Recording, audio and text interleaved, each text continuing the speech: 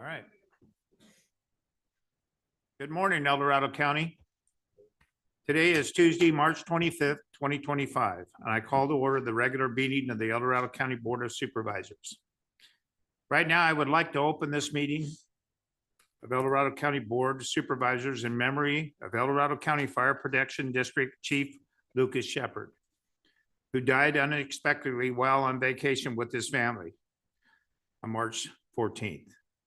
Chief Shepard dedicated his career to serving the El Dorado County community with unwavering commitment and professionalism and good-natured humor, and his service to El Dorado County will never be forgotten. We extend our deepest condolences to his family, friends, and colleagues. Please join me in a moment of silence in honor of Chief Lucas.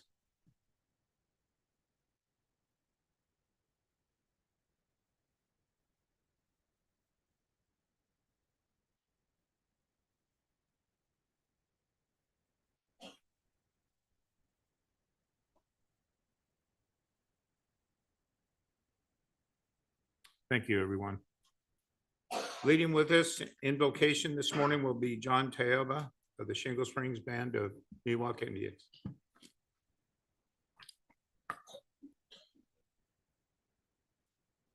Welcome, John. Thank you guys again. I'm an honor to be here in front of all you Hayapos, all you chiefs, history makers. And again, Luke Shepard, he's a good friend too as well. I'd actually like to start off with that for that traveling for him. So okay now, well away, well away, well away, well away, well away, well away. Wail away, low, wail away, low, wail away. Okay now, wail away, wail away, low, wail away, low, wail away, low, wail away, low, wail away, wail away, low, wail away, low, wail away. Okay now, wail away, wail away, low, wail away, low, wail away, low, wail away, low, wail away, wail away, low, wail away, low, wail away. Okay now, wail away, wail away, low, wail away, low, wail away, low, wail away, low, wail away. Wail away, low, wail away, low, wail away. It's a traveling song. That traveling song, I actually did that for my chief out of my first chief out of Colorado, and Shepard. I knew Shepard out there and on calls and stuff, and I love him to death. And just to for us to be here to honor him, and then to be able to have this opportunity to give him this farewell song. I've done it many times. I just want one more. Big medicine. Obviously, this is a big meeting today. I see there's a lot of individuals, so I'd like to leave you, the chiefs, here with that big medicine song. So, ya he hey ya he hey ya hey ya hey oh. Ya he ya he ya hey ya hey yo. Ya he ya he ya hey ya hey yo. Ya he ya ya hey yo. The big medicine was here when it was loud. So, thank you. Thank you, John. I really appreciate it. Supervisor Lane, will you lead us in the pledge, please? Please join me. I pledge allegiance to the flag of the United States of America and to the republic which stands one nation, indivisible,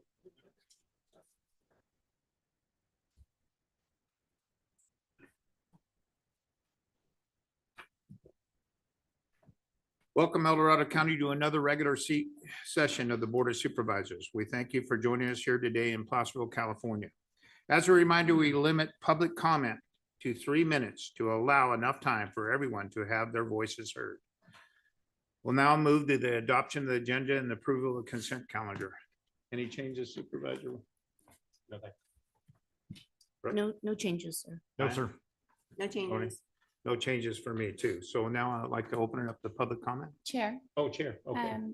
staff are requesting that items 20 and 21 be continued off calendar. Okay. Thank you for that. So now I'll open it up to public comment. Now taking public comments specifically on the consent calendar, individuals will have 3 minutes to address the board. The timer will notify you when you have 30 seconds remaining and again when your time is up.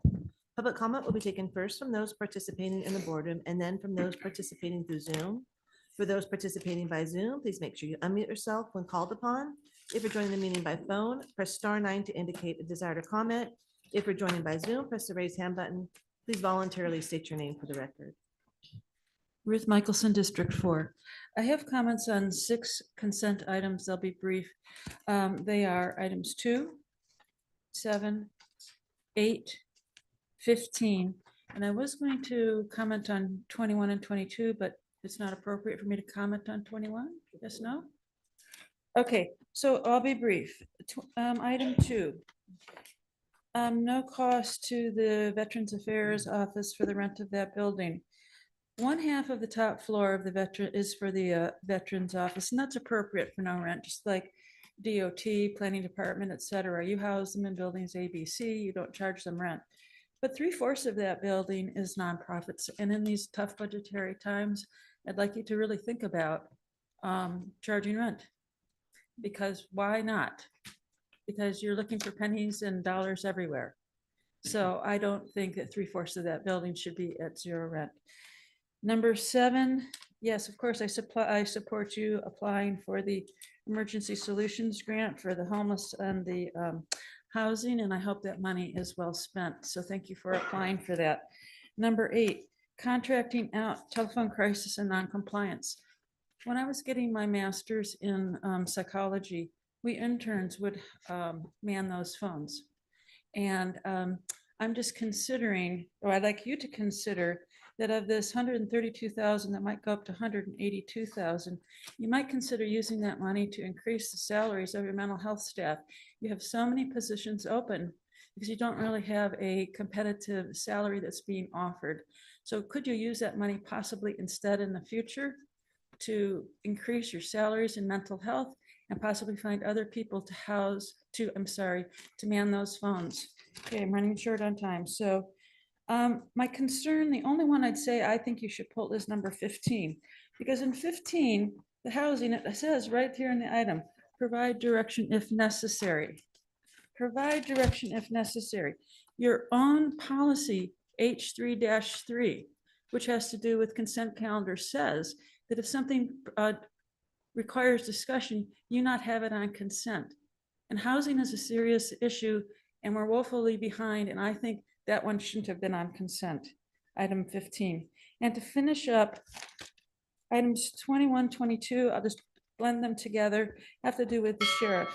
And the law enforcement budget is such a huge amount of money in our budget. And for law enforcement, I'm not against law enforcement, but I'm just wondering when they get these extra grants and 647,000, 234,000 for those two, do you look at what on balance could possibly be taken away because they had these unexpected grants come in?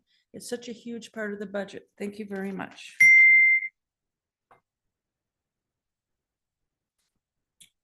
Chris Payne, I'm here in person. 15.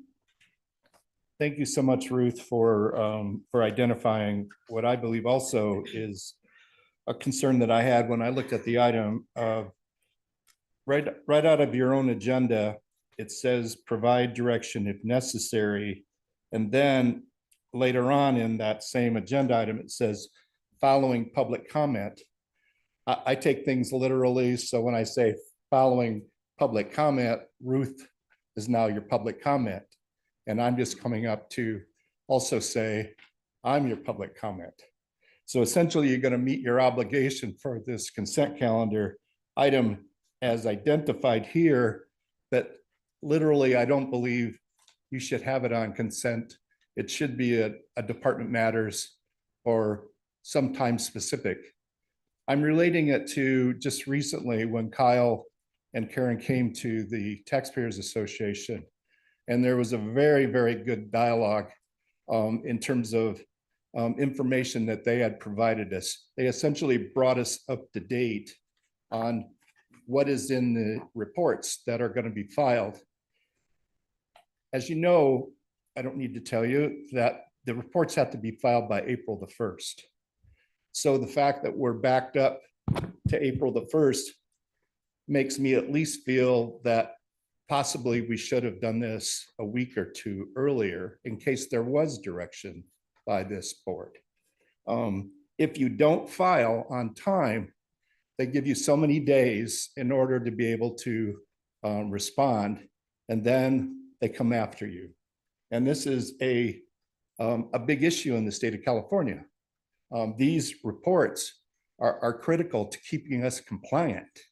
And so therefore we can keep going forward and get monies that we need to function effectively. And today's budget year, we don't need to have money taken away from us at this time.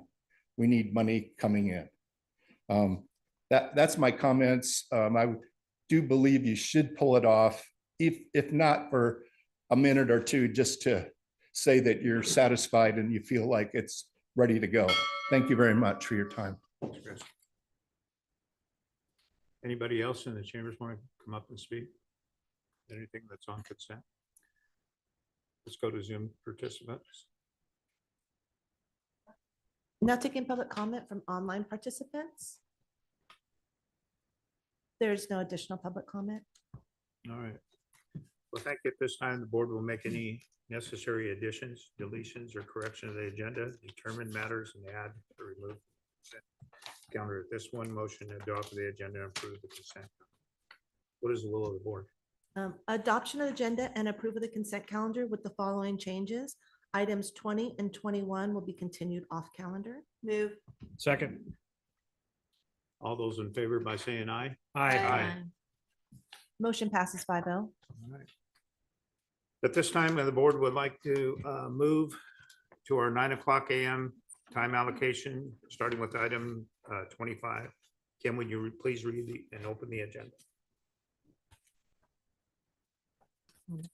Item 25 comes from Health and Human Services Agency and Environmental Management Department, recommending the board, 1, provide conceptual approval pursuant to Board Policy A3 to amend Ordinance 5211 to regulate tobacco retailers, and 2, provide direction to staff on any other amendments to Ordinance 5211 or Ordinance 5210, adding tobacco retailer land use regulations and tobacco retail license program and implementation. Good morning, Board. Jeff Warren, Director for Environmental Management. Briefly, on November 5th, 2024, the Board approved Ordinance 5211, establishing a tobacco retail licensing program to regulate tobacco retailers throughout the unincorporated El Dorado County area. This ordinance is in effect and enforcement is scheduled to begin on April 1st of 2025. Since the passage, Health and Human Services staff have conducted outreach to community tobacco retailers to inform them of the regulations, and they have collected feedback. And some of the key concerns include the following: of a need for a transferability clause for tobacco retailers in good standing with regulatory agencies, minimum pack size requirements, raising the carting age, minimum pricing regulations, and the number of tobacco retail licenses available per population density. In accordance with policy A3, Health and Human Services and Environmental Management respectfully request amendments to Ordinance 5211 and or 5210 based on constituent and board feedback. All right. I'll bring it to my colleagues. Any questions at this time? I don't think at this time I'm ready to Okay. hear public All right. testimony and All right, so, have discussion. all right, so I'll open up the public comment. Now taking public comment specifically on item number 25. Individuals will have 3 minutes to address the board. The timer will notify you when you have 30 seconds remaining and again when your time is up. Public comment will be taken first from those participating in the boardroom and then from those participating through Zoom. For those participating by Zoom, please make sure you unmute yourself when called upon. If you're joining the meeting by phone, press *9 to indicate a desire to comment. If you're joining by Zoom, press the raise hand button. Please voluntarily state your name for the record. Sure. Good morning, Chair and Board. My name is Leticia Ramirez. I'm an attorney with the law firm of Thatch and Hooper. We represent Thule Oil, Stroud Company, and Cameron Park Petroleum. First, I want to thank staff for placing this item on the agenda and providing us an opportunity to share our perspective on how the tobacco retailer ordinance can be amended to lessen the negative impacts on local business. On Friday, I sent the board and the board clerk written comments that included an attachment of our proposed revisions to the tobacco retail ordinance. That attachment included 7 different proposed amendments to the ordinance, but today I want to focus on 3. The top 2 being the fact that your existing ordinance does not allow existing tobacco retail businesses to transfer their licenses upon the sale. So what does that mean to our clients? That means that if they are a grandfathered business and they choose to sell their gas station or convenience store, that new owner will be unable to sell tobacco. That is a direct loss of revenue and therefore a decrease in the value of a business. We really do think that in order to respect and support local businesses, it would be important to respect their investment in the community and support local businesses. You should allow grandfathered businesses to transfer licenses upon the transfer to a new owner. The second amendment has to deal with the fact that we have a number of, our client has 2 different pending development applications for gas stations and convenience stores. These applications were actually deemed complete in 2021 and 2023. Your first tobacco moratorium took effect January 2024. So when they submitted their application, they were anticipating and accounted for, from a business perspective, their investment in terms of development applications, CEQA, consultants, architects, would be based on the fact that their business would have revenue from the sale of tobacco.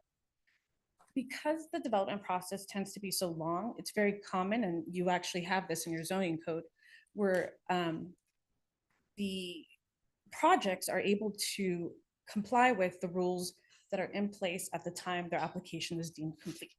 It's very customary. And as I mentioned, the projects are still pending. So really want to make sure that any development project that's in the pipeline that typically includes the sale of tobacco in their business model is able to be grandfathered. Lastly, operational impacts. And I probably can't speak as well as others because I don't own a gas station, but there are a number of different items within your ordinance that from a business owner perspective just doesn't make sense and complicates it. I don't believe that the Board of Supervisors' desire to reduce youth access to tobacco was meant to make it harder for local businesses to operate. And one of them is the minimum carding requirement. We're just asking that you make that standard Thank you very consistent much. with I federal law. appreciate it. Thank you. Thank you. Morning, David. Good morning. Debbie Manning, President and CEO of the El Dorado Hills Chamber of Commerce, also speaking on behalf of my counterpart, Laurel, at the El Dorado County Chamber. First, I do want to thank staff for bringing this back. I do want to remind you, your strategic plan, a thriving economy, explore feasibility of waste to energy industries, develop a countywide economic development strategic plan focused on managed growth and economic stability. With the passing of the tobacco ordinance last November, this seems to be quite contrary. I'm going to echo some of the comments made by the council, but we actually have 3 things as well. The limits on the eligibility of the tobacco retailer license. No license may be issued to authorize tobacco retailer if the number of license issued exceeds 1 retailer per 2,500 inhabitants of the county. We were advised that the county currently has 97 active tobacco licenses, but yet your formula allows for 77. This appears to deter any new gas stations with mini marts, which, as we all know, is a huge loss of sales and tax revenue to the county. The other section, the non-transferable license. A tobacco retailer's license may not be transferred from one person to another or from one location to another. A new tobacco retailer license is required whenever a tobacco retailing license is changed, or the person issued the license changes the business location for the license. Tobacco licensing retailing makes up 25 to 30% of the store's sales. By not allowing a transfer to a new owner or family member, business value will go down substantially, potentially costing millions of dollars in business value loss. These alone do not speak business friendly to us, even to the point of tying the hands of this revenue generating industry, further making their businesses impossible to sell. There are several other items that are concerning. Those are our top two. Further, on top of this, 3 stations, as mentioned, with mini marts have been in your pipeline for 2 to 4 years. Owners spending millions of dollars to date, and now in question if they'll receive their licenses. We respectfully request updates, edits to the tobacco ordinance that favor a pro-business policy and to grandfather in the current stations that have spent millions of dollars on the process already. Thank you. Thank you, Debbie. Thank you, Debbie.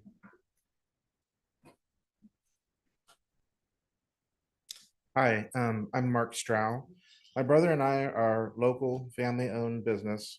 We own 3 ARCO AMPMs in El Dorado County and have been working on developing 3 additional locations since 2020, 2021, and 2023. As owners of local gas stations and convenience stores that sell tobacco products in the unincorporated county area, we are pleased to hear that the county is considering amending the ordinance to address unintended consequences negatively impacting our business.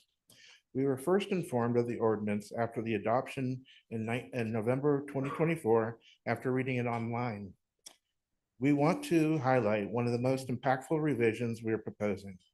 Grandfathering businesses with pending development applications on file as of the date the county interim tobacco moratorium took effect, January 30th, 2024.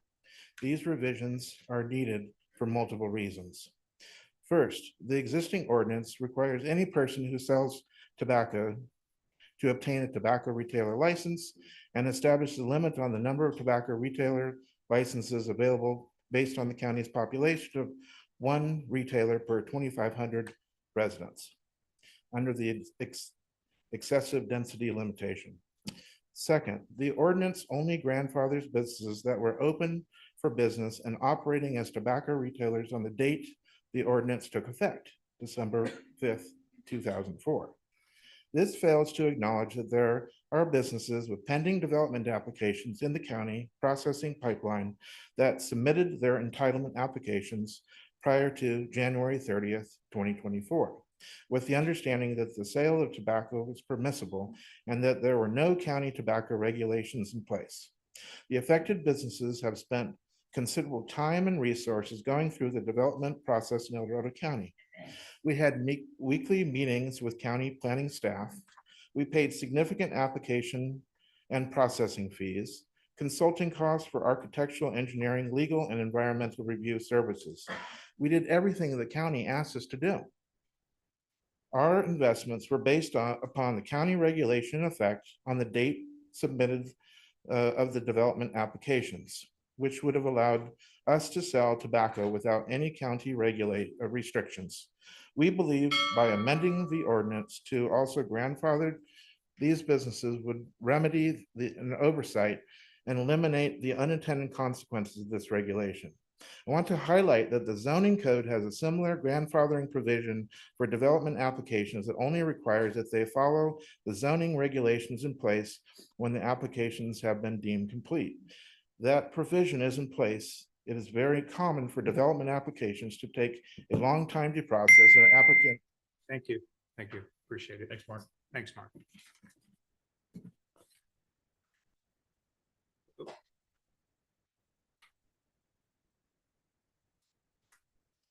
Good morning. My name is Paramjit Khara, and I'm a retailer since 1995 in El Dorado County. And I will start with the tobacco retail ordinance public engagement timeline. So when we received that our file on January 2024, which is delivered to our all retailer stores. That's how we figured that out. This new ordinance is going to be affect us. So I was looking at the timeline and they said on August 31st, they send us the letter to discuss about this ordinance, which is I spoke to, and also on March 1st, they send a letter for the comments. And I spoke with the least of 20 or more retailers, see if anybody received any letters. So none of us received any letter in October 2023 to discuss or March 1st, 2024 to comments. And I thank you to giving us a chance to comment today. We really appreciate. So our first concern, as another retailer spoke earlier, about a transfer business to when we sold it or we passed to our new generation. So this business is our bread and butter, and this is our retirement when I'm a 60-year-old now, so it's time coming soon for me to transfer or sell this business to my kids to transfer this, or I sell it and save some money for the retirements. So this is very important for us to those license, as we mentioned, we already have a 95 license, and with the census tract, we can have only 77. So I think we, in order to transfer the license, we really need your help to, make this amendment. So make sure the grandfather, like we already able to transfer our license or sell our business. So the new person can have the license. Without the tobacco license, the revenue will be, that's going to be a lot of loss for a new person, and he know it, he's not going to pay some money to us. The second is 6-pack. The minimum we can sell 6-pack, those are cigars or something. Mostly package are 5-packs. So we request to see if you allow us to sell 5-packs. Thank you very much. Thank you. Appreciate it.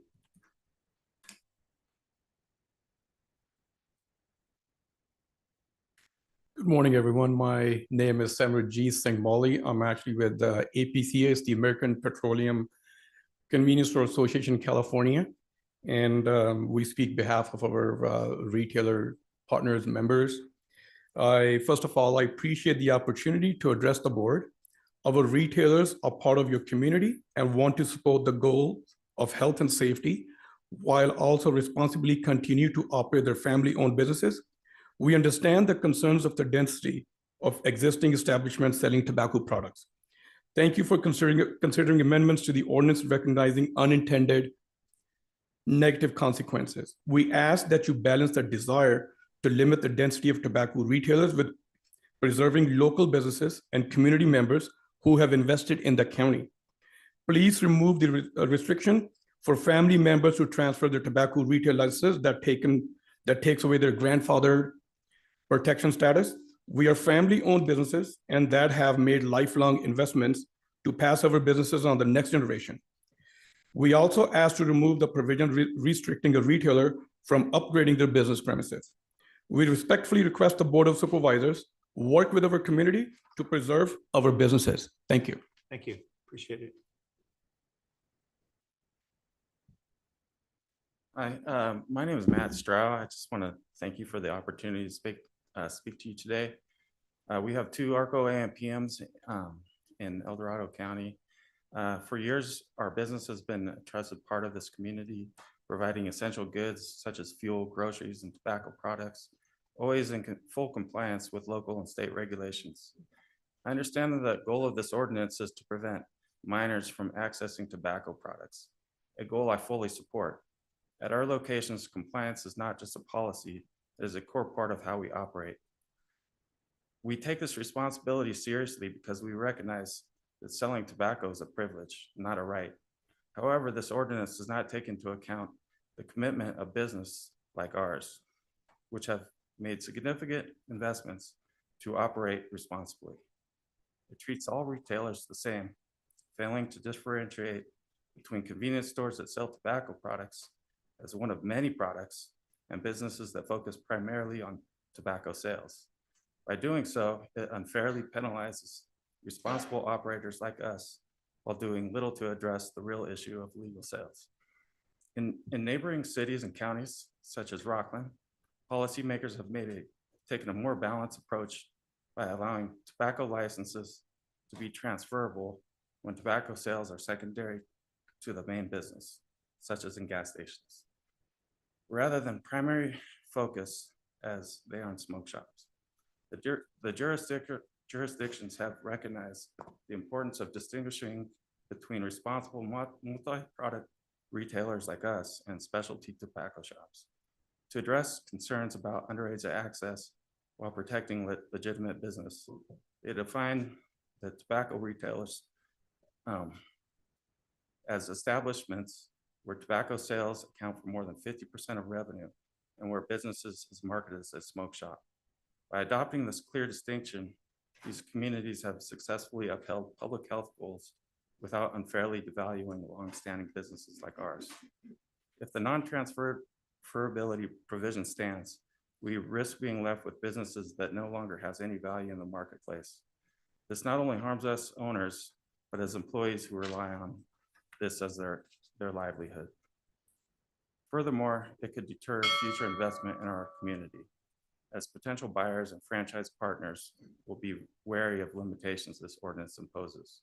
I respectfully urge this board to reconsider the non-transferability aspect of the ordinance and instead adopt a policy similar to neighboring counties where tobacco licenses can be transferred for businesses like ours, where tobacco sales are ancillary. This will protect responsible retailers like us while still addressing the larger issue. All right.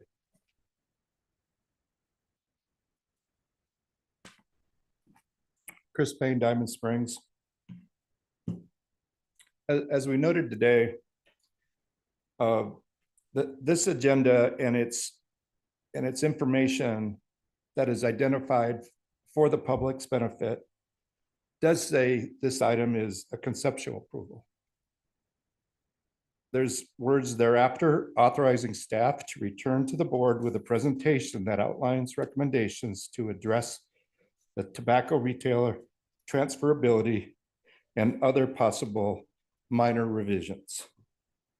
And in 2, direct staff on other amendments that might be included.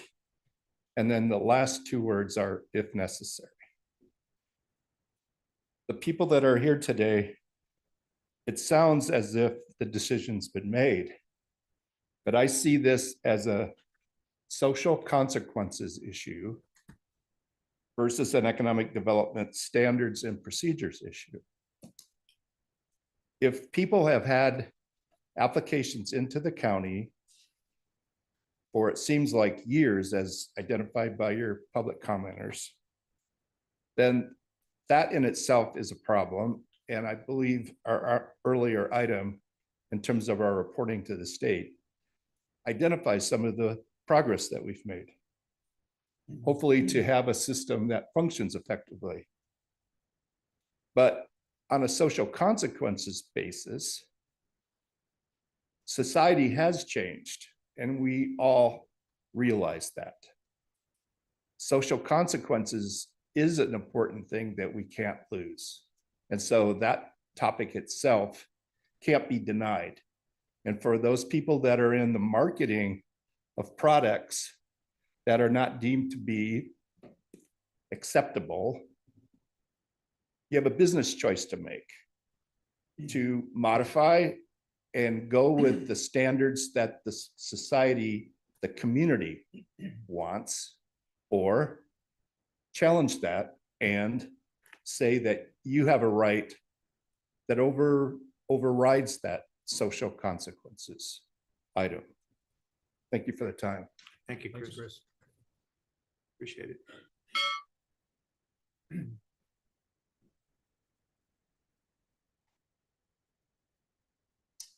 Hello, everybody. Good morning. My name is Ricky Singh, and I'm a product of this county. I grew up here. It's one of the most beautiful places in California. I grew up in this whole retail aspect. So my father opened his first business off of Cambridge Road, the liquor store, Liquor and Mart. And this is the community that I've grown up in, and I want to keep developing in this community. And these restrictions are driving away our development into other parts of Alvarado County. So being young and the drive that I have and the other places that I want to develop and go into existing locations and basically match this beautiful county, expand and make them beautiful and match what we have. It drives us out. It drives us out of this county, and it makes us, all the retailers, move into other areas or locations. I think that's a big thing, is that as this area grows, as the people are growing, it brings in more retail, and it's a tax revenue generating business. So I think we really need to take a look at this. Thank you. Thank you.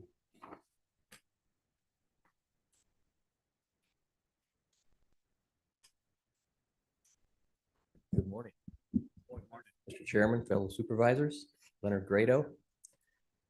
When I was made aware of this situation regarding this particular location, that we had actually were the sellers of the property to the ARCO developer, if you will. I was concerned about it for a couple of reasons. Number one, I'm concerned about the perception that people may have of what I'll call fairness with respect to development. You know, once an application is deemed complete, things like that, if the rules change somehow during the process, it really can reflect negatively on people coming to the community, wanting to develop in the community, because they won't know what the ultimate outcome might be. And that really concerns me. We developed the 7-Eleven with the help of this board here, which I really appreciate, and it's doing very well at Headington Road. Again, my concern is if that particular owner determined to sell the product, the retail outlet that they have there at the 7-Eleven, this would be extremely prohibitive for them. And when they talk about maybe 25% of sales or whatever, these are very expensive projects to develop. You know, a typical convenience store may run $7 million between land, pumps, the convenience store itself. It's a huge investment to make for a particular business owner. So that really concerns me, because if you knock 25% of the revenue out of it, their bottom line is going to take the value of that particular development down. And so that does concern me with respect to people, again, like the gentleman mentioned, how do you pass it on to your family member? You know, a lot of us have businesses that we expect to pass on to our kids. It's the same type of thing. You know, you build up a business for so long, then you can't pass it on to them because they can't operate it. Regarding the whole tobacco vaping thing, for the record, I don't support that kind of stuff, but I do support the rights of people to be able to sell what as actually a legal product. You know, we have the retail center in Diamond Springs. I've been approached numerous times to put a tobacco and vape store there.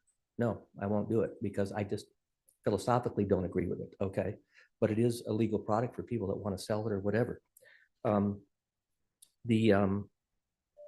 As far as future investment, okay, that these particular business people are going to have to make, we're all aware of the fact the state of California says, hey, there's going to be no vehicles after 2035 sold that are going to run on motor fuel, which means they're going to have to retrofit their stores substantially, whether it's for EV charging, whatever it might be, whether it's other types of motor fuels. So they're just beginning to get into the game with some of these new stores that they're developing, because that's all coming down the pike. And we're not going to see, you know, all kinds of different stores just for EV.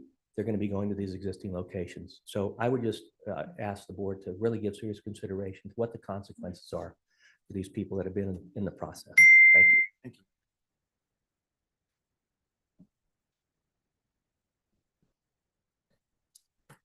Hello, my name is Paul Fusano.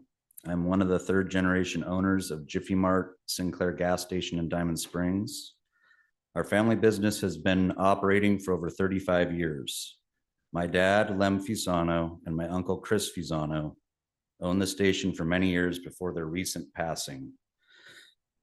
The station has been an important part of our community, and we have been working diligently to update the names on all of our licenses and permits following their deaths. Unfortunately, we have encountered a significant issue with the recent passed tobacco ordinance.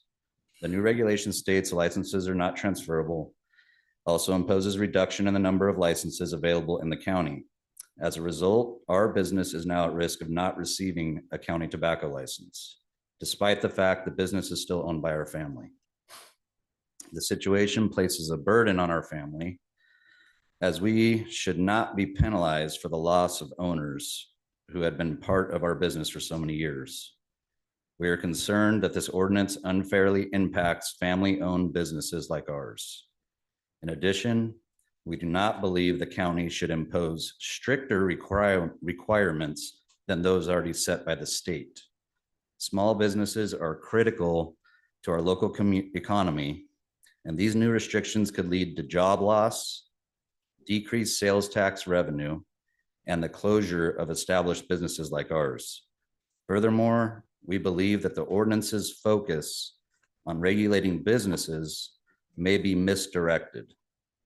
The issue of youth tobacco use is significant, but the real solution lies in more effective education and outreach to prevent underage access. Youth are obtaining tobacco products illegally, and tightening regulations on legally operating businesses will not address the root cause of the problem. I respectfully urge you to reconsider these restrictions, particularly the provision regarding transferring of licenses and the reducing available licenses. Our family's been a part of this community for decades, and it is my hope that our business can continue to serve Diamond Springs for many more years. Thank you for your time and consideration. Thank you. Good morning, Eldon Price with Stroud Company. Thank you for your time. I'm here to express my concern regarding the new ordinance changes to local tobacco regulations in El Dorado County. Specifically, the new ones outlined in section 868.030 as a small business and responsible retailer for the last 35 years. These regulations will have a significant and detrimental impact on our employees, business operations, and overall viability. Unfortunately, these changes will drive our consumers to the next county over where the product is still sold, severely affecting our business revenue and ability to operate in El Dorado County. Requiring carding everyone 100% of the time, regardless of appearance or age, this will create confusion and frustration among our customers and add massive stress to our employees due to angry customers. We have an ongoing training on IDing and being a responsible retailer. We have very strict measures in place, including monthly training, constant monitoring through our red card, green card programs, video reviews, and also outside entity called Bandyworks that analyzes our carding processes. We have passed all government sting programs for years. Most recently in December of 2024, we have tried to implement an ID all policy in the past, which ended up decreasing revenue, driving customers elsewhere, and increasing customer dissatisfaction. At that time, we dedicated ourselves to our current policy. All customers who appear under the age of 35 must provide an ID for all age-restricted items. This applies to every customer transaction, regardless whether we have carded them previously or our team members. Our team members must ask how old they are, receive an age over 21, and verify and scan the ID through our register systems. All customers appear to be over 35 must provide their birth date for all age-restricted items. This applies to every customer and or employee transaction, regardless of whether we have asked them previously. As stated before, we have secret shops, red card, green card programs. Anyone who fails one of our shops or video reviews is terminated immediately. Also would like to address regarding the cigar pack size. There are no 6-pack cigars available, making compliance impossible without wiping out a significant portion of our inventory. We've learned in the past from the flavor ban, it just resulted in a 25% drop in revenue, and this product is still readily available. So it just became a loss of customer and revenue for us while the product remains available. Revenue loss, the new regulation drives consumers to neighboring counties, leading to significant loss in revenue or local business and county. Small businesses may be forced to cut jobs and reduce employees' hours due to decreased sales, negatively Thank you. impacting local Appreciate employment. it. Thank you.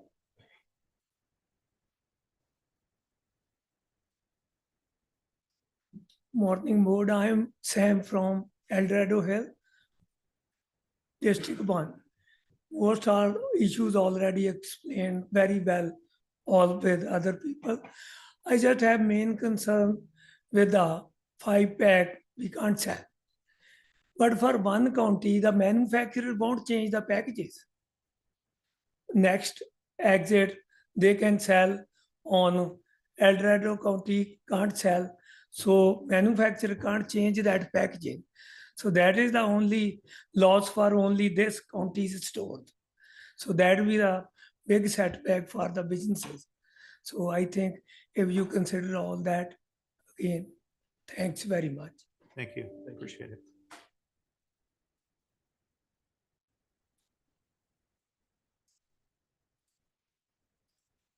Good morning. My name is Kevin Kinda. I stand before you today as a local business owner and developer deeply invested in our community's economic growth. I am here to express my strong opposition to the passed tobacco ordinance, which restricts the number of available tobacco licenses. This decision has serious unintended consequences, not just for my business, but for the local economy and future development in our county. I'm sharing with the board that we are currently developing a project that will bring a brand new AM/PM ARCO gas station and a convenience store alongside a McDonald's and a Quick Quack car wash, both of which I am in contract underground leases. The project is in the entitling phase, and I currently have invested $2 million this far and am unsure of what to do further. We're not the only local business owners and developers in this room under these circumstances. These developments represent a significant investment in our county, creating new jobs, increasing tax revenue, and providing essential services to residents and travelers. However, the success of these projects hinge on securing a tobacco retail license.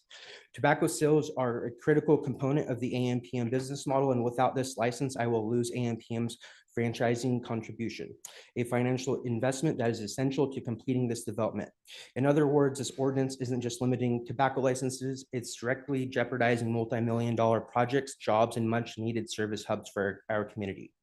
Additionally, restricting tobacco license will not achieve the intended goals of reducing tobacco use. Instead, it will drive customers to other jurisdictions or unlicensed sources, hurting responsible retailers to comply with all state and federal regulations.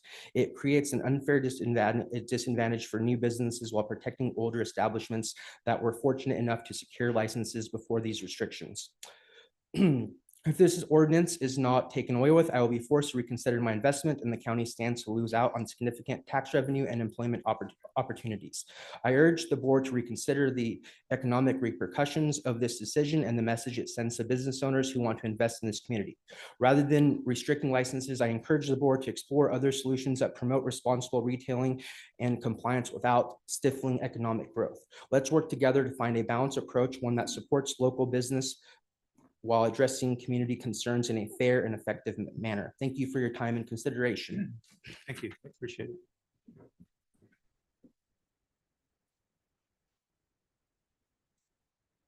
Good morning. My name is Gurinder Singh, and I'm involved in 2 businesses in Ardor County since 2009.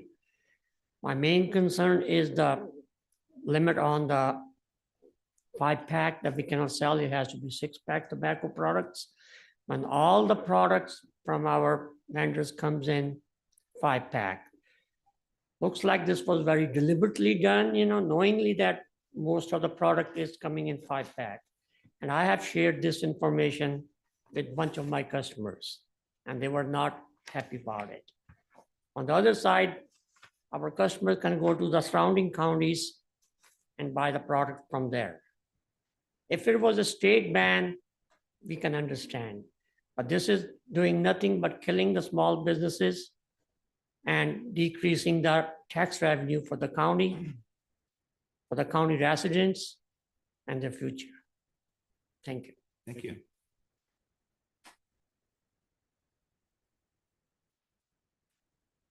Hi, everyone. I'm Mike Tooley with Tooley Oil. We own the Shell station in El Dorado Hills. We built that back in 1996. So we've been there for 29 years, my family.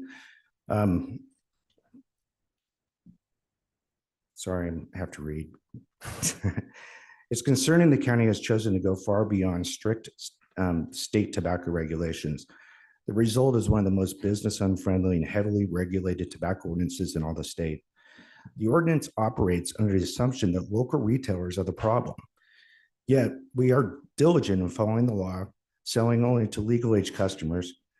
Cracking down on licensed retailers does nothing to stop underage access through the internet or from older peers, or in the case of limiting what we sell, just sends customers to the Jackson Rancheria and other type of places. We have already seen that, what happens with the flavored tobacco ban. You can see the line of cars at the Jackson Rancheria on the days they get their orders, Tuesdays and Thursdays. What it does is hurt small businesses and inconvenience local consumers. Finally, we are not tobacco shops that sign a small lease in a strip center with very little investment, which is my understanding where many problems occur. To build a gas station, it is a multi-million-dollar investment. It's also capital intensive business. I say this because maybe you need to look at two different licenses. ABC has multiple different licenses, one for gas station stores, maybe one for tobacco shops, just something to consider. Thank you. Thank you.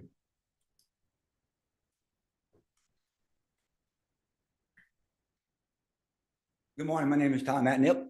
I'm here to address the 5-pack. I smoke the Black and Mild cigars, and the 5-pack are very convenient for my pockets. I would appreciate no change. The 5-pack is very convenient for me. Thank you. Thank you.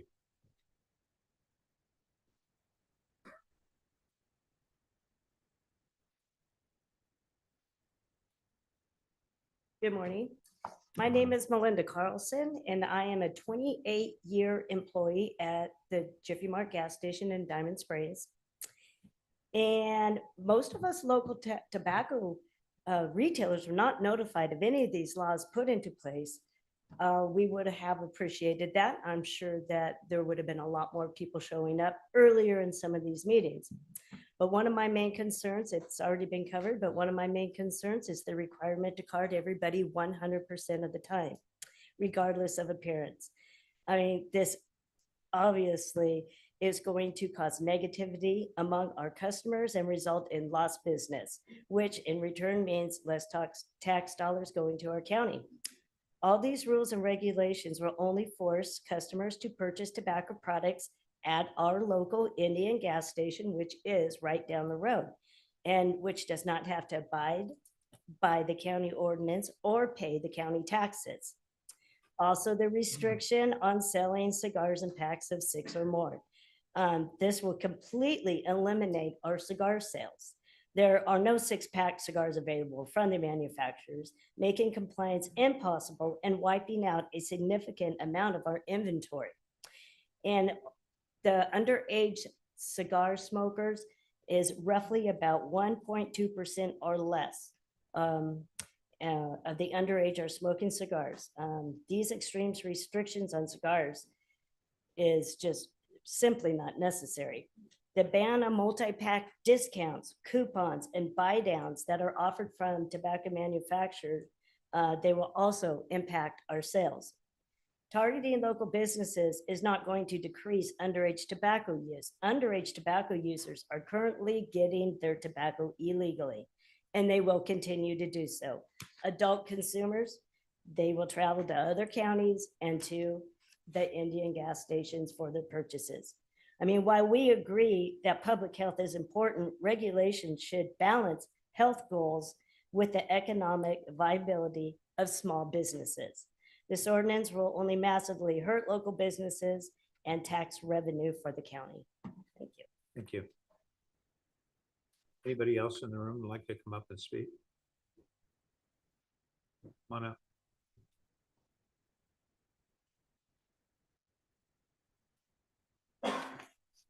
Hi, good morning, everybody. I'm here to represent Bonfire Market. And our operation is franchise operation. where each franchisee, like Quick Stop, 7-Eleven, Arcos, they depend on the business, they own it and manage the place. And if we don't have a tobacco license transferable, it will affect our bottom line, like everybody's been talking about it. And I'm hearing all the numbers, 25%, anywhere up to 30% some locations. And it's not 25% of the sale getting affected. If somebody's coming to get a pack of cigarette and a soda, milk, a beer, yes, if I can't sell him a cigarette, he's gonna go somewhere else. And it's gonna affect us a lot more than that 25%. And the bottom line does get affected a lot. So, and second thing, it would affect community of this county that you get a business, you buy the business, and now you can't transfer the business. Business people would be leery to come back to this county and do the business. And I think we should really give a second thought when we say we should not allow them to be able to transfer. So I strongly recommend and request to reconsider that, and it will affect a lot. And eventually, if not enough legal retailers are there, it may start to have illegal activities. So I rather have where county is getting taxed, everybody's legally making money, and it's controlled environment. And I would really request everybody to give a second thought and keep everybody's investment, jobs, and everything in our community. Thank you very much. Thank you. Appreciate it.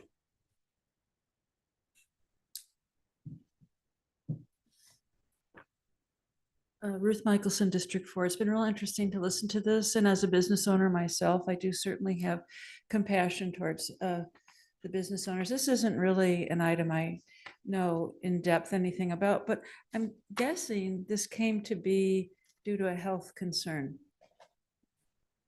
And no one has spoken about that today.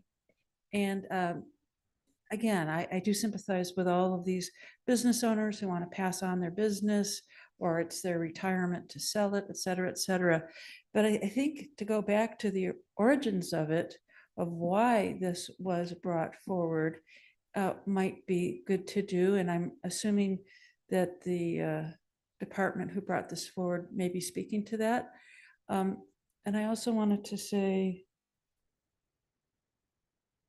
the city of Placerville saw a proliferation of tobacco businesses and has gone through this and has made limitations.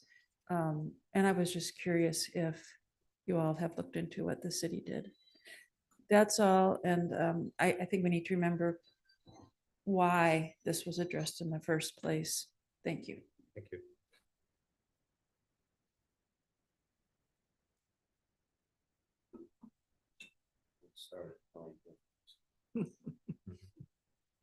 John Pisano with Jiffy Mart in Diamond Springs.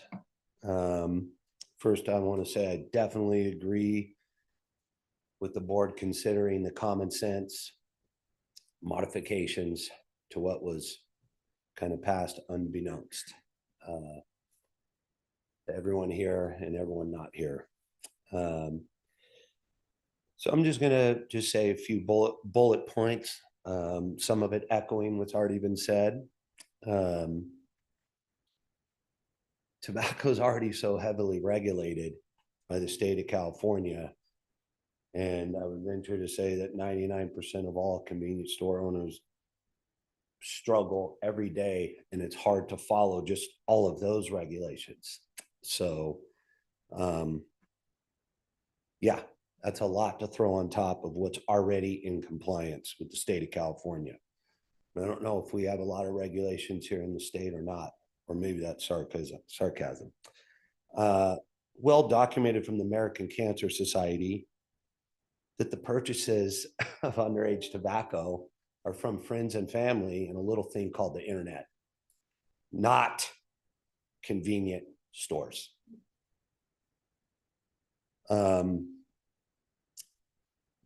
What it does do, which has already been said, pushing young 20s, 21, 22 to 25-year-old to the casino convenience stores where there's flavored and not regulation of the state. Obviously, the casinos give money back for roads and whatnot, but we do not get the taxes that everyone in here pays to keep this beautiful county afloat. And to conclude, just the collaboration that's shown here and what we would want, everyone knows there needs to be form of regulation from the state. Everyone knows that it shouldn't be targeting youth and underage with the flavors. Everyone wants to work together, and then someone had said, and to get a combination, or I believe there's many of our economy and public health. It is public health, as the gentleman had mentioned, but it doesn't have to be an or situation. It's an and situation. We can have public health and we can support our local economy and these small business owners. Thank you. Thank you, John. Anybody else want to come up and speak on this item? All right, let's open it up to Zoom participants, please. And now taking public comment from online participants. Now taking public comment from Dan Golwin. Yes, yeah, Dan Golwin from Barkhouse, I've designed gas stations for the last 40 years. And I'm approaching this subject from how effective this ordinance would be, considering the impact to the small business owners who've already presented. I'm curious where the data is that proves that the density of tobacco retailers increases the amount of smokers, or how it leads to the cessation of smoking altogether. I don't think the ordinance is necessary. I think it's that the retailers do a really good job of making sure that they don't sell to underage customers. I really don't believe that there's enough data to support an ordinance like this in the county. And I'd like to see whatever proof was offered by the health department to the board that supported this need for the ordinance. That's all I have. Thank you. Thank you. Now taking public comment from iPhone. Okay. Okay. Hi, this is Kelly Nalavayo with El Dorado Hills. Echoing so much of what people said, so I'm not going to take your valuable time. Especially Debbie Manning, thank you for reminding us this is also about people's livelihoods. And again, if we were talking about an override state ban, the things that we would like to see, don't get me wrong, someday in making America healthy again, I would love not to have this conversation. I'm also somebody who works very closely with families, with teens and addictions. I can assure you, I'd like to go to the why that Ms. Nicholson mentioned. This again was not about the health of adults. This was about decreasing minors' accessibility to these products, which I can assure you is not really a logical way to look at it. And terms of where do teens obtain products like this. If we were to talk about the why and the health, I would much rather see the IC machine gone with the multiple grams of sugar, the artificial blue and the artificial red, because we certainly know that obesity and diabetes should be our #1 concern in making America's children healthy again. And that this is really actually at the very bottom of the stream when we start looking at why are our children unhealthy and why are our children sick. Maybe that'll be another discussion in this country. You're also looking at the probability of putting a Costco, a very large Costco gas station in the middle of El Dorado Hills.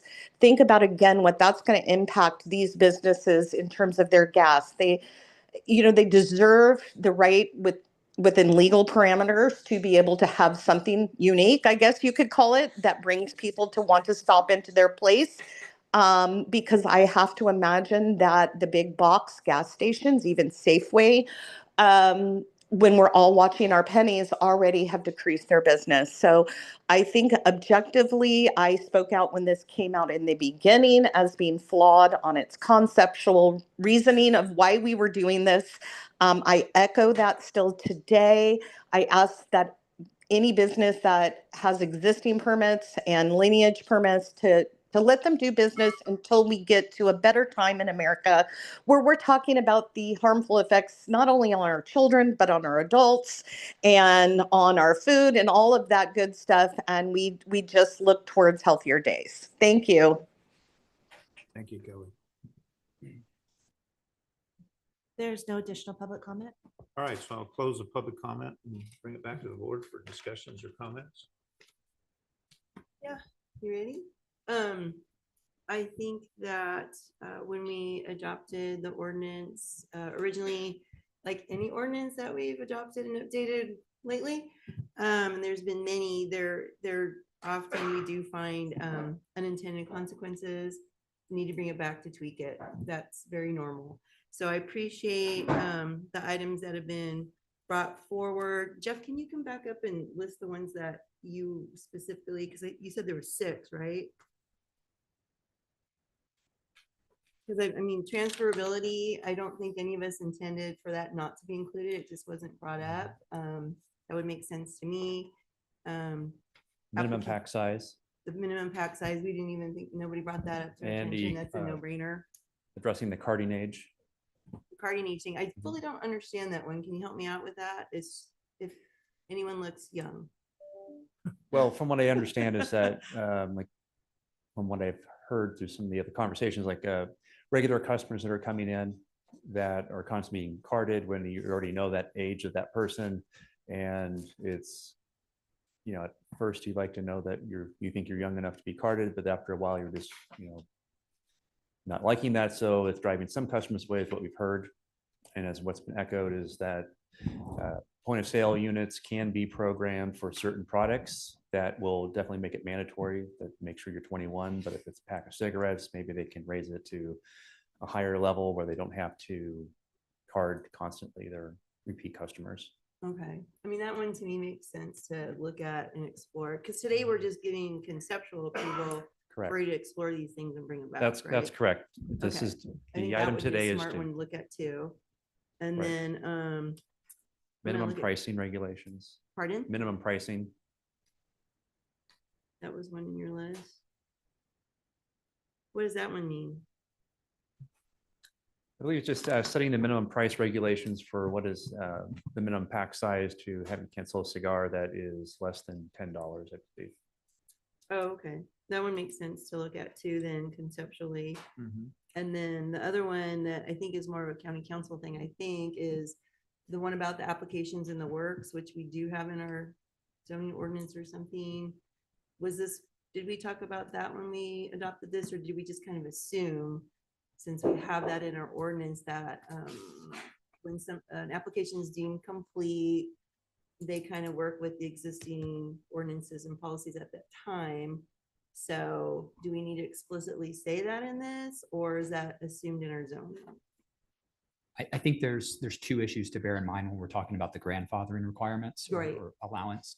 So one is, and it stems from the fact that when you adopted these tobacco regulations, there were 2 ordinances that were adopted. There was the tobacco retail license ordinance that has been the large focus of discussion today. There was also a zoning ordinance component that established setbacks from certain designated facilities. So when we talk about grandfathering, I'll speak first to the zoning context. The zoning ordinance already has provisions built in that would provide that an application that is deemed complete will be subject to the version of the zoning ordinance in effect at the time that application was deemed complete. And I think that's what caused some confusion, is because these pending applications for purposes of the zoning ordinance were necessarily grandfathered pursuant to that provision. Right. And again, I think that's what caused some confusion and perhaps, led to the circumstance that I think Mr. Stroud had mentioned.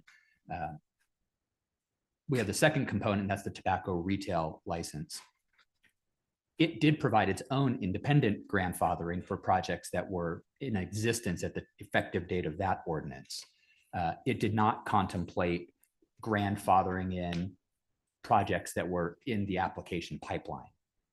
And so there admittedly is a disconnect or a discrepancy between the grandfathering that's already present in the zoning ordinance and the one that was built into the tobacco retail license ordinance. If you're asking me, can you modify the grandfathering provision that's set forth in the tobacco retail license to better align with the one that's already in existence in the zoning ordinance? Yes, you could. That's within your discretion. Okay, that makes sense. I didn't realize the disconnect there. And it, to me, makes sense to try to align them better. So, okay, those were the 6 things then, kind of, we went down. Was there another one? Yeah, that's correct. And it's just the number of the tobacco retail licenses available for the population density, which kind of correlates into the planning. Formula. Okay. The formula. It's right now it's 1 license per 2,500, which puts us at 77, I believe it was, and we have 97 retailers. Right, which So we did talk about that. We knew that we did that kind of similar, I think, to what we did with the VHRs at the, back in the day. Is, you know, we had a formula, we knew we had more, and then over time things settled down. So, but even if the formula were less, we're not going to ask, you know, we're not going to deny anybody that's grandfathered in, is my understanding. Does that sound right, County Council? We're not going to, if the formula says 77 and we have 97, we're not going to figure out 20 to get rid of. We're just going to let it be that there won't be more. Is that right? I think that's the idea. I mean, I would suggest that as you're thinking about that, you think about it in terms also of the other contemplated revision to the to allowing the transfer of the license. Because right. I think when you went through this exercise with VHRs, there was a recognition that even if you grandfathered in a number of permits that exceeded your established cap, due to attrition over time based on, say, VHRs being transferred and those licenses no longer transferring with them, that you would kind of naturally get down to that cap. So I think it's worth considering as you're thinking about these changes, that there was a relationship between those things. Okay. All right. That's kind of where I'm at, is I think the list of 6 things to bring back and reconsider or look at conceptually is a good list. Anybody else? Yeah, Brian, you're gonna, go ahead. Rick. No, just if we altered the formula from 1 to 25, 1 in 2,500 residents to another number to increase the number of licenses, the grandfathering issue would be a moot point, right? Not necessarily though. So that's, you know, Yeah, depending on what we moved it to, because we already have 20 licenses more than is currently allowed. The county is not gonna, we're not shrinking. We're gonna continue to grow. And those businesses are, you know, there's going to be more and more of these businesses applying. And I think that this number of 77, it's quite low, especially since we're 20 over already. I support all those other recommendations, by the way. So what is the state requirements when you're talking about the matrix population? You know? I don't have the answer to that one. I'm the enforcement component that has been brought in from Health and Human Services when they designed and created the ordinance. So I do know that they are here. If they can speak on that behalf. Okay. Can they come up and talk about it, or are they here? Anybody want to talk about that?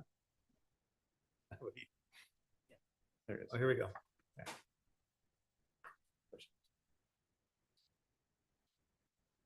The formula. Yeah, the formula. Good morning, board. Kyle Flake, Deputy Director for Public Health. We don't have that information on hand, but we can bring that back when we bring the recommendations as for consideration. Mr. Chair. Hold on, just a quick moment. I'm sorry. Go ahead. Go ahead. Yeah, I'm going to ask if I think Nicole, my deputy county counsel, may have an answer to the question. Oh, okay. Sorry, good morning, board. Nicole Wright, Deputy County Counsel. Yeah, there is no state density limit that's Oh, okay. imposed. That's purely a local consideration. Local, okay. And Nicole, do you recall from our prior conversation, 'cause it's been a while, what other jurisdictions in the area in their policies have as a number? Do you recall? My recollection is the 1 per 2,500. It's kind of the model ordinance that has been adopted by other jurisdictions. I'd have to look to say how many that Right. include a density limit, also use that same number, but it is used by others. Right, and I think that was, my recollection was our goal is to kind of be similar to the surrounding jurisdictions, so, but I think with today, we're saying conceptually, yeah, we want to relook at that, so you guys could bring back that kind of information for us as we look at it, when you bring it back, right? Because Right, that would be good. is that correct? See it, county council, how it works? Today's conceptual, they'll bring back stuff for us to reconsider. Absolutely. Yeah. I think Okay. that, that's exactly what the staff is here to do, is to get some direction and the conceptual approval for those potential changes. And then the actual wording, the actual changes to the ordinance will come back at a later date. Brooke, you had something to say? I did. Yes, thank you, Mr. Chair. I'm questioning the numbers that environmental management is bringing forward. In the resolution 177-2024, which is referenced in our materials and was the resolution that supplied the data for why we were doing what we were doing, to go back to Ms. Michelson's point. A of the resolution says, the county has seen a proliferation of tobacco retailer businesses within the unincorporated areas, with 52 new licenses issued since 2020 for a total of 143 tobacco retailers established in El Dorado County as of December 11th, 2023. So that's a 30%. What you're saying we have today is 30% less than what was in 2023. And I just find that hard to believe. So I want to really dial down into the numbers if we want to go back and look at this. Also, it's not a long time since this has been in place. We typically don't go back and tweak an ordinance when it's only been in place for 4 months. Typically, even the VHR ordinance, we are looking at like a year before we want to go back and do some updates. So if we're going to do it sooner than that, I really would like to see the data get updated. I know that the CDC is reporting that tobacco use among youth, which is what we're talking about today, has decreased. So education is working. It's part of it. But also in our data of resolution 177-2024, M says El Dorado County retailers continue to sell tobacco to underage consumers, as evidenced by a 2018 survey where 16.3% of El Dorado County tobacco retailers unlawfully sold tobacco products to underage individuals. So I think we need to resurvey that number if we're going to go back and take a look at things. I want to make changes that we can validate are going to have the conclusion that we're looking for. I just don't want to start tweaking what we already had if we're not going to go back and look at the data that we use to get to where we are.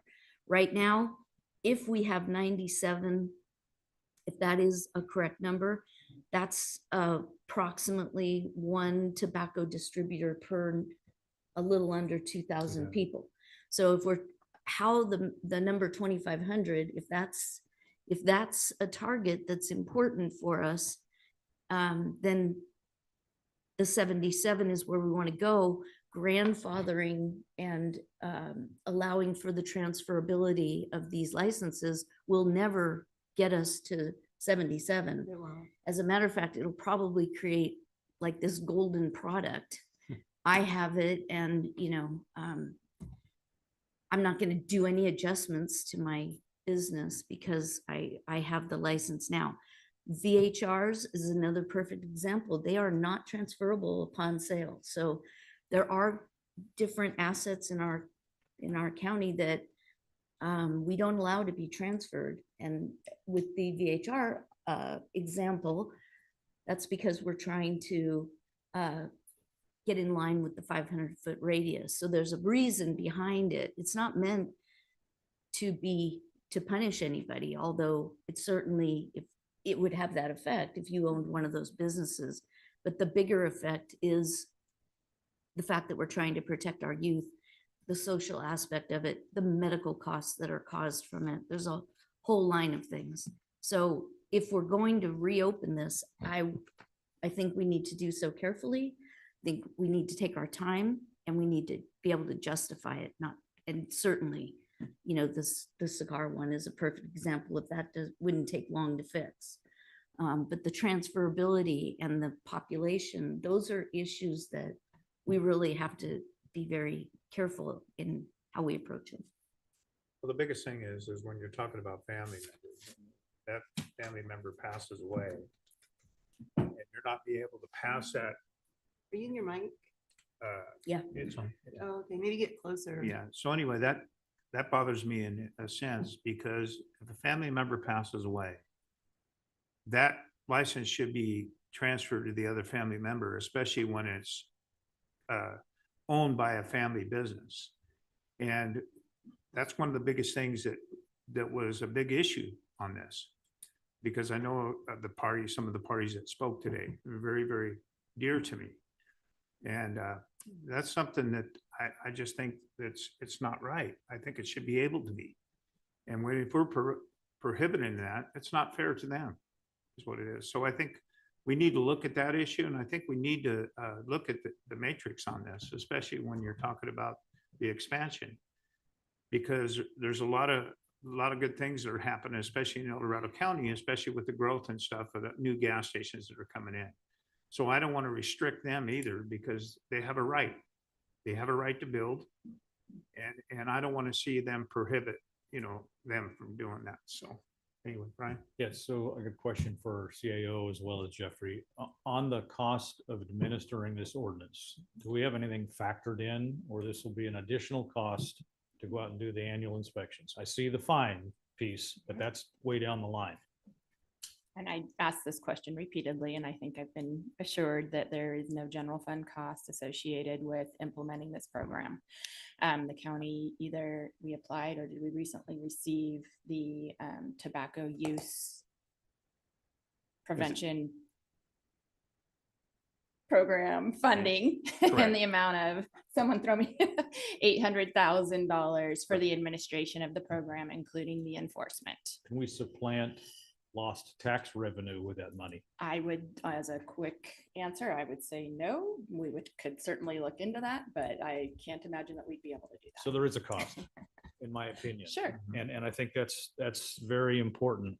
I'm not here to be the tobacco police. I get that there's health issues relative to our youth and relative to all of us.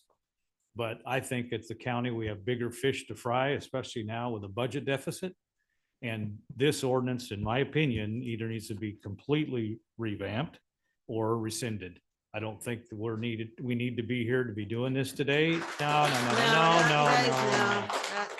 It's common sense to me as a representative of all of you and all of our other citizens. I was at a gathering last night of every school district in the county of El Dorado. Not a one of them brought this item up. And I believe there was testimony back in when it was put into place that everybody's going to basically die or whatever from the use of this.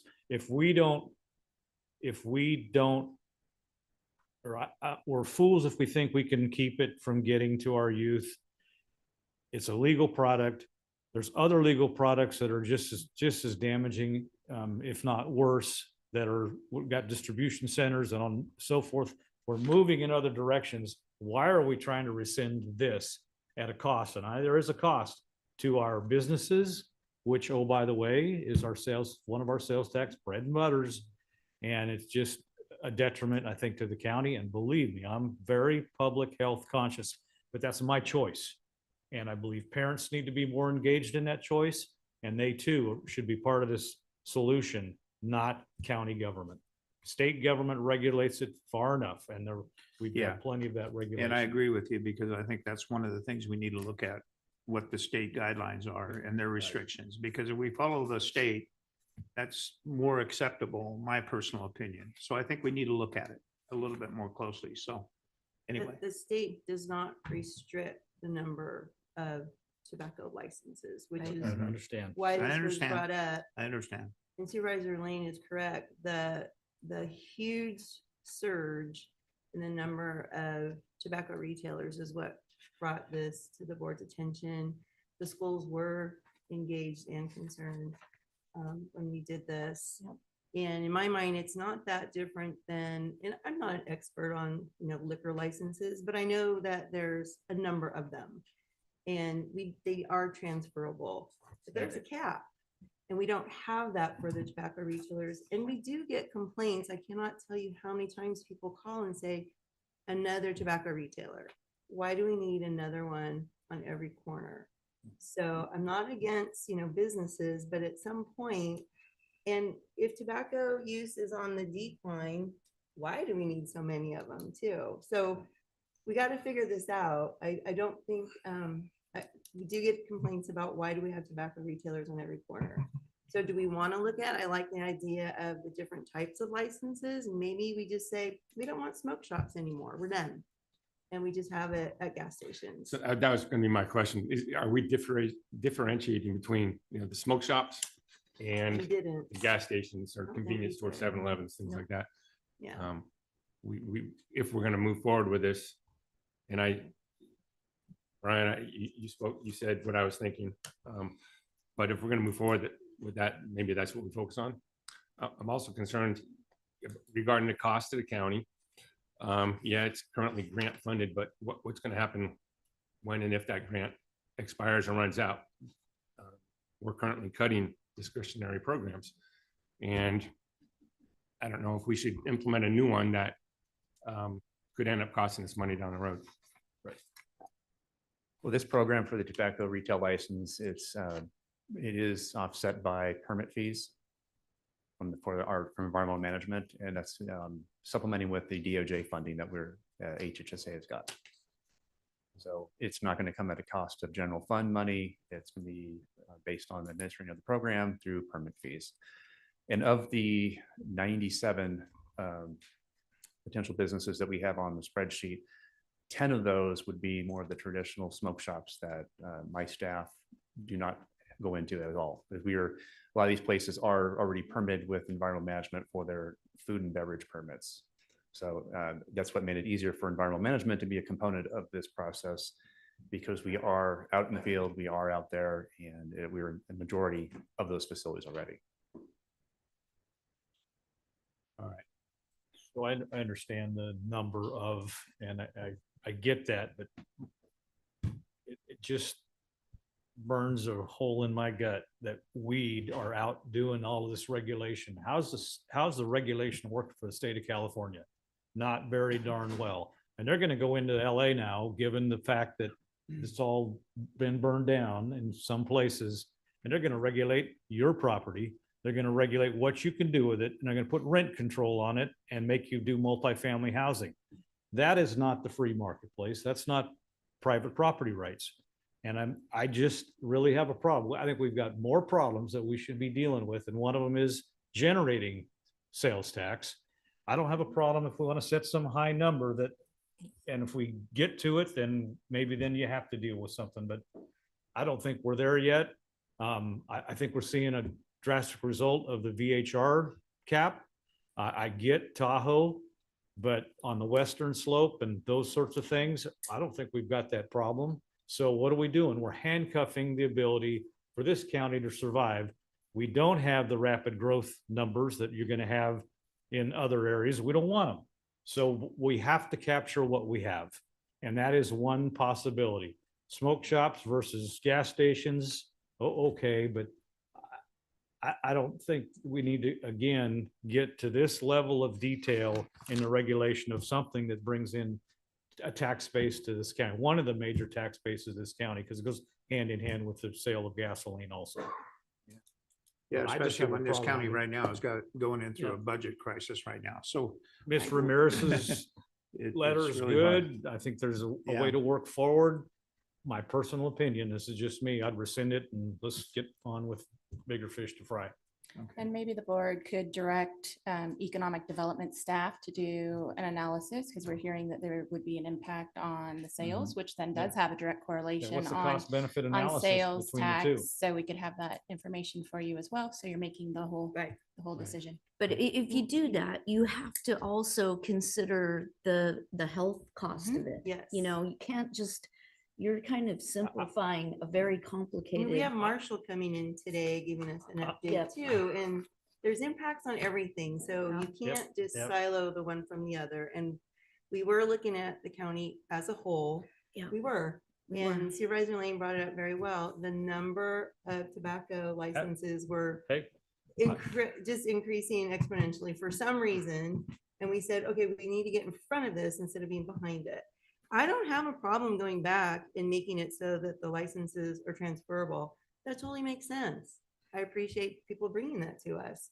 The application timing also makes sense because we do that with land use projects. I don't have a problem with that. The 6-pack thing, we missed that. Let's fix it. I mean, there's things, Right. the things that we're being asked to look at, to me, make sense. I don't think we should throw the whole thing out. A lot of work did go into this ordinance and a lot of thought. And honestly, I'm just keeping it real. I The get gas that. stations versus the smoke shops, maybe we do want to separate them out. I wouldn't have a problem with that either. We don't need a smoke shop on every corner. And I don't want El Dorado County to be known for that either. Our residents, you know, there's other things I'd like to support.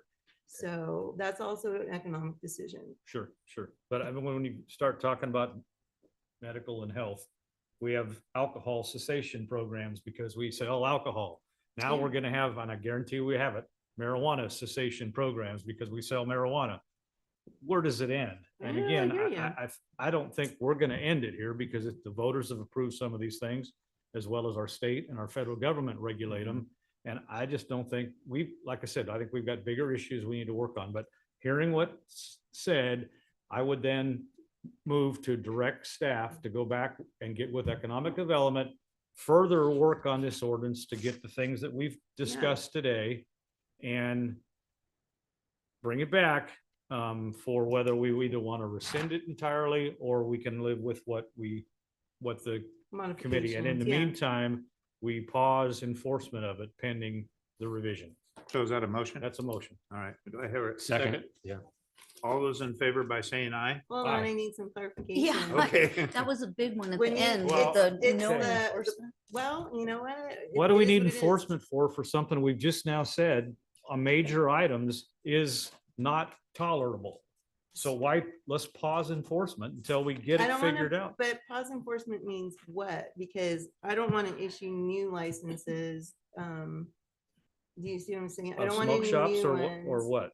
Well, that's why we need to look at this.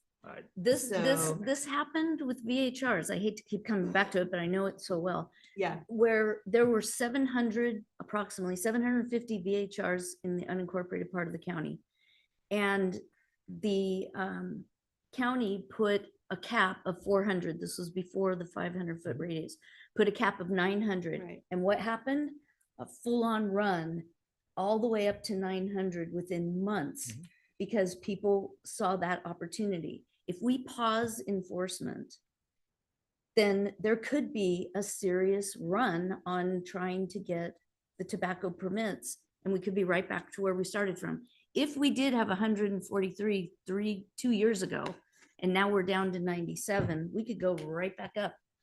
I agreed. Let's not throw the baby out with the bathwater. Let's take some time to analyze what's just been newly enacted. We're not out there, knocking down doors and being unfair to the tobacco gas stations that still provide that service. We're not being, how do you say,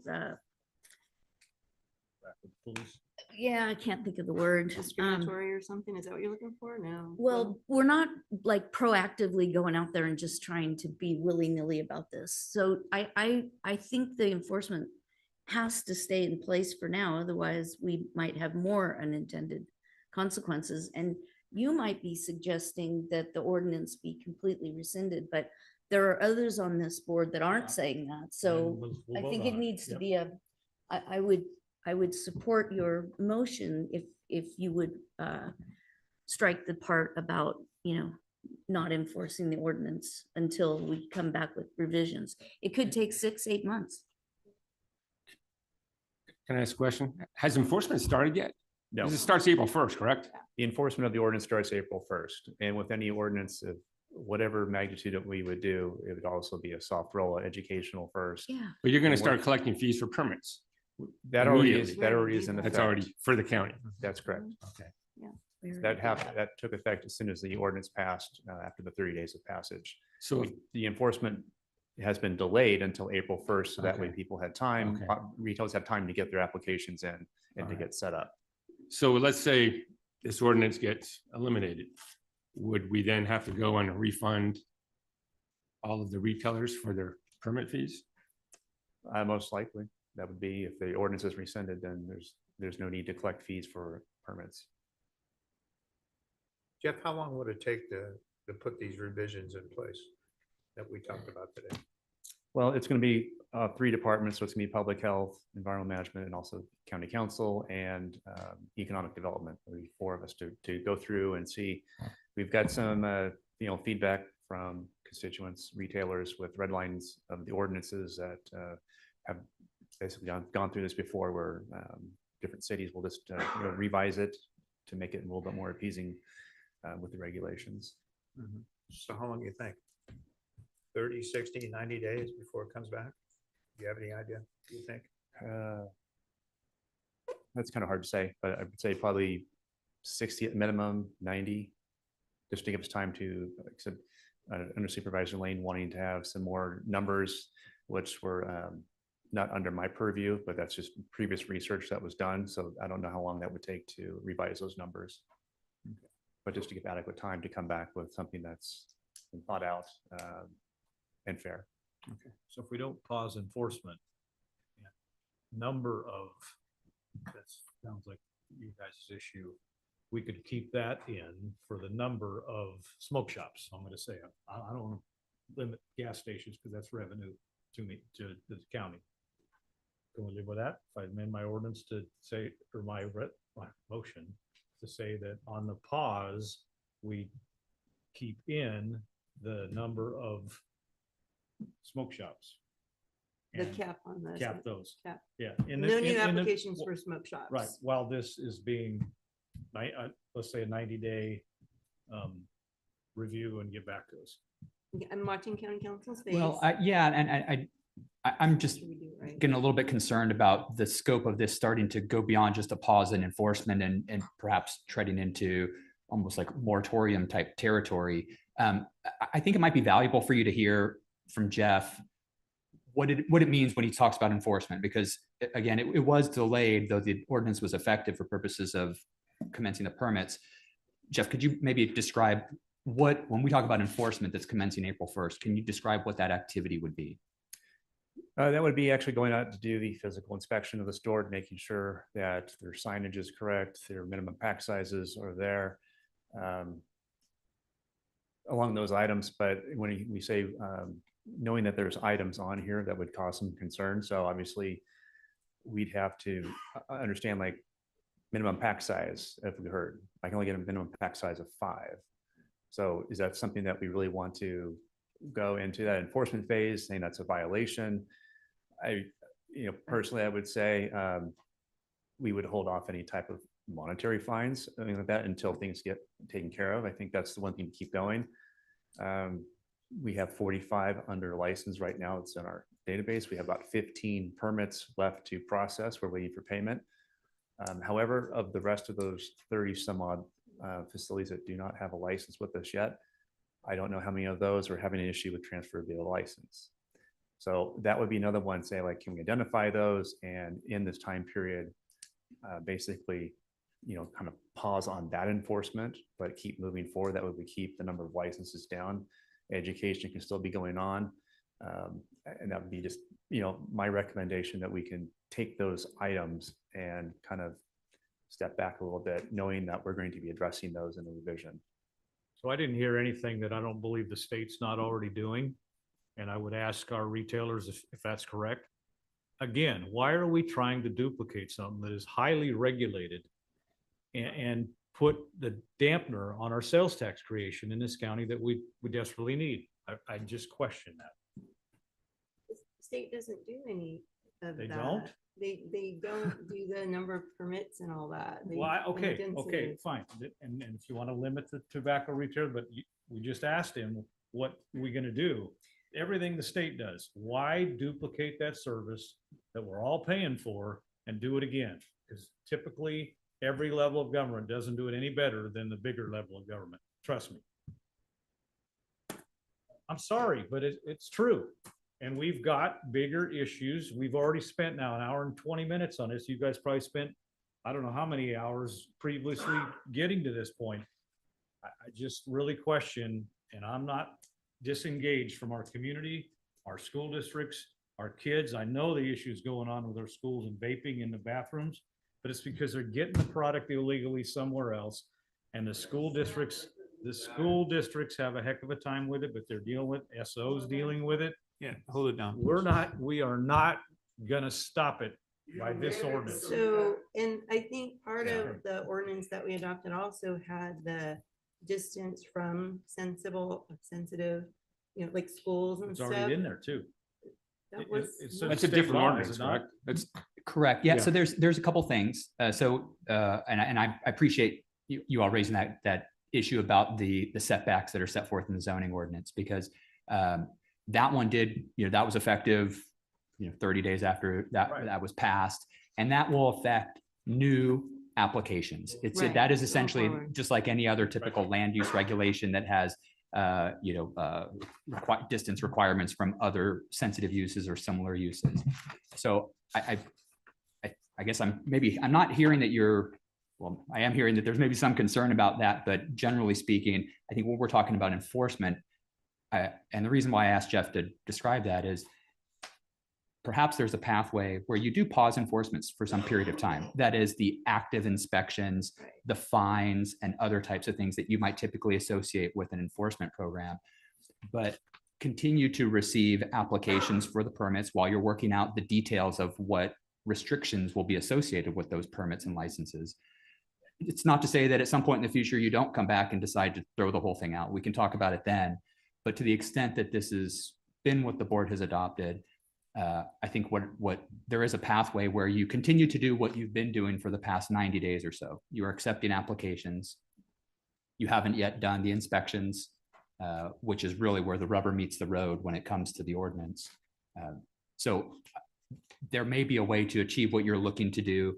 I just want to note the ordinance itself on tobacco retail does describe that enforcement is to be delayed, and it specifies the date of April 1st.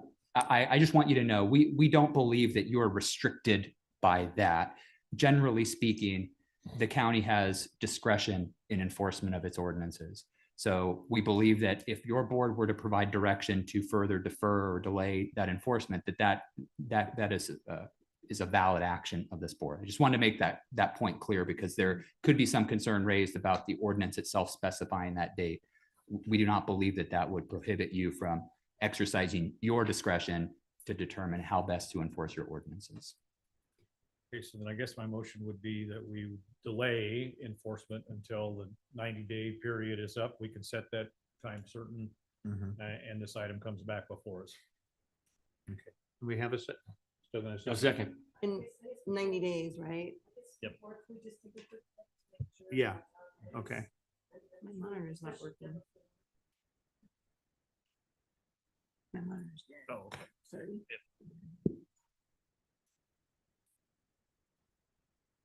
Just put the 90 days in there, maybe, Kim, on number 4. Yeah, I think that would be. And yeah, Within 90 days. within the 90-day Within period, 90 days, yeah. consistent with item 1. Okay. Yeah. Okay. So we have a motion and a second. With this motion, and particularly with number 4, continue to receive applications for permits and licenses, but not issue any new permits or licenses during that 90-day period, correct? Is that what? Because we don't want to run, you know, Right. we're trying to prevent that. We still have that. I got you. The Okay. cap's still That- there. that's We can fine. still receive them and Right. then we'll be Right. looking at the. We formula won't when do we come anything. back. Allows people to get in line and. Yeah. Yep. Yeah, they can get in line. Get that specific. And then we'll work have done. our real numbers when we Right. come back. Yep, and that's, Does that Ms. make- Dawson, you nailed that. That helps. Perfect. Very good. Okay. Everybody Does okay that with work, that? County Council? I see squishy face again. Well, I just, Just wanna make sure. unlike the VHRs, I wasn't sure if there was the potential for this run. I think it was intended to just capture those existing facilities, which I believe has been identified, admittedly at an amount that exceeds what our specified cap would be. But I think there was always an acknowledgement that we would issue licenses for those retailers. The existing. Correct, the Yes. existing retailers. Well, we'll obviously have that final discussion in 90 days, but my preference would be that we permits that we do have available, if we're gonna think of any cap, is always in for the retailer of gasoline and a convenience type store. Right. That's where we get the biggest bang. for And we our acknowledge that the actual number of permits was gonna be higher than the cap. We knew that. We knew it. We knew that going in. Because we were gonna grandfather, so I don't see that we're deviating from that at all today. All right. Mhm. Everybody I okay don't now? think we need it. Yeah. And Okay. sorry to jump in. For item 3, I think it was the impact on sales tax revenues.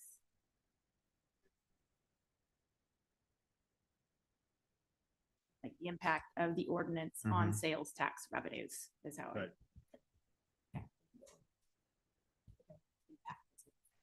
Right. All right. That's good. Okay, so we got a motion and a second. So, those- hold on one second. So, I mean, we want an economic analysis of, right, the pros and cons, cost benefit analysis, something like, I mean, you're just looking at, there's gonna be an impact to sales tax. We know that. But what's also the corresponding impact to, we talked about it before, to Medi-Cal, Medicaid, to, Sure. Yeah. If you can I figure out totally where understand. it's Medi-Cal and more than Medicaid are just going on and sales Medicare, tax good luck. revenues. I- Well, I when get Marshall that. shows up with their presentation, let's see what they think. And again, I go back to that resolution, there was a lot of data in there. It says that if a young person does not try tobacco product by the age of 18, they have a 3-to-1 probability that they will never try it. Up to age 24, if they've never tried it, up to the age of 24, that ratio goes 20-to-1.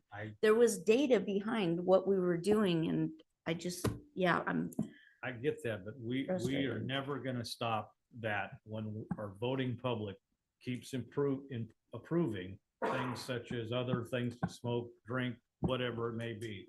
And I get, it. We work very hard to educate people on their level of health and so forth. I'm Well, on Marshall's board. I get the it. numbers show differently. There's 2.1 million young people that were smoking 2 years ago, and that number's down to 1.63 right now. So Because the who's to, education's working. I get it. who's This to isn't say it. what caused it to go Okay, down? let's vote, George. We've got more All things to do today. Okay. Jeff, one more thing. Go ahead. Yes, the other item that was discussed is to either break down tobacco retail licenses between gas stations and smoke shops. I don't know if Yeah, that- we could put that, add that to, what? Oh, yeah. A G, item G, I guess, right? Okay. To Okay. G, yeah, Determine the Differentiate because these are things to explore, yeah. number of licenses between gas stations and smoke shops. Yep. And right now, that ratio of 97 that we have on our spreadsheet, 10 of those would be traditional or just the smoke shops with no gasoline sales.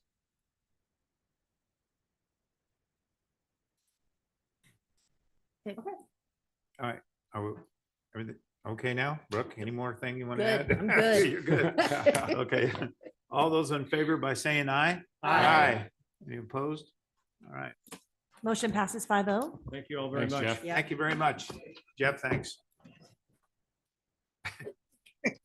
the whole room in. Jesus. I couldn't let it go. I just couldn't let it go. I don't know, it just went blank. And I wasn't touching it. when it went blank. What resolution It was went that? out. Do they do that? 177 What is it? 177-2024. And it goes like the whole That's not a alphabet. big deal full other of than sats it was when and- you brought up the All right. draft motion, I went. Can we take a So I break? was Yeah, we're thinking- gonna take a 5-minute break. 5-minute break. Okay, go to Legistar and just put it in and it'll pop right up. 5 minute.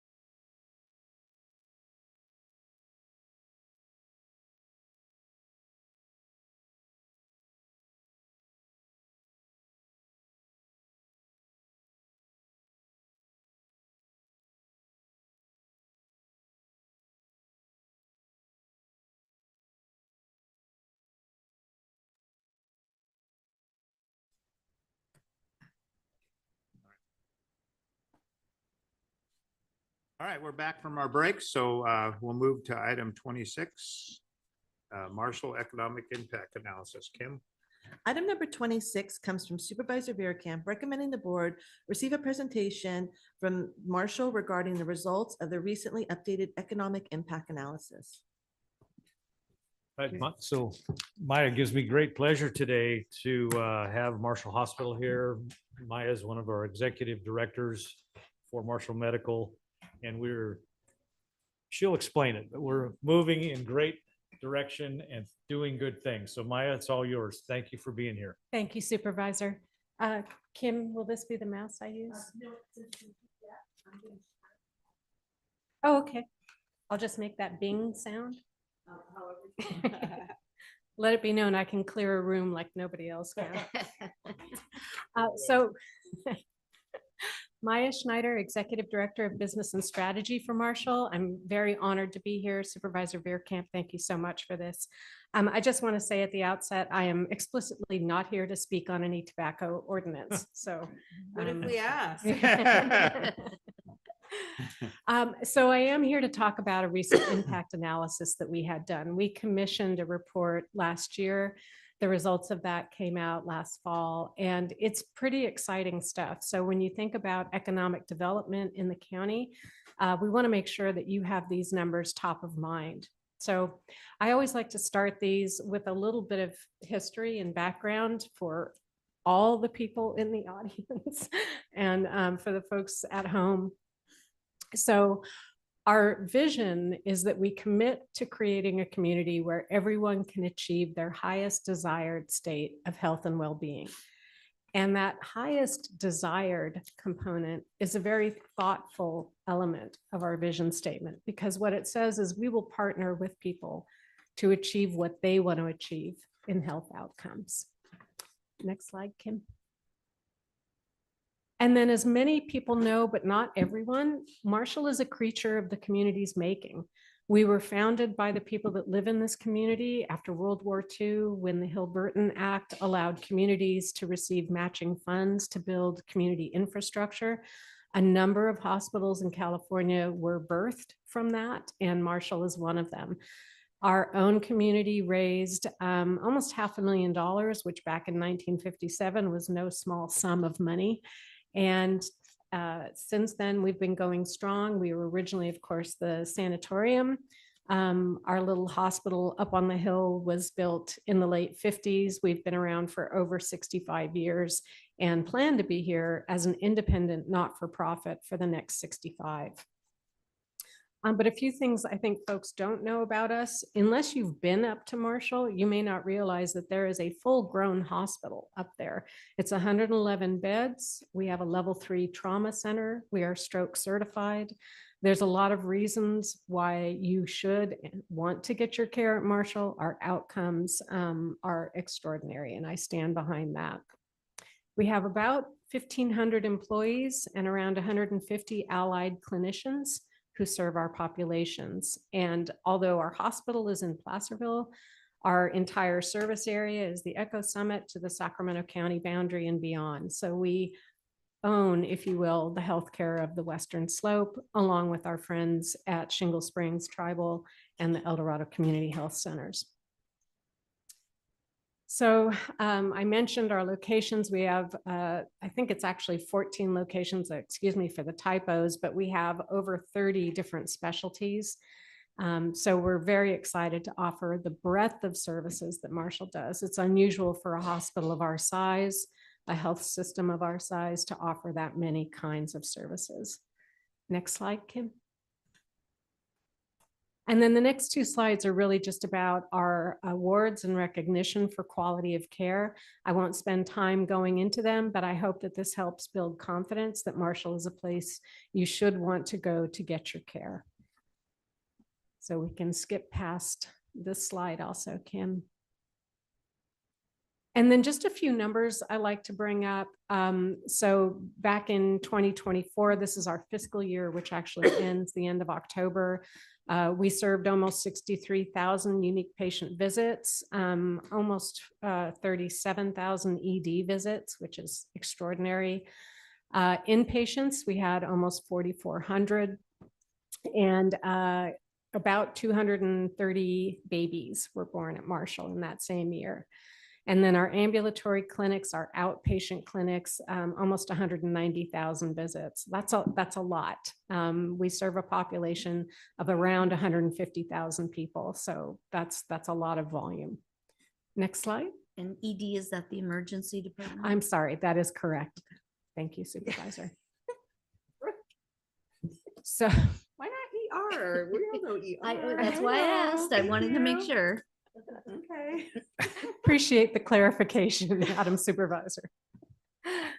Well, you're on a roll today anyway. You know go what? ahead. I'm gonna go get some water. I think I'll be back. So pivoting, if I may, to the impact analysis. So I mentioned that we commissioned this last year. Dr. Sanjay Varshney, who many of you have met, he's done a number of these analyses. We commissioned him last year. And what we really wanted to find out is, how does Marshall impact the economy of El Dorado County? And Dr. Varshney undertook an analysis that included not only El Dorado County, but our impacts on the greater Sacramento area. And the reason for that is that we're not insular to El Dorado County. Our employees come and go, purchases are inside and outside of the county. So our economic impact actually exceeds the boundaries of El Dorado County. And I want to talk a little bit about the methodology here before I talk about the actual numbers, but I will also put an asterisk on that I am not an economist. And if we have more questions about the report, I'm very happy to arrange to get more answers and more detail, but I couldn't get behind the calculations for you today. So the approach used in the study relies on the IMPLAN model. IMPLAN is actually an acronym, and economists globally use the IMPLAN to determine economic multipliers within certain sectors or for specific businesses. So IMPLAN essentially enables the assessment of economic impacts at different levels, including the state, the county, and micro levels such as zip code. There are essentially 4 types of multiplier effect that are accounted for in this analysis. The first is the direct effect. That's a dollar spent by Marshall in El Dorado County is a direct dollar, and that actually returns a dollar to dollar value. That's a straight across value. The indirect effect is about the generation of additional economic activity that stems from interconnected businesses, contracting that we do, purchases that we make for blankets or food or medications.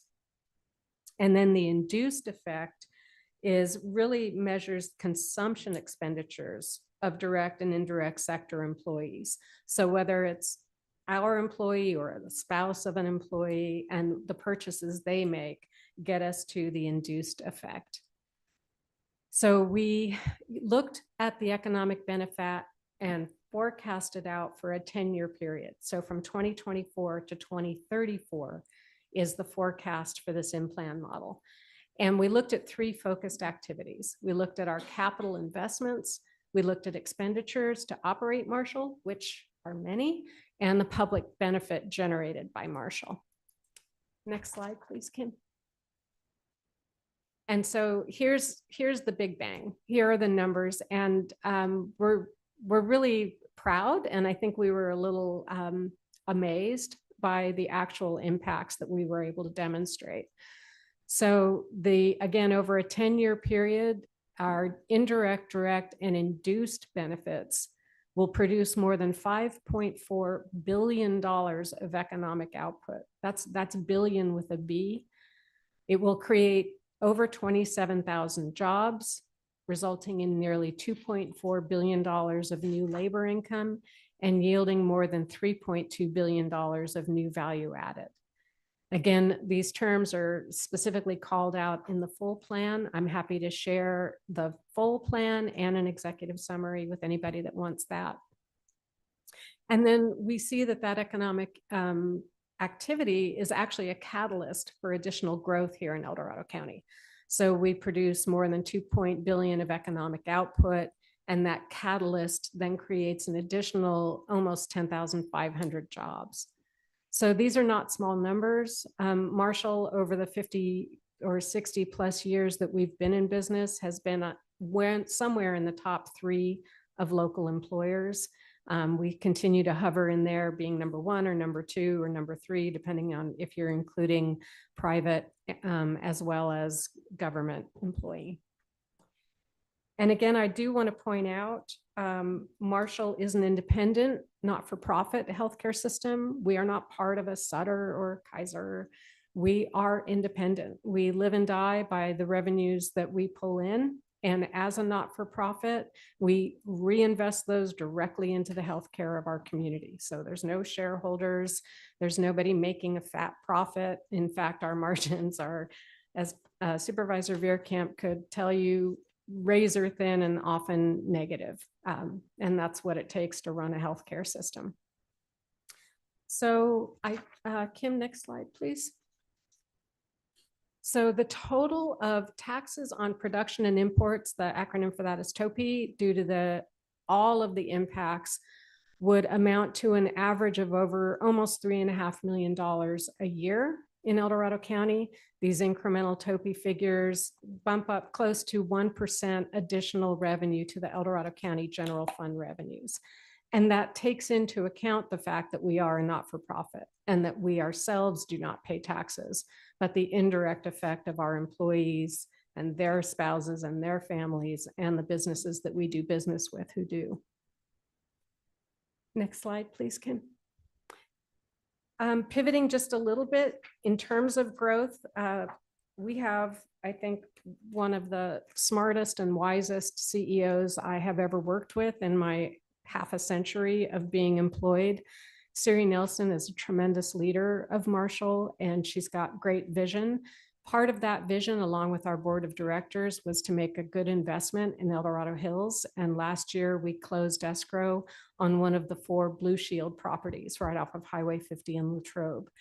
That building, we purchased just one of the 4, will open later this summer with the first floor fully built out with medical specialty clinics. And we're really excited about that. That will add more jobs. It will bring more revenue into the community, and we hope to continue expanding.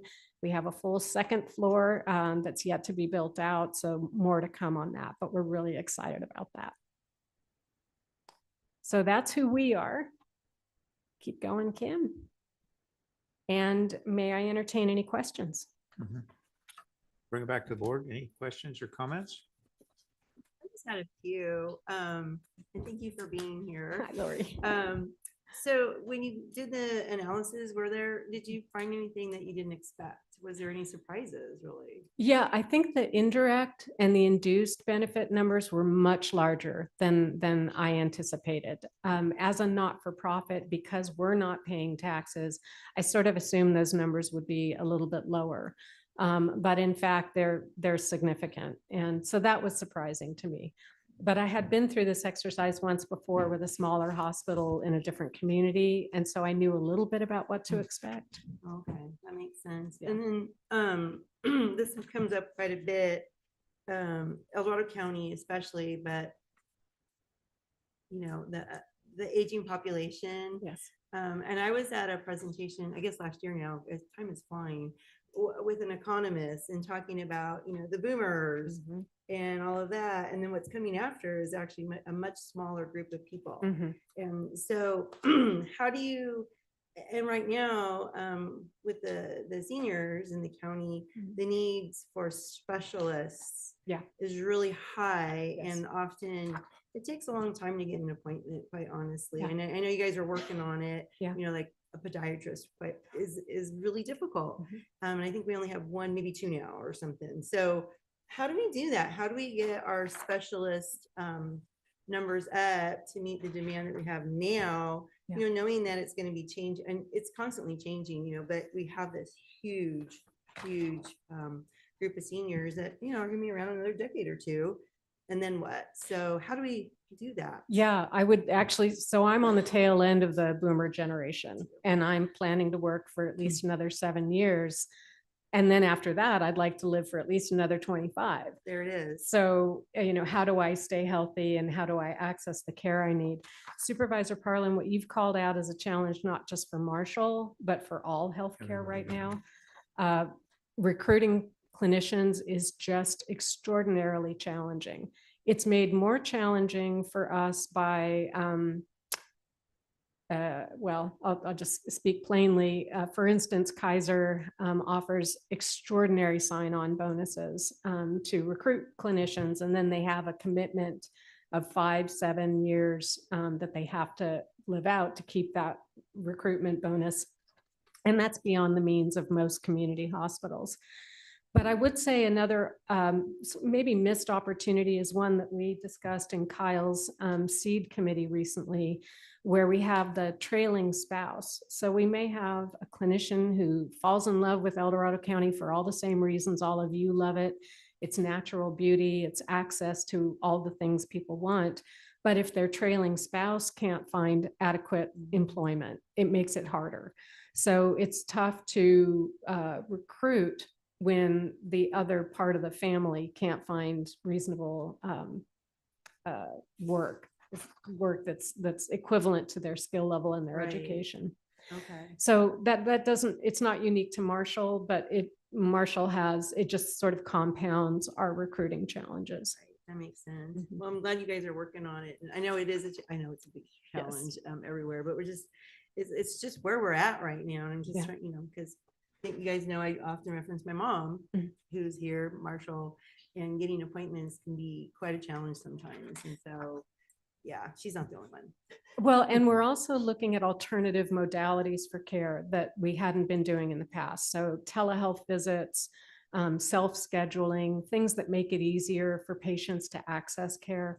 We'll be launching a series of robust initiatives with our new El Dorado Hills Clinic, and that's sort of our pilot for a lot of those access initiatives. And when we smooth out any wrinkles that may be, and hopefully there won't be any, we can roll that out system-wide. Oh, and yeah, and thank you for, I just, I wrote a letter of support for the Georgetown. Yes. To that grant, and because I heard that the first pilot was very successful. Yes. And out in the remote areas, that is really a way to go to help people access services. Yeah. So I hope you get that grant, or if not that, another way to make that spread and grow, because it does help folks, especially when they have limited transportation options too. It's always a thing. Yeah, we continue to work with that donor and hope to be able to do a more expanded version of that program. Awesome. So thank you for that. Yeah. Anybody else? Yeah, Maya, just thank you for here. Thank you for all you do, for being here today. We are working, you just sort of touched on the tip of the iceberg. There's numerous other possibilities and programs that we're trying to pursue, entertain, to provide the right level of service to the patient. It used to be everybody just goes to the hospital. Well, we just re-triage them there, the hospital.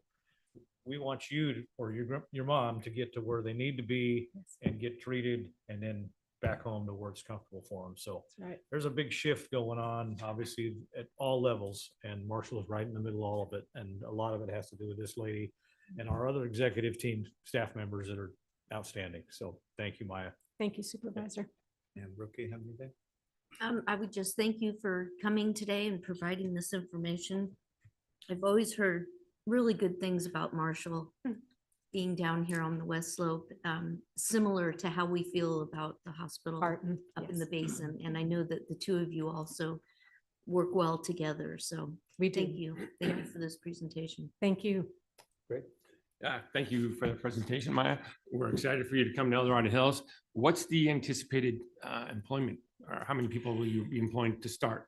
I believe the number I saw yesterday was 65, Supervisor. So that's just in the first floor. When we can build out the second floor, we'll be looking for additional after that. So great, thank you. Yeah, thank you. I just want to chime in. I think it's great what you guys are doing, and I want to thank you for actually the thing, the Blue Shield building down in El Dorado Hills is a great thing, especially for all the senior communities we have down there, to give them service, because that's one of the big issues that we have is, they won't have far to drive. Let's put it that way. So anyway, thank you for everything you're doing. Thank you, Chair. I Mr. Chair, I'd be appreciate that. remiss if I didn't mention as well, our foundation, or Marshall Hospital Foundation supports Marshall Hospital, and one of our members is sitting back there in the back of the room. And Yeah. thank you, Laurel, for all your work on that foundation. Well, I think it's the 40, how many number, 40-something annual Bob West Drive for Marshall coming up. Bob West is one of the founders of the hospital. 40-something. Yeah, anyway, great tournament, great fundraiser, and it's in June, about the third week in June, on a Yeah, Friday, it's the so. Friday, the 25th, and Yeah, my date may be mixed up. Anyway, we just appreciate all the work that they do as well to support our community, and a lot Indeed. of community members are on that foundation board. I know Yes. I did 9 years as well, so it's Yes. a great group. Okay, thank you. Thank you very much. Appreciate it. All right. Thanks, Maya. All right, so I guess we can move to our 11 a.m. Is there any public comment on that item? Oh, opening up the public comment. Sorry about that. Not taking public comment specifically on item 26. Individuals will have 3 ahead of minutes to myself. address the board. The timer will notify you when you have 30 seconds remaining, and again when your time is up. Public comment will be taken first from those participating in the boardroom and then from those participating through Zoom. For those participating by Zoom, please make sure you unmute yourself when called upon. If you're joining the meeting by phone, press *9 to indicate a desire to comment. If you're joining by Zoom, press the raise hand button. Please voluntarily state your name for the record. Come on up, Laura.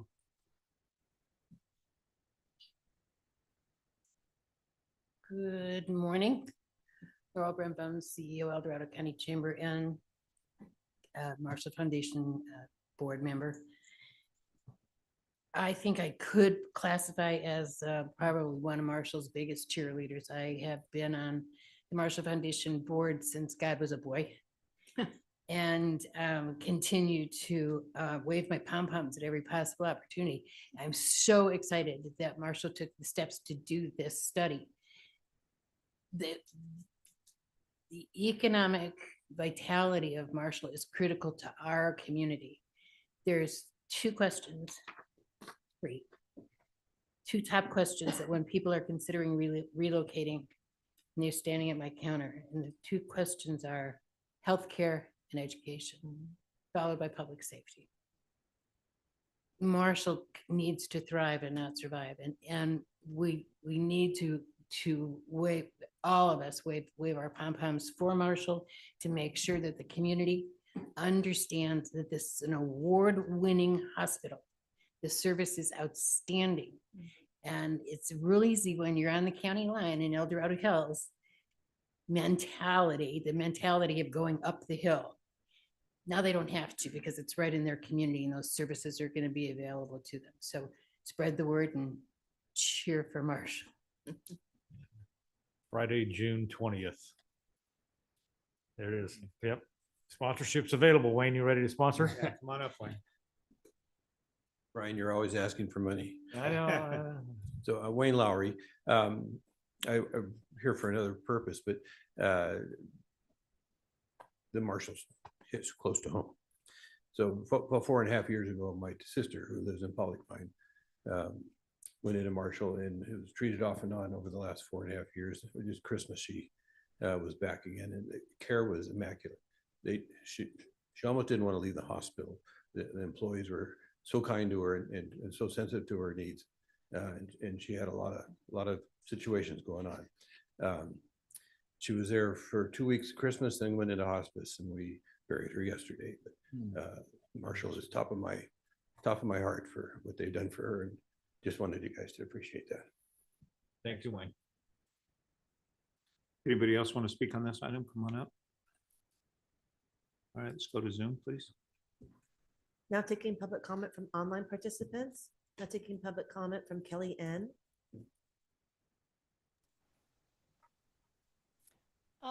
Lovely presentation, topic that is really close to my heart. I've had conversations before on looking forward to the day when you hear about where do you want to go for the most exceptional healthcare, hospitals, doctors, and Marshall Medical is on the map.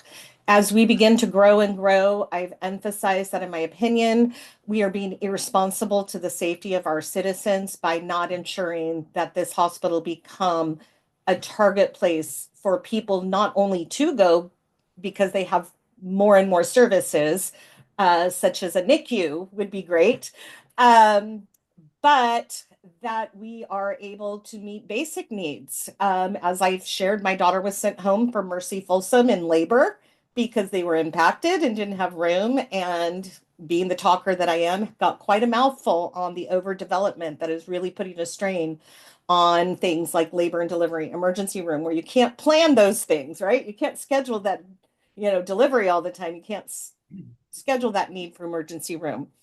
I also have a daughter who's a nurse, and yes, as the speaker emphasized, she does work for Kaiser.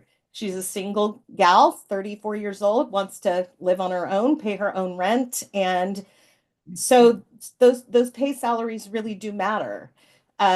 She's raised pretty much since she was 8 years old in El Dorado County, loves Placerville, would love to get a cute little bungalow place on Main Street and work at Marshall, but right now it's just not in the stars for her because of the gap between the Kaiser benefits and salary programs compared to Marshall. So I look forward to us really, really making this a top priority. We have the best schools. Let's have the best hospital. Thanks so much.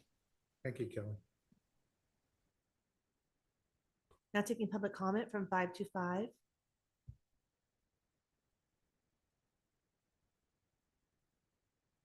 Hi, this is Leo Bennett Koshan, Pollock Pines. Full confession, I'm part of that baby boomer generation that's impacting everything. And just, with the wink to Supervisor Parlin, I really would like 3 more decades, not 1 or 2. But anyway, we all do the best we can. I'm transitioning from Kaiser to Marshall because my wife, bless her, needs full-time caregiving, which is what I'm doing because she has what's called chronic fatigue, and travel negatively impacts her. Marshall has a wonderful reputation. I have friends that work there. I'm so glad to hear all the positives, but it takes a long time to get on board. And then again, as Supervisor Parlin shared, I know it's going to take some time to look for specialists, but everybody I've spoken to, I can tell it's an optimal work environment. They're also courteous, straightforward, tell me the limitations, have great empathy. So I'm looking forward to going, as stated, to the place one should want to go to. So just so glad to hear that it's here, and glad that all of you together, I know that Supervisor Veerkamp has been on their board, and it's just an exemplary example of a community hospital, like Kelly said, that can grow and expand with community support. And we're blessed to have these folks with us, and thank you for getting their report. Thanks for taking my comment. Now taking public comment from Robert Williams. Good morning, supervisors. I just want to echo the sentiments of the other speakers that Marshall is an organization that we need to stand behind and embrace. Very, very definitely. I'm a very, very grateful patient of Marshall's, and to the well-stated comments by Supervisor Parlin. I have had a need for specialists that Marshall does not currently have on staff, but they have been very, very religious in providing me an outreach to other medical facilities where that is necessary. So the level of cooperation they provided with all the other organizations out there, it has been nothing but superior as far as I'm concerned. The last comment, Supervisor Parlin, he did mention specifically the specialist need for podiatry. If you're not aware, they just doubled the size of their medical staff there. So they are addressing those issues as best they can. So I applaud in every way Marshall and whatever the county can do to support them. Please do. Thank you. There's no additional public comment. So close public comment, bring it back to the board, I guess. Any other discussion? Okay, so there's no action on this. All right, so let's move to our 11 a.m. Time allocation, item 27, Parks and Trail Master Plan. Kim? Item number 27 comes from Parks, a division of the Chief Administrative Office, recommending the board, 1, receive and file a presentation on the El Dorado County Parks and Trails Master Plan update. 2, make findings that the master plan is a planning study for potential future action with no legally binding effect on future activities. 3, approve and adopt the El Dorado County Parks and Trails Master Plan. And 4, approve the fiscal year 25-26 Parks Division Work Plan to implement year 1 initiatives. Okay.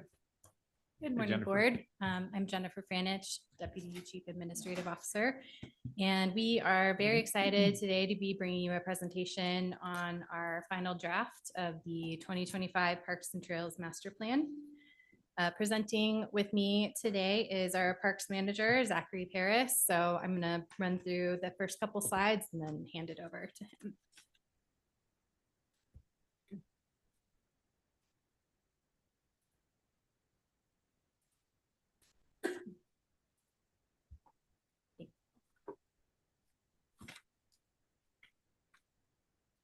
So this plan is a result of a multiple year effort performed almost entirely in-house by your own county staff.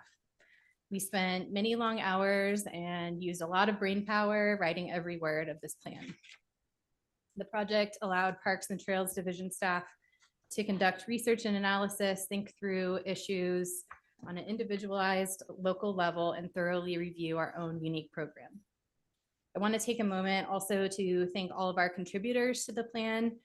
I want the board to know that there were so many helpful and dedicated county staff in other divisions and departments who went above and beyond to help us with this, and we couldn't have done it without their expertise and their teamwork. We intend to reference this document often, and because we put it together in-house, we believe that the direction it contains will be achieved.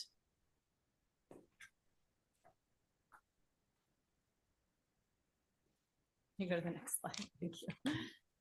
Okay, so why update the master plan? The original plan, which is required by our county general plan, was adopted in 2012. And given changes in El Dorado County since adoption, including the implementation of most of the priorities in that master plan, it's now out of date. The Board of Supervisors also included this master plan update in their 2024 strategic plan.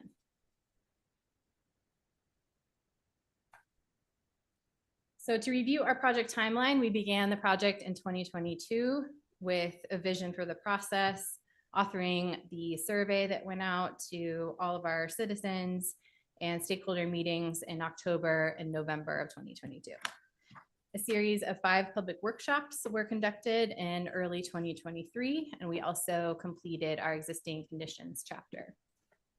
Staff also assembled a master plan advisory committee in February 2024, composed of representatives from other agencies. And this was all to gain insight into the Parks and Trails system and the needs from the community perspective. Our Parks and Recreation Commission served as our editors, reviewing each chapter at least twice and giving us feedback and revisions. And at their February meeting, they voted unanimously to recommend that the board adopt this plan. So the purpose of our master plan is to provide direction and strategies to guide the acquisition, development, and operation of county-owned and operated parks, trails, and the South Fork of the American River. We focused heavily on public input, but also reviewed how we currently plan and perform our work against industry best practices and changes in our population. This plan will inform Parks and Trails Division staff as we plan our projects and efforts over the next 10 years, staying mindful of the public's needs and priorities, as well as the county's fiscal constraints. Next slide, please. So the master plan includes an existing conditions chapter that I mentioned before, and it provides a review of our existing plans and our county assets. So this is a snippet from one of the maps, and it shows county-owned and operated facilities. The blue here indicates population, and so the darker blue is more population, lighter blue are areas with less population. You can see that a lot of our amenities are in the more populous areas. The gray areas are community services districts, cities, or rec districts. The county has 8 parks, manages the Rubicon program, and the commercial use of the South Fork of the American River, as well as over 50 miles of trails. Next slide. In contrast, here are a couple of snippets from another map that shows all of the parks in the county, regardless of the provider. And we still have shaded our other partners in providing parks. So you can see El Dorado Hills CSD in pink, Cameron Park CSD in blue, Georgetown Recreation District up to the north in orange. And then we also have shaded the cities.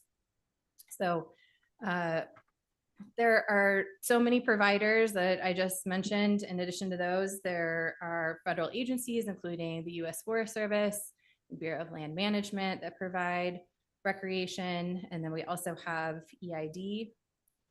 And the new master plan centers on this idea that our citizens and our visitors don't know or necessarily care who owns and operates these facilities.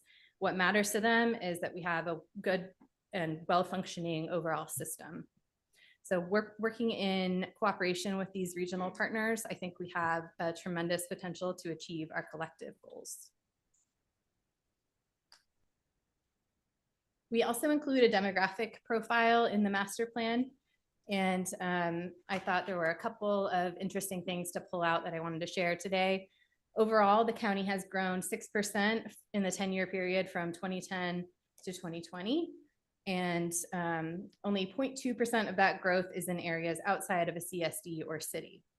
The county population is projected to actually decrease by over 7,000 residents by 2034 and by close to 16,000 residents by 2044. And this is all just based on census data. These trends indicate that while recreation needs may change as our population changes, and existing gaps in services may need to be addressed, the pursuit of new facilities should be carefully considered.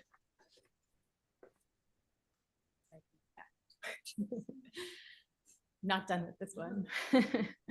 The 2012 Parks and Trails Master Plan anticipated that the demand for recreation facilities and programs well suited to older adults would increase more quickly as that segment of the population grew. The 2020 census data showed a less drastic increase than what was anticipated in 2012. The 50+ age population is projected to increase slightly in comparison to other age groups from 45 to 48% of the total population by 2060. So this age group will likely continue to seek age-appropriate activities and facilities as anticipated in the first version of our plan. And as a part of that, I think we need to continue to emphasize and consider accessibility for people of differing physical abilities. Now, next slide. So the development of new facilities and additional amenities receives strong community support always. Your board knows that. We also consistently hear about maintenance needs. However, dedicated funding is limited. The plan itself provides an overview of parks funding, and then we have an extensive appendix that has even more detail on our funding situation for parks. One of the key takeaways is that our parks program is funded mostly by grants, and then in addition to that, user fees or other restricted funds. Another takeaway is that every new amenity and new park, even those funded by grants, adds to our ongoing burden for operations and maintenance, which generally have no dedicated funding source and rely solely on the general fund. And unlike our partners at the CSDs, the division does not receive a park-specific portion of general tax revenue or development impact fees. Next slide. So the public engagement process for the master plan was designed to provide opportunities for everyone to share their thoughts on the system and provide meaningful feedback for the county to consider, and then eventually for your board to consider. The input from the public was central to the development of the plan, And we do dedicate a full chapter to our outreach and engagement efforts. Overall, we hosted 20 public meetings. The master plan survey received 1,000 total responses. And the compilation of this information tells the story of what the community most values and their recreation priorities. And that helped us to create our final 5 goals. Next slide. So the next few slides provide some details of the feedback we received from the survey. Many of you have seen this before, but we thought it was important enough to review. So this question asked about top priorities for recreation and parks.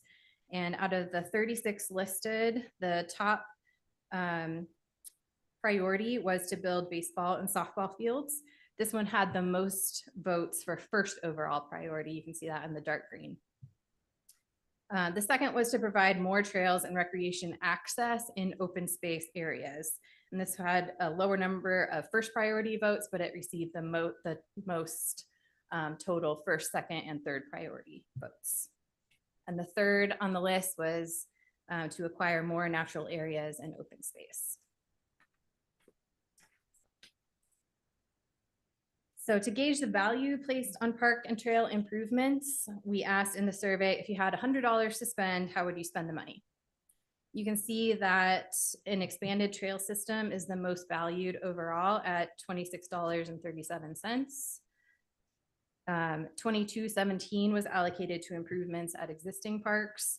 $19.76 was allocated to new parks, and $17.01 was allocated to maintenance and sanitary measures. Next slide. We were also able to cross-tabulate priorities for recreation based on where the survey respondents said they lived. So these were our 7 regions that we identified in the survey, and you can see that the top priority differs based on location. However, every region had trails and access to open space as a top 3 priority. In the West and Mid County, which you can see there in red and orange, baseball and softball fields were in the top 3. And in the East and North County, which is the green area, acquisition of more beach and waterfront areas was also in the top 3.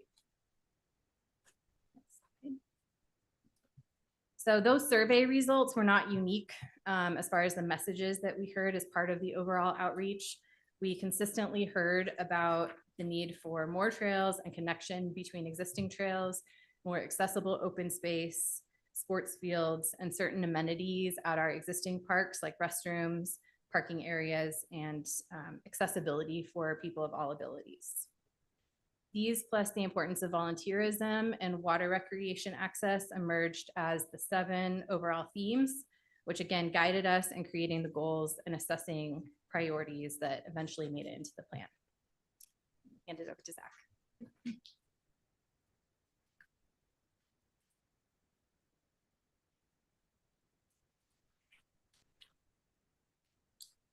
Good afternoon, board.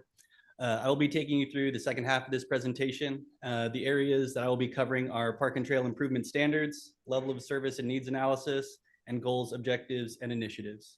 So starting with park and trail improvement standards, I come from a maintenance background, and so park and trail improvement standards are really important to me, and I can see their value in real life.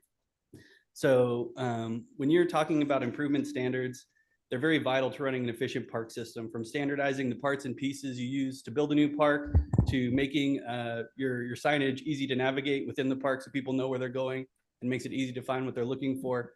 Park standards are what makes a park system tick. In this section, we start by discussing the different classifications of parks, so neighborhood, community, regional, and specialty parks, and we provide guidance to what the county's role is in each one of those scenarios. We discuss the qualifying criteria by park type, and we describe the characteristics we are looking for in an ideal park site. Things like location, proximity to infrastructure like sewer, water, and power, and environmental considerations. We establish park and trail improvement standards, as well as design guidelines, keeping maintenance in mind, creating sight lines through parks so it's easier to patrol for law enforcement, and making sure there's ease of access for fire and emergency personnel. We go over the different types of open spaces we have in the county, things like regional open space, natural preserves, campgrounds, trailheads, and staging areas. We establish the different levels of service for our parks maintenance. And lastly, we map out the development process for developing new parks, starting with the planning process, moving into construction, and ultimately project completion. So this slide is going to show a little bit about our levels of service and needs analysis within the park system in El Dorado County. So our Parks and Recreation element in the county's general plan states that we shall assist in the development of regional, community, and neighborhood parks. And it also establishes the amount of developed parkland the county should have based on its population. The slide shows how the county measures up to both national, and that's National Recreation and Parks Association, as well as our own parks element land acquisition standards. So our parks element, as well as NRPA, says that we should have 1.5 acres of regional parks for every 1,000 residents. We should have 1.5 acres of community parks for every 1,000 residents. We should have 2 acres of neighborhood parks for every 1,000 residents. Some of the CSDs are a little bit different. So El Dorado Hills CSD and Cameron Park CSD both require 5 acres per 1,000 in every one of those categories. So they set their standard a little bit higher than what we have in the unincorporated portions of the county. So if you look at this slide, the first column shows the deficit considering only parks owned and maintained by the county versus the population in those unincorporated areas of the county. The second column compiles all of the county's residents, but also includes parks districts, CSDs, cities, and also county parks. The last column incorporates open space into the equation, and you can see it's a little bit different. One thing that the parks element, as well as NRPA, does not take into consideration is open space. So some of you may know, 61% of El Dorado County is national forest, and it provides a variety of outdoor recreation opportunities for our residents and visitors to enjoy. And this is consistent with the feedback that we heard through our public outreach, but did not necessarily say that residents felt that we were short in parkland, but more so wanted better access to what was already there. So things like trailheads, amenities at these trailheads like restrooms and drinking fountains. So although quantifying developed neighborhood and community parks and regional parkland is important, and it's useful for things like national benchmarking and grant applications, current industry standards and best practices are moving more towards community engagement and hearing what your parks users have to say and hearing their level of satisfaction with how the county is addressing their parks and recreation needs. Exactly. Before you move on, just those national standards and all that, does that take into account more rural, type of? It's a one-size-fits-all standard. So yeah, I mean, it okay. applies to every parks department and division across the country. So Okay. everyone's unique, but that's kind of the benchmark. And it Right. also is the same as what we have in our parks element. So Okay. I would that say makes that's sense why our county, folks really want access to our open space because that's what we have here. So, okay, cool. correct. Yeah, and so I just said about how gauging satisfaction. You go ahead and next slide. So one thing that our parks element doesn't address and NRPA is silent on is trail procurement. So there's no X amount of acres per 1,000 resident target that a public agency should be trying to achieve for trail development. And it doesn't provide procurement guidance either. That said, access to trails and trail connectivity was a major takeaway from the public workshops that were conducted. And we wanted to make sure we highlighted all of the amenities that are available in the county. For this exercise, we did some benchmarking on our own. So we compared the trails that are available in El Dorado County with some other rural counties in our area, like Nevada, Placer, and Amador County. We did pretty good. So generally speaking, we ranked second highest in both overall trail mileage at the 1,131 miles of trail, and then 5.92 miles of trail per 1,000 residents. I always like to know who gets first place just because I'm that type of person.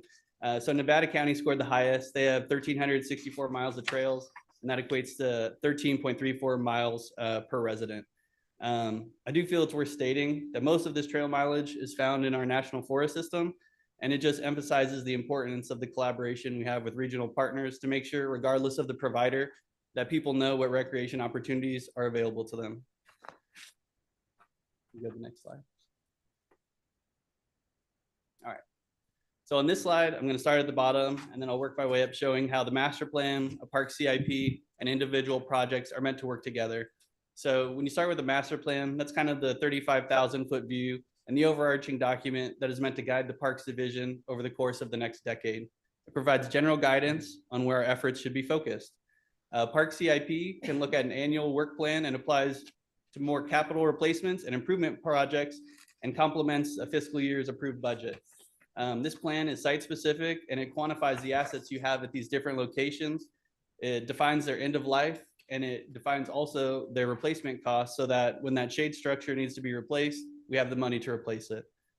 Lastly, the individual project starts with board direction. We commence the project that includes public outreach, and then we get into the preparation of planning documents and environmental documents as well. We roll into the improvement plans and then ultimately manage the construction project and turn it over to facilities for long-term maintenance. You go to the next slide. All right, so this is another slide that might look a little familiar to you all. So Jennifer and I brought a presentation before this board a few months back, highlighting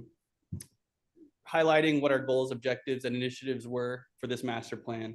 I wanted to make sure we highlighted these 5 goals to you all again, as they will really be the core of what the work plan is for our division moving forward. These goals were created through a robust public outreach process that Jennifer spoke about earlier in the presentation, and were further developed by staff in conjunction with your Parks and Rec commissioners throughout the master plan process. Go to the next slide. So in addition to the 5 goals, we established 19 objectives and 115 initiatives that are intended to provide a roadmap for staff to achieve the goals we set out to accomplish within this plan. We all know the saying, how do you eat an elephant, right? One bite at a time. I'm a parks guy, so I use the saying, a journey of 1,000 miles begins with a single step. And so when you look at this slide, it's kind of going to be our general approach to how we achieve these goals, right? So like we said, the 5 goals are that overarching 35,000 foot view, and they kind of carry into those more specific, but still somewhat general 19 objectives.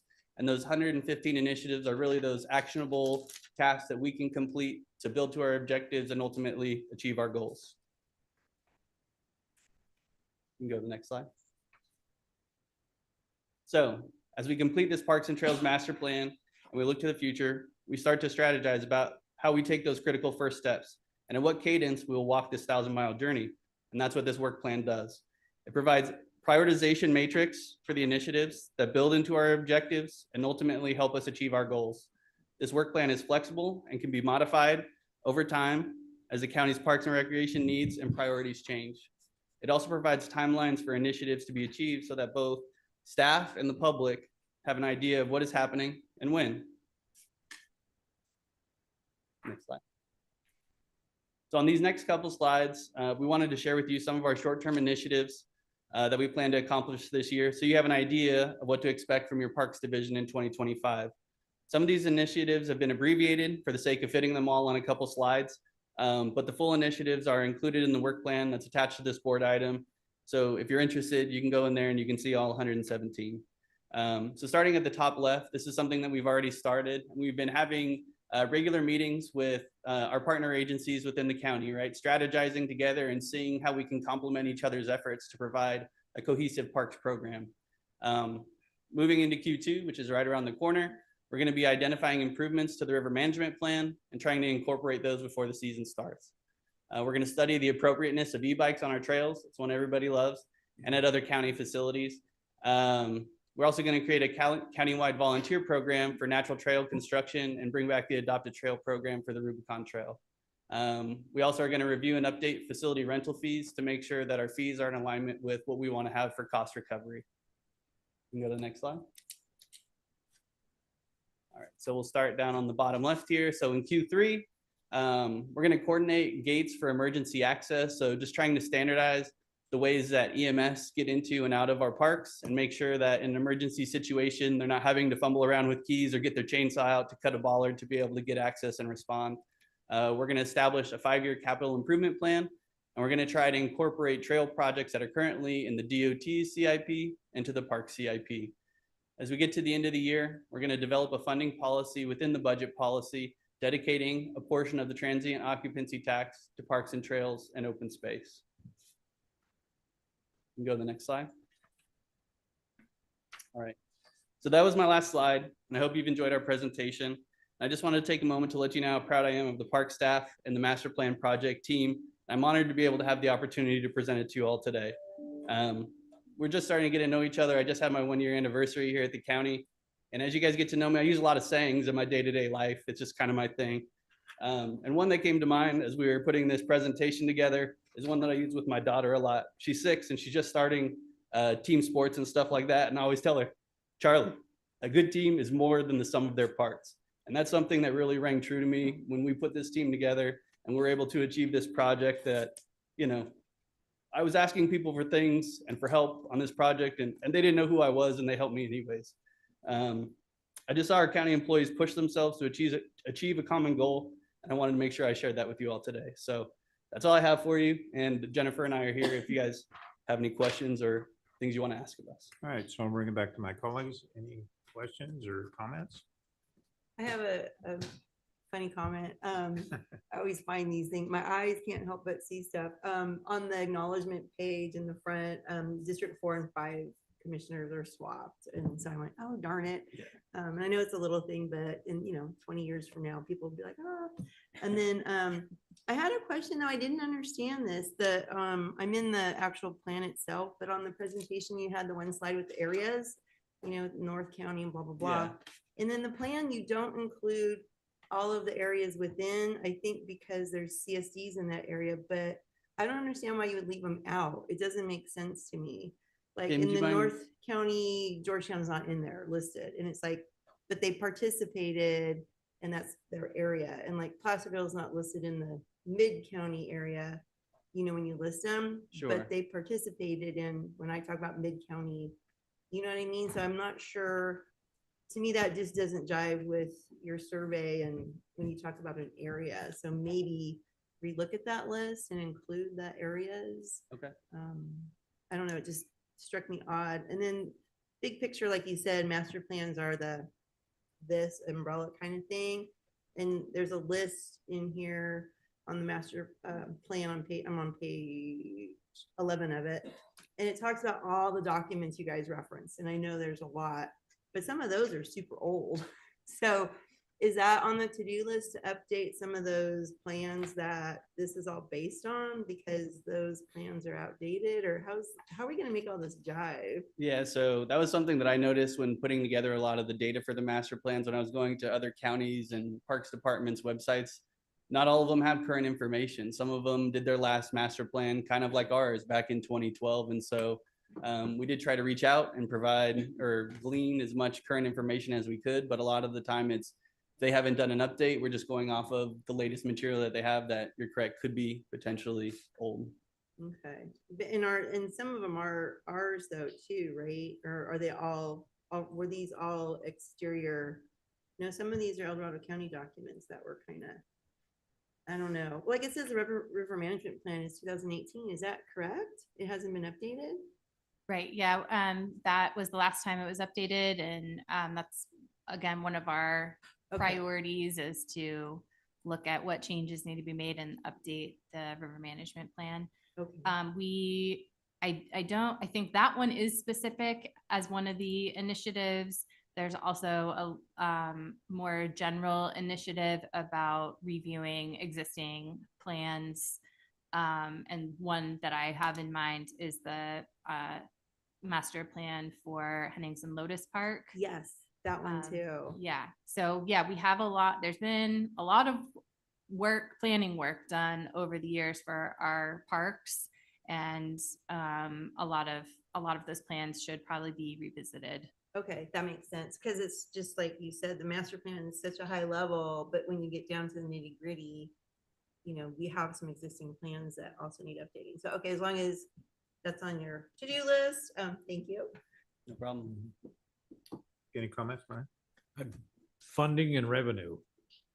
As we talk about the river management plan, I believe it's been years since any increases have been made to any of the boater fees. We're losing golden opportunity there. We're losing golden opportunity as well on maybe some of our other recreational hotspots. I was hoping to see maybe some more explicit objectives in the funding arena, and going out and at least see if they're achievable. Again, we're a heavily tourist economy in this county, and yet we don't really go to capture those. You go to other places for some of these amenities, you'd pay a ton of money. So it's something I think we need to be pursuing and at least have the information, and we can make the determination whether we do it or not. But I would expect staff to bring that stuff forward. I think it's a good plan that has a lot of stuff in there, but the objectives, in my opinion, are a little weak. So what are we going to do about it? What are we going to do? We've identified some things. What are we really doing about it? So that's what I would have for right now. And to piggyback on that, I think we've talked about it many times about the Rubicon too. Some kind of a fee for the county to collect, you know, because we do that with grants and stuff. But I don't think the county, and we've looked at, there's criteria, I think that makes it challenging, but it's another one where, you know, the economic impact report that was done, I don't know, 6 years ago, I can't remember, but I think you were on the board at that time, and it came back and talked about the millions and millions of dollars that are spent there, but yet the county really doesn't get to collect much, if anything, directly. So, and I know it's a challenging because toll roads and all that stuff, but there's got to be a way, because we do put you guys put a lot of staff energy into that for sure. So yeah, I agree. Looking at ways to explore and capture some of that is, we are a recreation county for sure. Yeah, and if I can address a little bit of that, part of the challenge, and it's written into the master plan as well, is that, for example, the river fees can only be used for anything related to our river recreation program. So while over time we are seeing some decrease in revenues there, and it is probably time to look at the fees and make sure that we're totally recovering our costs for that program. That's about all we can do. We can't use those funds for any other program. And when it comes to the Rubicon,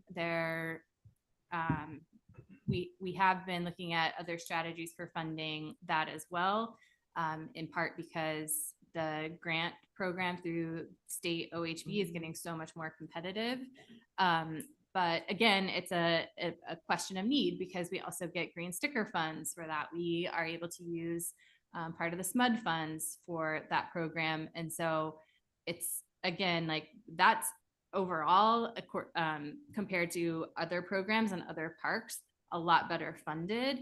And so what our conundrum is that we don't have money for the other programs, for the parks, for the maintenance, for replacement costs at our parks. And we could charge higher user fees, but then there's a question of access there. So that's what we want to look at, is what fee level could we go up to fully recover our costs, and then bring it to your board to decide if that's the level you want to go to, or if there's some other direction you want to give us. Okay. All right. Thank you, Mr. Chair. I also, I first want to thank Parks and Rec for really stepping up, because last year in the budget, you had this update as being paid for, you know, as paying a consultant to do it. And your staff stepped up and said, no, we can do it in-house. So I really want to thank you for that. I was a little bit concerned in doing that we would have this kind of document, but I just feel like you've done a terrific job. From the standpoint of funding and revenue, did you ask any questions in the survey? Like when you asked if you had $100, how would you divide it up? Did you ask any of these respondents how much they would be willing to pay for these for their priorities? Was that a question? Yes, there was one question in the survey that asked about what you would do to be able to access the recreation that you are looking for. And we gave a couple options. One was pay a user fee. One was volunteer at a work party, or do some labor to help achieve that. And then another one was approve a ballot measure for a bond. And all of them we received pretty high remarks that they would do that. I think the highest was for volunteering. And then, but it was, I think, close to 50% for both pay a user fee and approve a bond measure.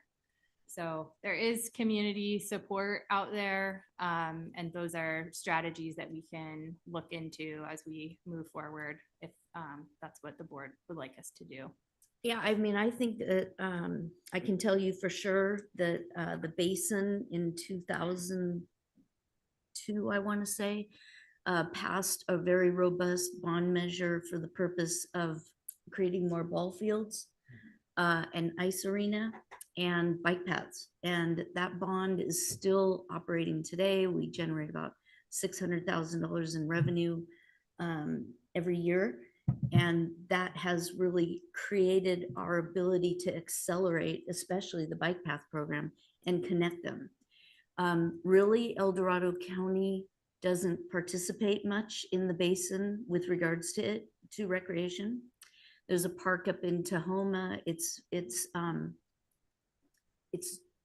supported by an HOA. You know, there's a park in Myers, but it is supported by this bond measure.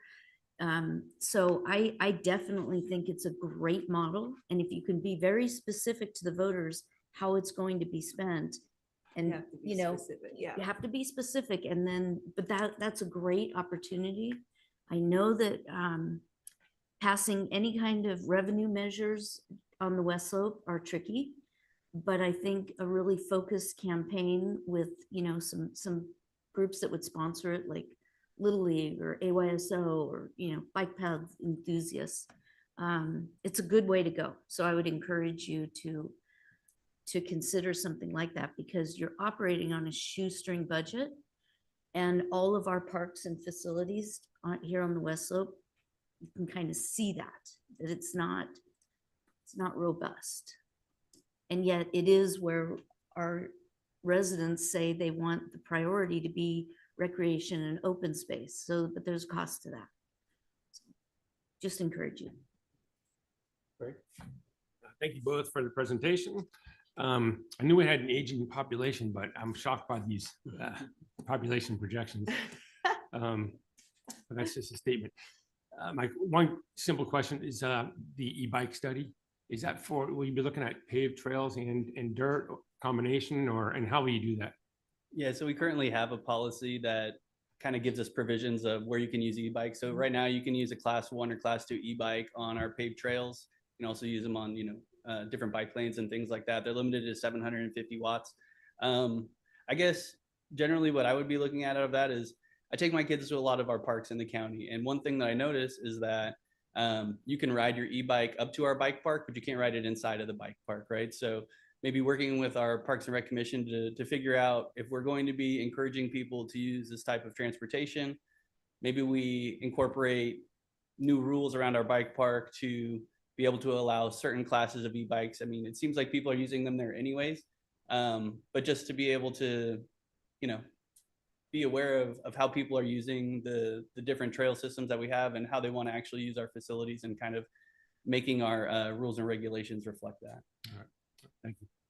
One of the things that we talked about a long time ago was Pioneer Park. When we had the Caldor fire, we used that facility basically for a lot of the evacuees and stuff like that, especially when the showers were set up, and also we had where they could wash their clothes and dry their clothes and stuff. So I think we need to put in something in this master plan, especially to set up some kind of emergency disaster centers and use our parks for that, because we did with Pioneer, but it took a long time to get it in place. So I think if we have it here, at least, and follow the guidelines, I think it'd be a little bit easier, especially when we have a major disaster, because it seemed like it was a little bit delayed for a while. So anyway, I think we need to look into it, because I think it's a great thing for our community, and especially our residents here. Okay. And that is one of the initiatives actually in the plan, is to coordinate access for emergency response to fire and other disasters. Okay, perfect. And then I know that in looking forward to any potential future parks that may be developed, there has been discussion around including the infrastructure to better accommodate the response to disaster. Right. And then while I have the mic, just a point of clarification in the presentation in the second to last slide. This was an initiative that was developed in the master plan prior to the board's direction to essentially encumber the TOT into Yeah, the I was general wondering about that. into the general fund. So just a point of clarification that any subsequent policy would be constructed with that in mind and refer to the general fund as opposed to TOT. And then I know we haven't had public comment, but if the board, when they're ready to make their motion, I think it'd be valuable to provide the direction to staff to return with options to enhance parks revenue. So that we have that explicit direction to return to you for those decisions. And then just wanted to acknowledge that there was a public comment received from the previous parks manager that had requested that her name be redacted from the plan, and we're certainly willing to accommodate that request. So Tiffany, as we talk about that funding element, can we get the language of the river management plan so we can see where it's restricting that? I don't ever remember reading that. And I'm not saying it didn't say that, but I'd like to see what the reasoning was for that. Because it's an asset to the county that the whole county could benefit. Or What is restricting the use of those funds? Yeah. Understood. And if not, there's no way to get there, then at least we could enhance things that have been brought up in the past to be done on the river. I know there was quite a plan, or in that plan, some enhancements to be done to bring more people to use the river, especially in that Henningsen Park area. HLP, yeah, Yeah, it's so- huge.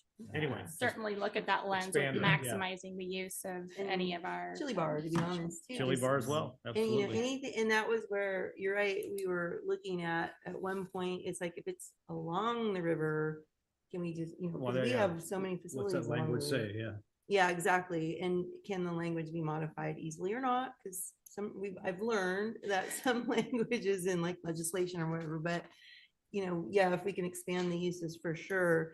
And then also, yeah, during I think it was mosquito fire, I want to say evacuations, HLP was full of people, you know, looking for places to park their RVs and stuff. So yeah, our parks are a great resource for that. And that's just a collaboration type thing, I believe, and then future parks accommodation. The So board did approve one more thing on the fees. I don't know if it was last year, maybe the year before, an updated fee schedule. So it has improved our recovery costs, and it did include CPI in there. So we're making headway there. But I think that there's a bigger picture that we can look at. one last one is, what's the status on selling our chunk of Cronin?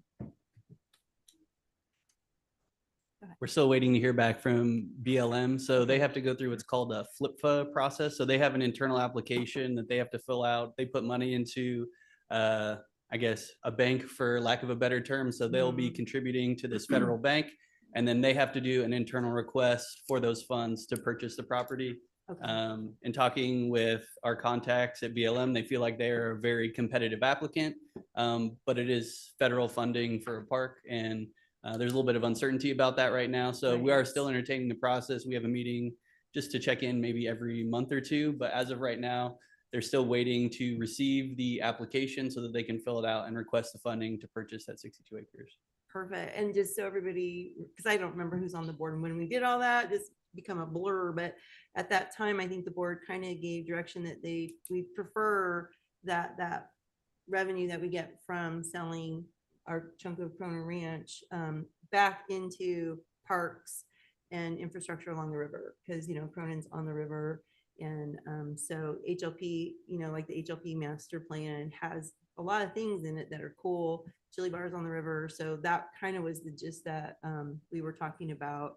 Again, you know, investing in that area because we get a lot of tourists there, and then figure out how to collect those dollars from the tourists.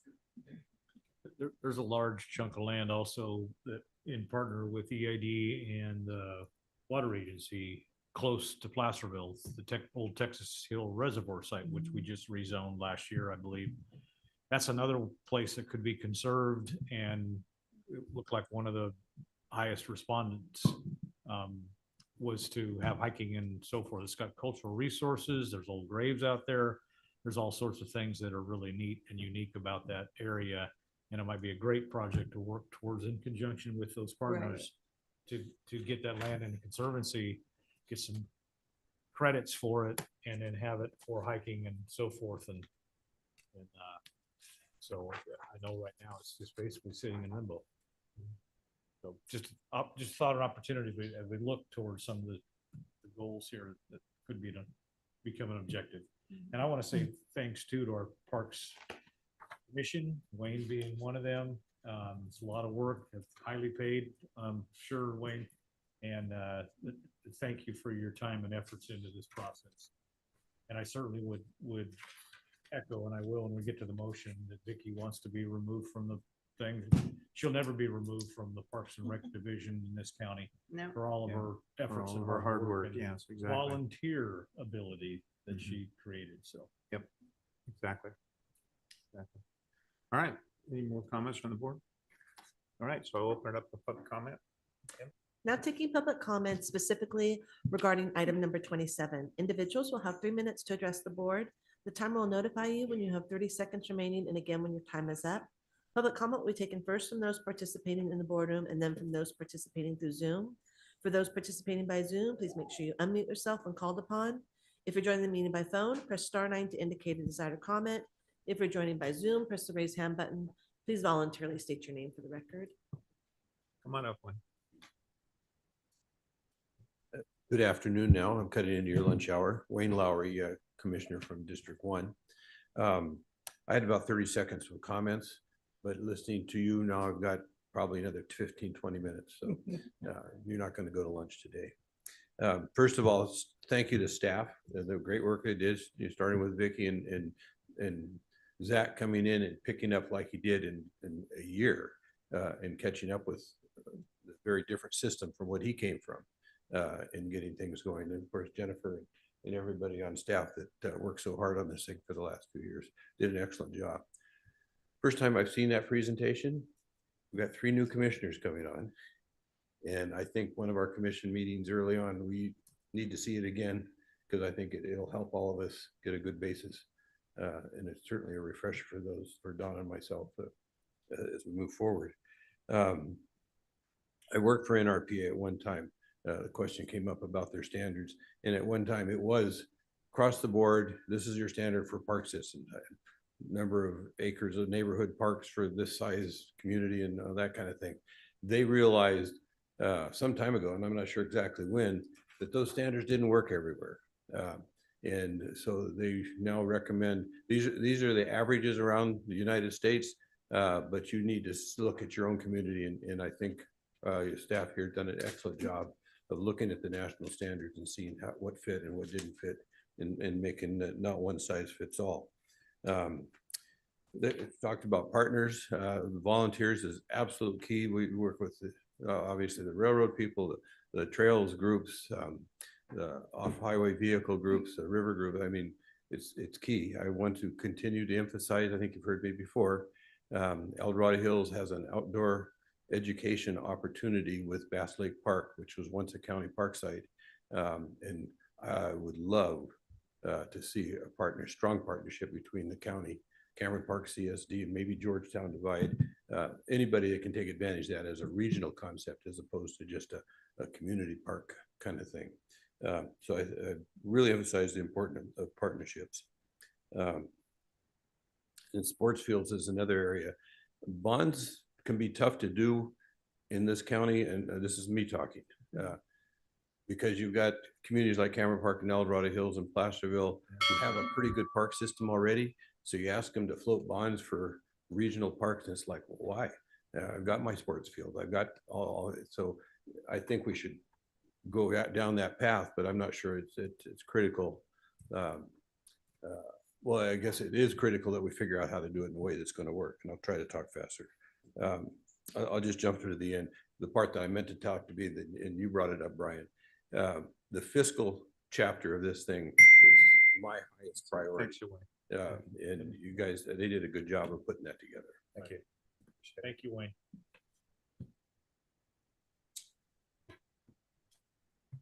Chris Payne, Diamond Springs. Thanks, Jennifer and Zach, for your presentation. Just a couple of highlights. Wayne's a very much an important person in Parks and Rec in El Dorado County, and I want to thank him for all his efforts over the years.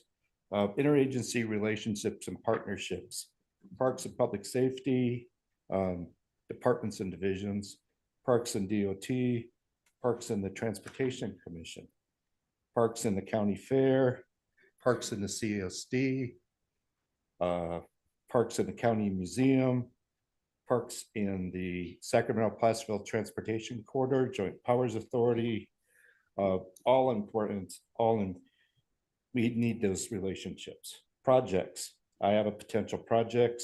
It's called the Shingle Springs Railroad Block and Crew Quarters Turntable, right in Shingle Springs. Lori's walked it. It's there, could be a park, and therefore, I've always dreamed that it would be a park at some point.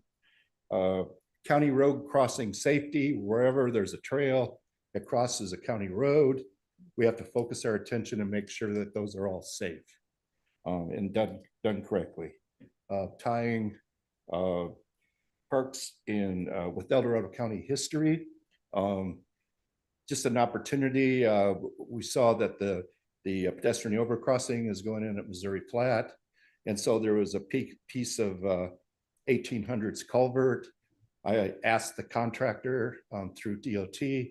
They saved an 8-foot section, reinforced it, and it was going to go to our museum. Since our museum's been closed, we haven't been able to take care of that yet, but I'm just saying it's something that's available. Promoting volunteerism, as Wayne's talked about, and you, Brian. Volunteers are the key, because we couldn't do this just with county services. It wouldn't function. So if you look at trails, you got volunteers there. If you look at the railroad, you got volunteers there. You got just hundreds of volunteers, and I'm not exaggerating, hundreds of volunteers that are doing this daily. Finally, highlight natural trail and paved trail is different. Paved trail is going to cost you a lot of money. Projects get identified for special areas. Currently, they're working on Shingle Springs right now. And I talked to Dustin Harrington. There's a drawing now that's been prepared that goes from Buckeye School all the way over to South Shingle. And that's a big, important area. Thank you for the time. Thanks, Chris.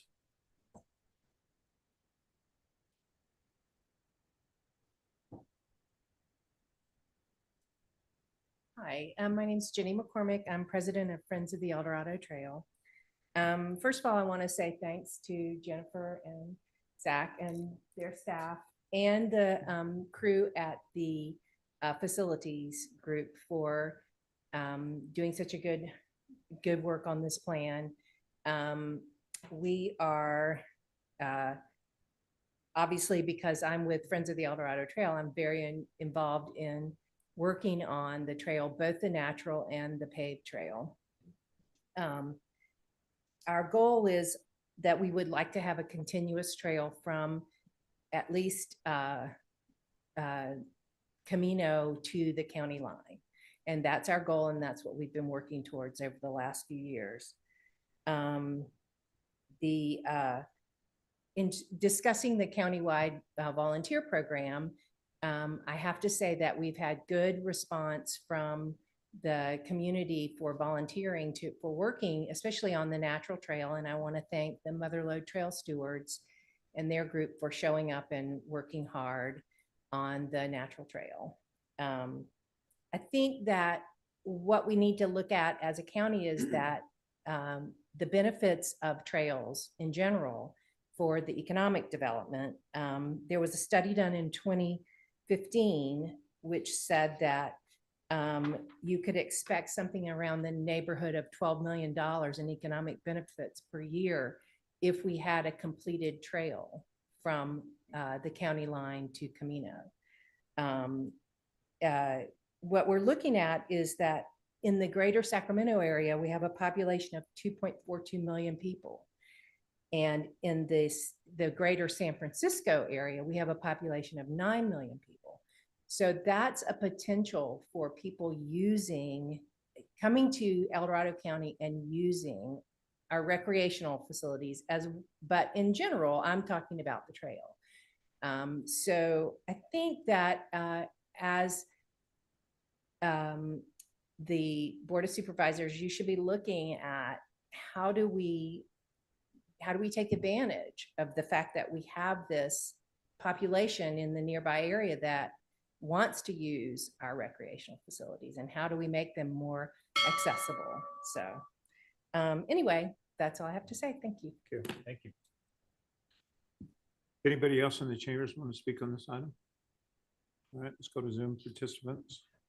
Not taking public comment from online participants. Not taking public comment from Kelly N. Oh, good afternoon. I really hope y'all get your much needed lunch break. Really interesting, and I didn't hear this come up when we're talking about our parks, and I'm not going to ask for an explanation because I am so beyond confused on how we get to where we are when we've got CSDs, we've got developers that are supposed to be paying their fair share towards these parks. And now we got the county, and then Mr. Payne mentioned a lot of other agencies. So I'm really, myself would love someday to buy y'all a cup of coffee and have somebody explain all this to me. In the meantime, though, I think it's really interesting to note, and I can only speak for El Dorado Hills, where I often think back to Alan Lindsay and our recreational based community that was centered around our beautiful golf course, trails, archery ranges, little villages, and community retail, and thinking that he must be shaking his head going, what the hell is going on with that vision? But interestingly enough, in 20 years, our population of over 65 went from 12% in 2000 to 23.6 in 2022. Now we're grandparents, obviously, so I guess we take our kids to the park. However, the population is dropping of newborns to 5, from 5.7 to 4.4. And I can attest that definitely we aren't getting new family populations growing in our community. So I'd love to know in this vision or whatever it is we're funding, are we looking at those demographics also, or are we just sticking in things for the sake of sticking them in? I know trails are difficult as we get older. We have knee problems, we have back problems. I'm terrified of snakes, so I tend not to venture on several. I like the nice flat ones where I can take a leisurely walk with the dog. And I love that some of our streets still have those, though every time they expand El Dorado Hills Boulevard, we seem to lose some of that walking trail space. So I would love, as we're being more conscious stewards of our tax money and our budgets, to get an understanding someday of that account's balance sheets of who is supposed to be providing what, these LLADs. I mean, there's just so much that it's unbelievable to me that one is that we're underparked. That's a weird word, underparked. We don't have enough parks, and we're behind on trails and things like that. When we've had so much development, our population has gone up, at least in El Dorado Hills. I mean, hundreds and hundreds and hundreds % since 2000. Thank you, Kelly. Thank you. Now taking public comment from 525.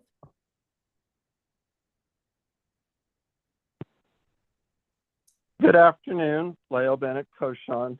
I like the little story about how the whole is greater than the sum of the parts. I just want to share some parts for you to consider as you look at the whole master plan. As most of you know, I've relocated to Pollock Pines, and I am very thankful that you are upgrading and rehabbing our 4-bay park. But my understanding is that even though you're investing up to $3 million, you're not going to be able to put in a dog park. And I'm just a shout out to the Basin. It's the city. When I went up there, they have a dog park named Bijou, which happens to be Jewel in French and was the name of all my dogs with my dad. He's from Quebec. And it's just a very, very low cost to me. Like an animal enclosure, just a little bit bigger. And it'd be great if at some point, rather than, just a really big, super, like in Diamond Springs and Camino, you at least consider having a very simple area that the dogs can play in rather than the Little League field. Specifically, though, I'd like to talk about trails, and excited to hear about, the long-term hope for a trail from Camino to South Lake Tahoe. I happened to meet somebody that was traveling by bicycle from the Pacific Ocean to somewhere in the Tahoe area. I put him up for a night, and then we just chatted, because I've done those long-term rides back in the day. And it seemed very challenging going from Pollock Pines to South Lake Tahoe. But at the same time, I'm more partial these days, as Kelly mentioned, to natural trails for a variety of reasons. I don't find them as hard on my knees as hard pavement. And it's just, you have a challenge. How do you put together bicyclists, e-bikes, in certain areas, horses, and as old-fashioned, just two-feeted people. And I even find the folks that are in full racing gear scary on the trail. Just passing on a pet peeve. Not everybody respects, just where to walk in terms of the right and the left, and maybe better signage down the line would help in that area. And again, I so appreciated the reports. A shout out to what you can do in-house. You're very budget conscious now, and perhaps even incentivizing a little bit of overtime. I did that as a teacher, that they would give us extra money to take on extra projects because it was cheaper and you got a better job. You got it done in-house. And there was a lot of comments about the volunteers. I encourage you to look. Now taking public comment from Ben Glickman. Hi, thank you. My name is Ben Glickman. I'm the president of the El Dorado Hills Swim Team, more commonly known as TAZ. We're a nonprofit recreational community swim team that has been in continuous operation since 1965. I really appreciated the great presentation, and I'm pleased the county is looking to address parks and rec needs of its residents. I did want to note one additional recreational need of the county that I hope would be considered. The county has no competition aquatics facility. If any local teams or schools want to host a major competition, they can't. Those events have to happen in Sacramento County or further down the state.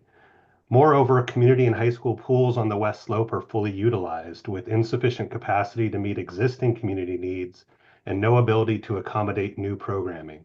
For example, this year TAZ launched a new program called Swimclusion. Swimclusion is the first of its kind adaptive swim team for kids with special needs, including autism, sensory challenges, and physical disabilities. We are the only team in the entire Sacramento region offering this service, and demand from families all over the county is high. The problem is we have nowhere to practice. To provide adequate support for these swimmers, we require 1-to-1 or 2-to-1 swimmer to coach ratios, which means we require more pool space and more time to run practices. But the El Dorado Hills CSD pool is maxed out and has been for 20 years. A competition aquatics facility would not only support school and recreational swim teams in the area, it would facilitate needed services like Swimclusion, as well as other programming like master swim programs for seniors, wellness and rehabilitation partnerships with Marshall Medical, and more. A competition facility is also an income driver. Hosting large meets and tournaments fills hotels and restaurant tables. Elk Grove has done the math on their competition facility to confirm this positive economic impact. So I would really urge the county to begin work with its partners, special districts, school districts, and nonprofit organizations like TAZ to meet the county's aquatic needs for the present while planning for the county's future. And I'm more than happy to work with staff on that. Thank you very much. Thank you. There's no additional public comment. All right, so close public comment, bring it back to the board for any more comments or action. I think we're going to move it with the additional direction to look at revenue generation options, I think, was what we were doing. And we can make the couple revisions to page 12 to name the communities and to remove Vicky's name and make sure the commissioners are listed. Perfect. Our little typo things. Yep. Anything else? That was it, right? Anything else? All right, do I get a second? That's a motion. I'll second. All those in favor by saying aye? Aye. Thank you, everyone. I Motion really passes appreciate it. 5-0. Thank you so much. Good work, you guys. All right, so I guess we'll break for lunch. Do you think it's come back at 1? Do you think it gives us enough time or? I mean, Yeah. Eat fast. Yep. Eat fast. all right, okay. Just wanted to ask. Yeah.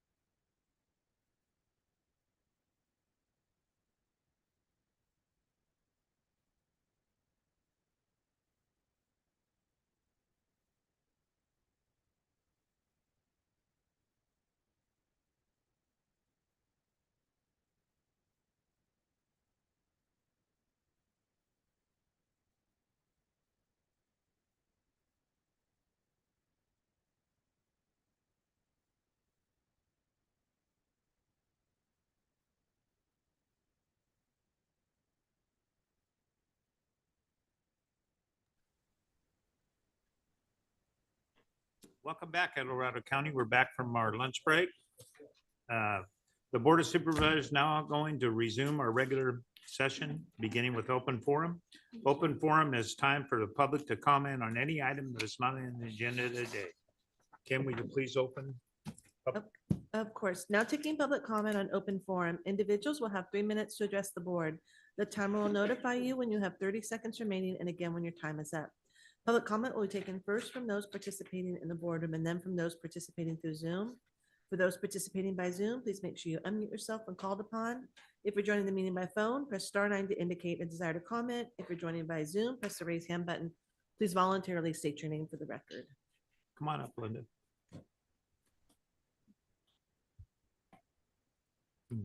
Good afternoon, Linda Colombo, Nashville, California, District 2.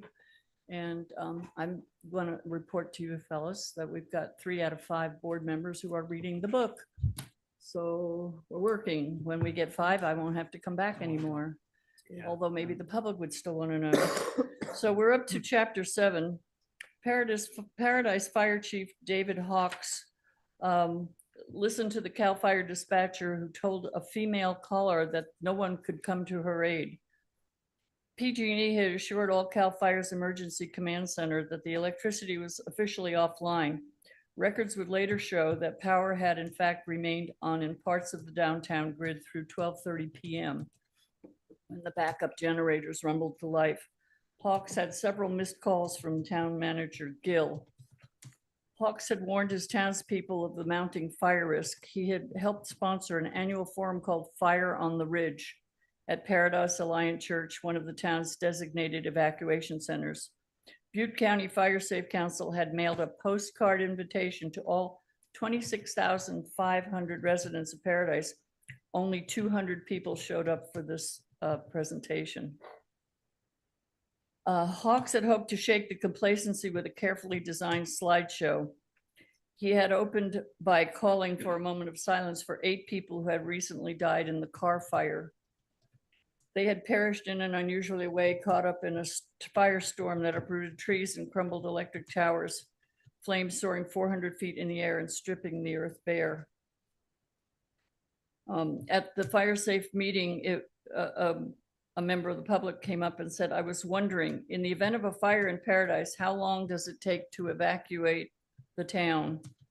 It had been a simple question, but Hawks, the Paradise fire chief, had not answered it directly, saying that he was very confident that Paradise was very prepared. He had even suggested that the man's question was pointless, saying he couldn't ever imagine that the entire town would ever need to be evacuated at once. He would discourage people who hadn't received an alert from evacuating prematurely, he added. The reality was that the town couldn't handle a crush of mass exodus. Only 3,700 vehicles an hour could evacuate on the 4 main routes. The real-time consequences of the town's poor urban planning were overwhelming. I'll stop there. Thank you very much for reading, and we'll go to chapter 8 next week. Okay, Thank you, thanks, folks. Linda. Appreciate Appreciate it. Oh, I have 20 seconds. I had called El Dorado County Fire Safe Council. They had somebody didn't come, and they came and cleared my canyon wall. And that's been bothering me for 30 years. So I'm thrilled to death, and I just want to give them two points of credit there. It was really good. El Dorado County Fire Safe Council did a great job. Thank you. Thank you, Linda. That's great. Great news. Anybody else who would like to speak? For? Come on up. Hello, my name is Melissa Frank, and you may remember me. I spoke several weeks back about IHSS and my different experiences. You may remember I spoke about my son Thomas and my family's gratitude for IHSS, and that he was able to reach heights that most autistic kids, level of independence most autistic kids don't attain. The job I am currently at is the job that I went to after a cousin who had Alzheimer's and had no one else to take care of her moved into my home. Immediately upon her going into a memory care facility. Of course, I had to immediately have another job. I found out about an opening, a desperate need with a man who has muscular dystrophy and is a quadriplegic. I started that job with the intention I had gotten a job offer, but I needed some certifications. But once I got there and started hearing the stories of the trouble that this man, who's very appreciative and very kind, had in keeping IHSS workers, often even though they went through an interview process and the person seemed good, he had a string of addicts that would get high while they were on the job. This man's life depends on his caregivers being mentally there. So I decided to stay working for him. I'll be honest, I thought the job would be shorter. He's at the end of it, but I still cannot leave. It has come at a great sacrifice. I have twice in the 3 years I've worked for him, I have missed part of Christmas Day with my family and get no extra pay for working on holidays. I'm very thankful that we now have 40 hours of work, of sick time, but that doesn't even cover 2 of my shifts as I work 24-hour shifts. This is a skilled position, and yet I am being paid now, thank you, $17 an hour, but that doesn't cover my expenses well, and I have to get another job. I cannot leave unless the next caregiver comes in, and sometimes there's problems and I have to stay, but I don't get paid. Thank you. Thank you. Anybody else in the chambers want to speak in open forum? I don't see anybody. Go ahead to Zoom, please, Kim. Now taking public comment for online participants. Now taking public comment from Larry Rolla.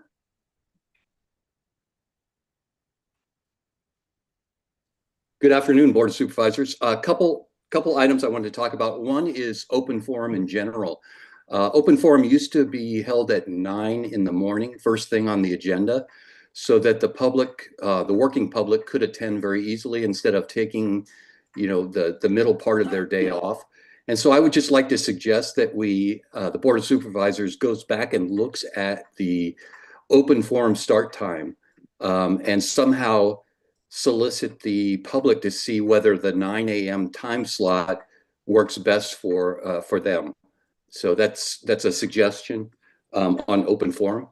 The other item is the draft EIR process. I don't know if you're all aware, but the draft EIR process in the county is an open-ended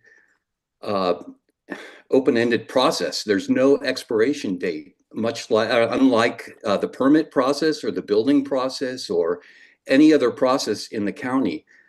The problem I have with the open-ended draft EIR process is that as a property owner, we need to disclose potential developments in the area. So if I wanted to sell my house, for example, I would need to disclose that the Dorado Oaks property that's been an open draft EIR for several years now with no expiration date is still a possibility for this area in Diamond Springs. So I would like the county to seriously look at the draft EIR process, and with the thought of putting an expiration date on that process so that it just doesn't run indefinitely, and that if it does expire, that the developer needs to go back to the drawing board and start the draft EIR process all over again. To me, that makes sense. And I think it would be an improvement for the county and for the people that are living in the county, so that we don't need to continue to be held hostage to developers or potential developers in the future. So thank you for your consideration.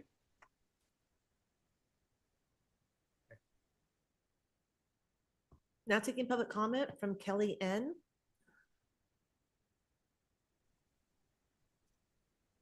Oh, I love it when I switch to my desktop because then it says my name. Kelly Nelavaya. Sorry you had such a short lunch. I am just wanted to share with you all and also hopefully our growing listening community that in El Dorado Hills on April 3rd from 5 to 7, Jeremy Young, who is running for Senate District 4, will be at the South Fork Grill, which is in Town Center, El Dorado Hills. There's no charge to come by.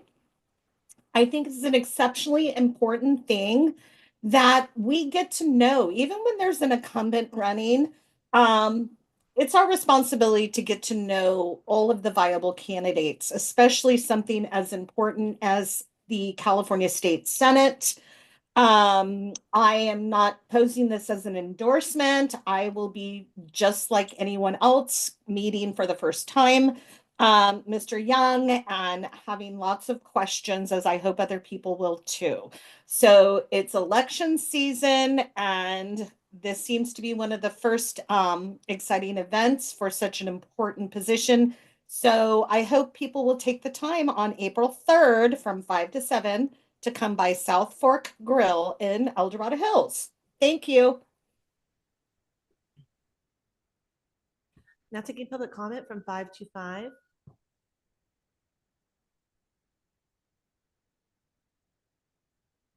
Hi, Lyle Bennett Koshan.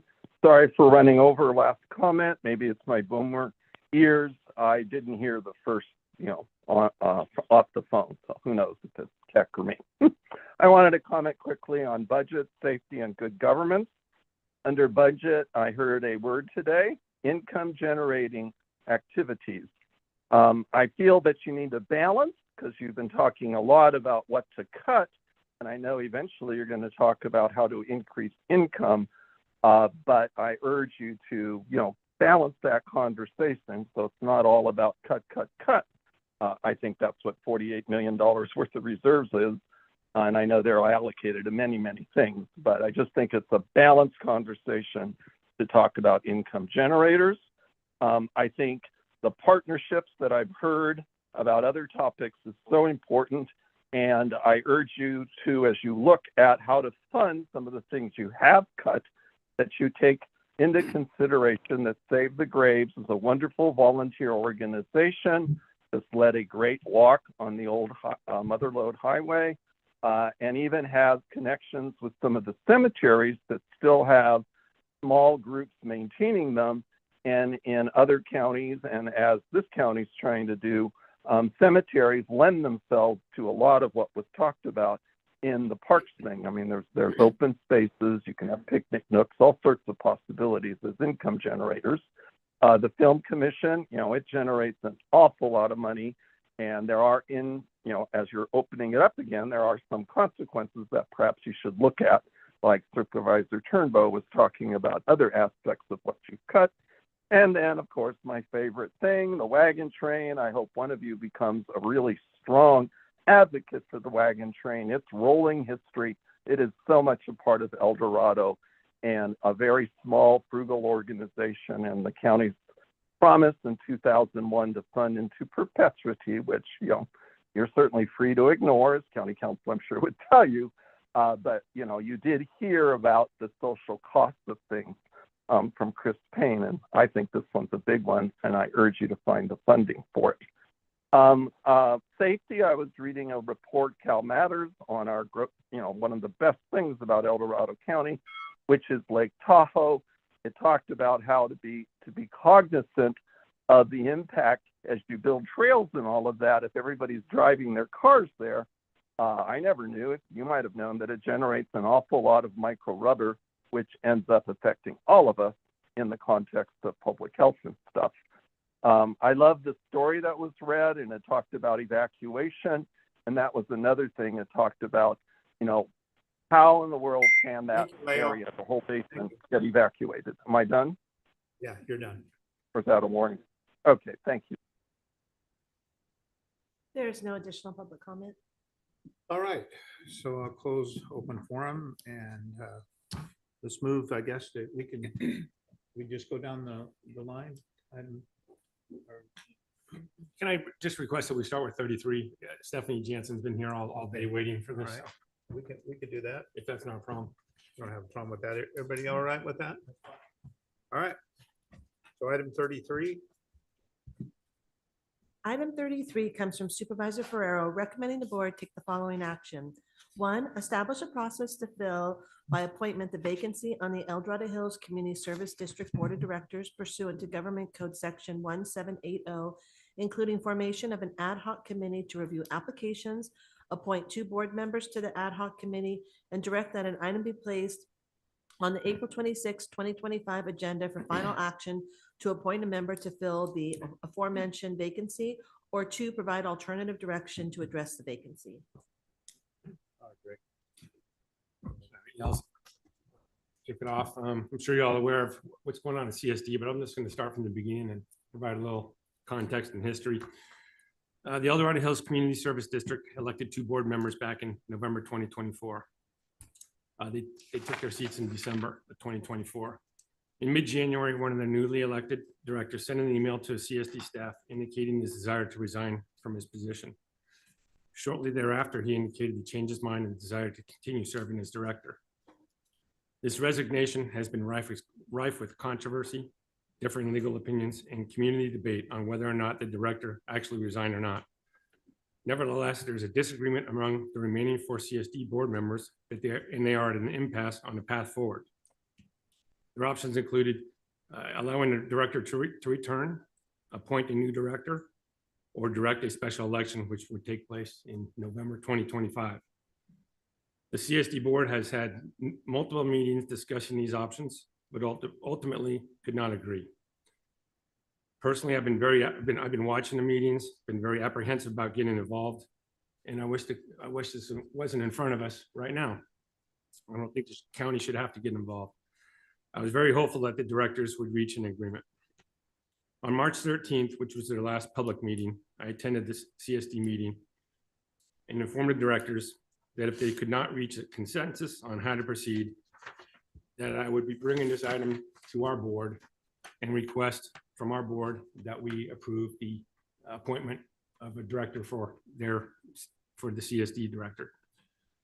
Per the government code, if the CSD cannot reach a direction or could not reach a direction within to fill the position within 60 days of the resignation, it can then come to the Board of Supervisors to make the decision on their behalf. Per the government code, our board can either appoint a new director, direct them to an election in November 2025, or do nothing at all, which would result in an election in 2025.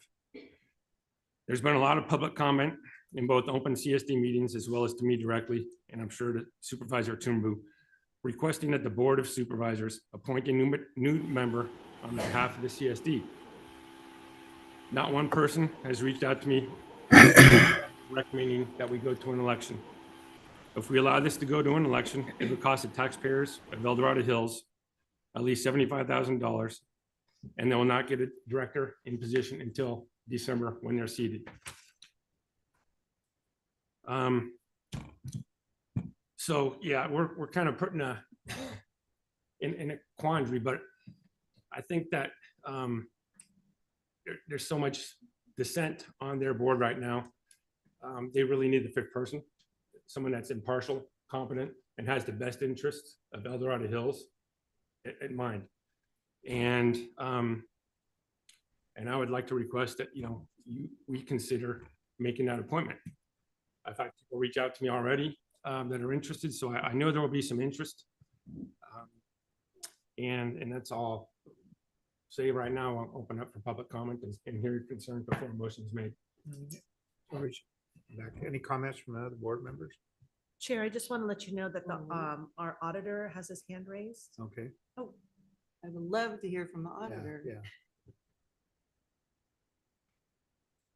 There he is.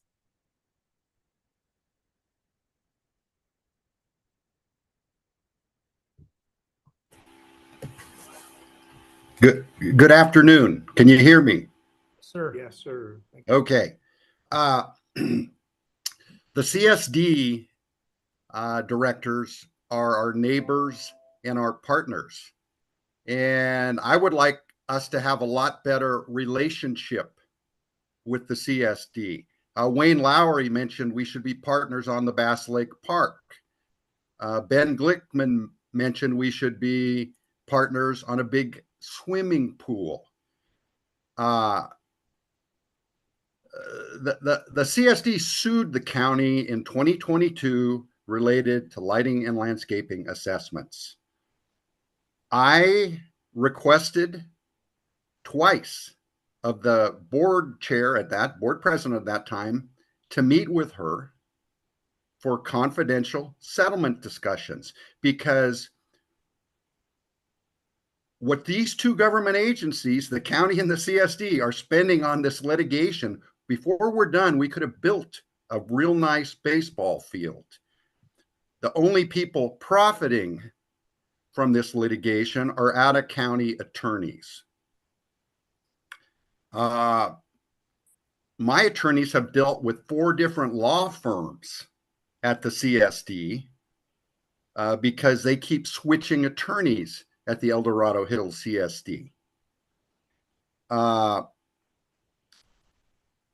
I would really like, we've also requested 2x2 meetings where 2 of our supervisors would meet with 2 of their directors and try to resolve this matter. What I would like to happen is to have this item continued for a week. And if they continue to be unable to schedule a 2x2 meeting to discuss some reasonable way out of this litigation, I think your board should consider that. We don't need to go to trial on this. I have an agreement with the CSD. It states they have to give me written representations about the accuracy and lawfulness of the LLAD assessments. They gave me that. Now, if their attorney writes us and writes a letter that says that agreement's invalid, which I don't believe it is, but if we don't need to go to trial. If that they can make the case that agreement's invalid, okay. But let's go over the facts. In 2021, in the summer of 2021, the former general manager of the CSD signed written attestations related to their responsibility and the legality of the assessments. In January of 2022, he went to work for DTA, the consulting firm that the CSD hired, to prepare the assessments. And in the summer of 2022, despite at least a dozen requests from me for the attestations, similar to what I received the year before, they refused to give me those. And that's why we're in this litigation. This litigation is wasteful for the CSD, and it's wasteful for the county. But their board members and their prior general managers don't want to talk about it, which I don't understand. The most expensive thing we can do is have the attorneys talk about it, because that's costing county residents probably $1,000 an hour when they do. Thank you. Thank you, Joe. So bring it back to the board. Any comments? comment? You want to get public comment first, or I'm just going to throw it out there. I understand what the auditor is saying. This is being brought to us in my mind because folks are telling us, we've gotten the emails, they don't want to spend $75,000 on a special election. Well, if they're really worried about money, they should be on that board down there to tell them to settle this lawsuit. We are wasting so much money. And honestly, I do not want to get mixed up in the politics of El Dorado Hills CSD. I think we need to stay out of it. So I'm going to recommend that we opt for alternative 2 and take no action. The residents within the El Dorado Hills CSD boundaries really need to hold those board members accountable for their inability to perform their duties. This should not have been made such a big deal. We should not be asked to do anything like this. I think it's absolutely ridiculous. And yeah, I totally support what the auditor is saying is you're worried about money. tell the board members to meet with us and let's settle it and get it over with. That is a huge waste of money. So no action. All right. So I'll go ahead and open it up to public comment. Now taking public comment specifically on item number 33. Individuals will have 3 minutes to address the board. The time will notify you when you have 30 seconds remaining and again when your time is up. Public comment will be taken first from those participating in the boardroom and then from those participating through Zoom. For those participating by Zoom, please make sure you unmute yourself when called upon. If you're joining the meeting by phone, press *9 to indicate a desire to comment. If you're joining by Zoom, press the raise hand button. Please voluntarily state your name for the record. Come on up. You're going to speak? Yeah, come on up.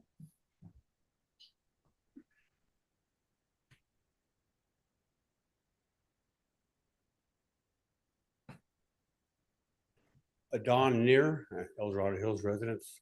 First, I'd like to thank Supervisor Farrar for bringing this up. Very important issue. I've been at last several of the CSD meetings where these votes were taken, and I was simply appalled at the lack of cooperation and basically common sense, how we got to this point. I was at the meeting where the public spoke. Every one of the members of the public there said the board should appoint somebody to fill this vacancy. After the meeting, I went to the office and I checked for the letters that were written by citizens of El Dorado Hills. Every one of the people that wrote a letter said the board needs to appoint somebody. Unanimous. And, you know, it's ridiculous to say we have $75,000 to waste. I mean, I don't know how they've come to this point, but something is seriously, seriously wrong with what's going on at the El Dorado Hills Community Service District. And I don't know if it started back in 2021 or whatever, but the direction is all wrong. They can't cooperate. They can't make intelligent decisions. They can't manage money. As you were talking about, Ms. Parlin. But I can't control their pocketbooks. I mean, I got up and I spoke. I told them what I felt. Everybody felt the same way, but we can't control them. They need some serious oversight. You know, I have the grand jury report. I have the comments by the DA. The DA is going to look at some, you know, Brown Act violations and but we're beyond that. I don't know if it's the state needs to get involved. I don't know who answers to who, but there's no accountability. There's no transparency. There's nothing going on there. It's a serious problem. And I'm sorry, I don't have the answers. I hope that you do. And maybe just make a temporary appointment just so we could get the ball moving. Because right now, I mean, we've seen this stalemate. It's going to be that way until the election. When's the election? How many months? And meanwhile, the homeowners that we pay money for to get some action done, you know, we're in a quandary. This is ridiculous. So I appreciate your time. Thank you, sir, very much for bringing this up. And I hope we can come to a resolution. Thank you. Thank you. Appreciate it. Anybody else in the board chambers want to speak on this item? Let's go to Zoom participants, please. Not taking public comment from online participants. Not taking public comment from iPhone.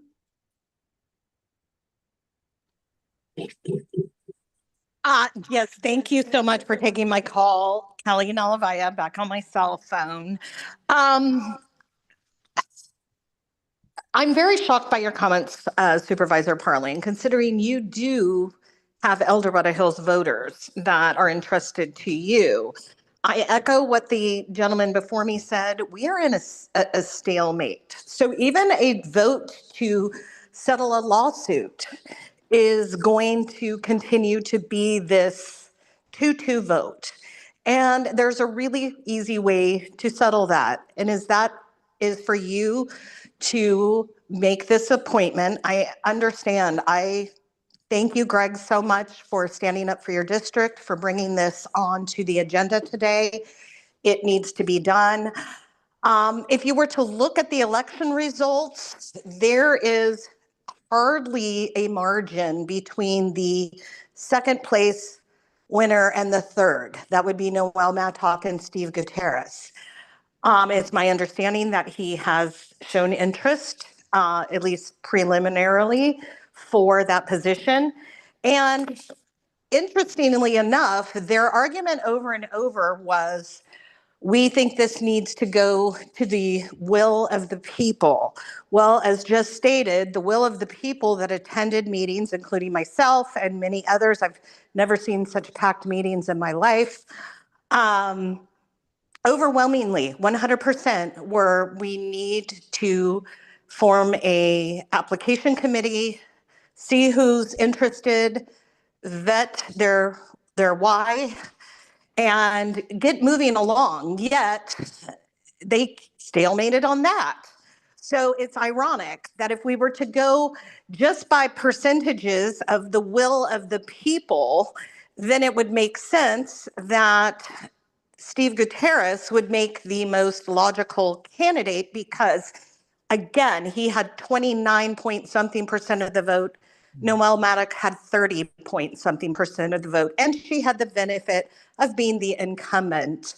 I know for a fact that Steve Gutierrez's candidacy was 100% grassroots, non-incumbent, no endorsement. So that really says a lot that that margin was so close, that people really felt he was going to be a good, balanced, very informed person. So I encourage you to not subject us to more limbo, to not subject us to a special election cost. And I understand your bitterness, but please take this task in April. Thank you.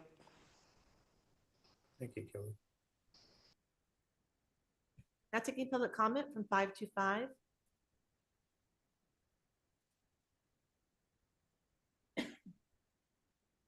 Hi, Leo Bennett, Koshan, Pollock Pines.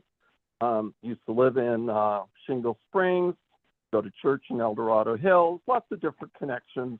But my perspective is one from good governance.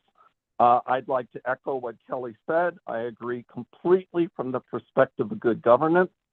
As the code states, you have this power. That's just part of good governance, is you try to let the local folks figure it all out. And if they can't, then there's another body that can come in. I think Kelly laid out a perfect compromise in terms of the will of the people, is to take a look at the candidates she mentioned. But I really want to applaud, Greg, you for going to the meeting and, the buck starting with you.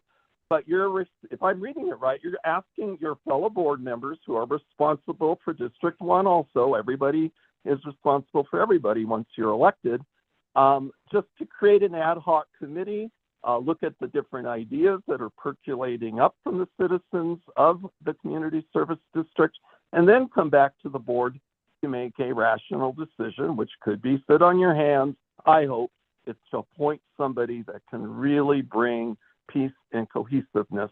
I've watched all the meetings, and I have to agree, in the context of good governance, there's a lot of lesson learned that's going on in the community service district. Thank you for taking my comments. Thank you, Leo. Now taking public comment from John Beatty. Good afternoon, supervisors. John Davey. I'm a 30-year resident of El Dorado Hills. Over the years, I volunteered to serve on several working groups of the EDHCSD. I currently chair the CSD LAD Citizen Advisory Committee, president of the Vast Lake Action Committee. I serve as executive officer of the El Dorado Hills Area Planning Advisory Committee since 2017. I attend essentially every EDHCSD board of directors meeting, and since they're in the evenings, we spend many evenings from 5 or 6 p.m. till 10 p.m. and frequently till midnight. I have a laundry list of things that I wanted to share with you today verbally, but essentially I'm sort of reading the room. $75,000 is an issue. The main issue is that this board that we have, it's our most local representation, has failed to act. They have failed. That matter falls to you by state law. Now, you can either act or not act. I would be disappointed if you failed to act as well. You represent the entirety of El Dorado County. And the thing that I find most challenging is that communities and groups want to divide each other by where we live or where we don't live. $75,000 is an issue. It's better to make an appointment. I am been just bothered by the fact that the CSD has been suing the county. We're paying the CSD lawyers, and we're also paying your lawyers for this lawsuit. You're not going to get it resolved with the 2x2. It has to be the full board that takes an action. We are deadlocked right now. I support the Supervisor Ferraro's concept. Get the applications in. I have no doubt we'll have quality candidates that are willing to step in, because this is a horrible situation we're in as a community. It's the most responsible course of action is to make an appointment. So I'm asking you, I'm sorry that this has fallen to you. But state law is state law. And I would hope that you would not fail to act either. I implore your board to make an appointment for the sake of the community in El Dorado Hills. We don't have a year to wait. We have a laundry list of things that we need to address in the next year. If we go to an election in November, we're wasting a year. We have imminent is the decision on the second parcel of the El Dorado Hills executive golf course to purchase.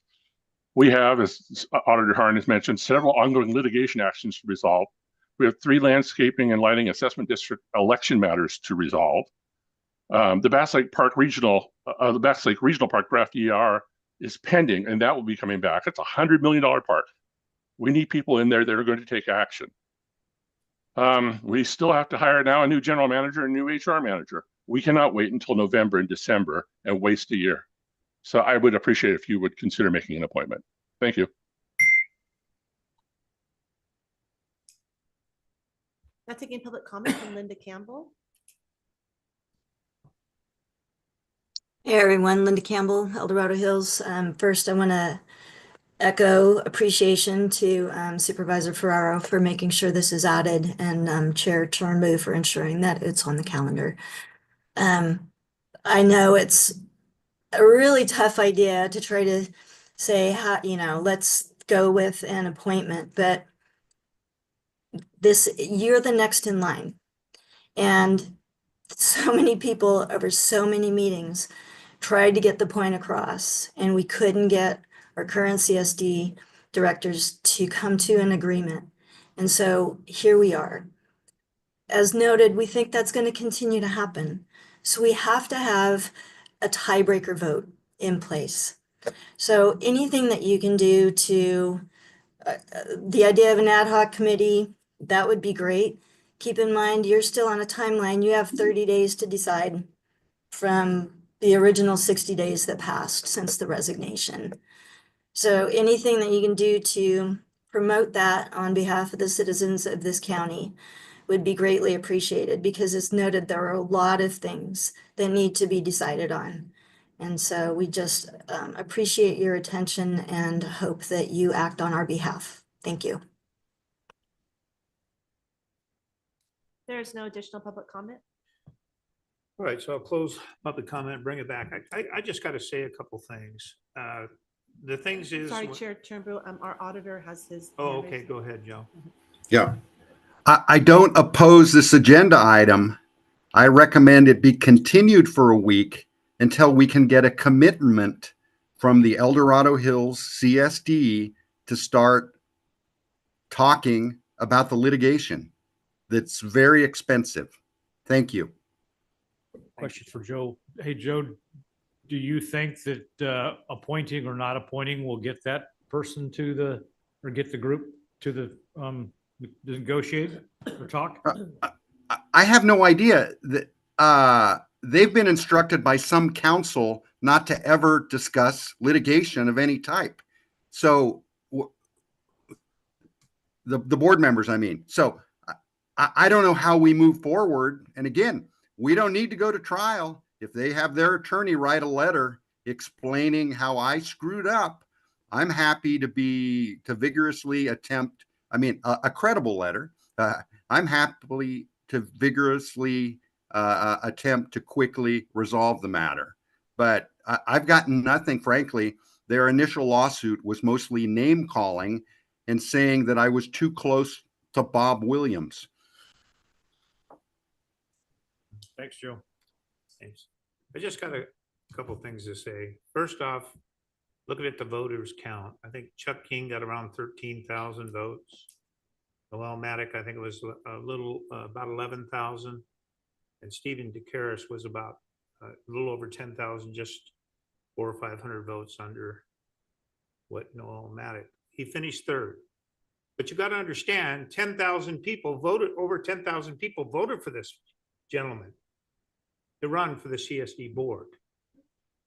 And I don't even know why we even have to take applications. It's already there.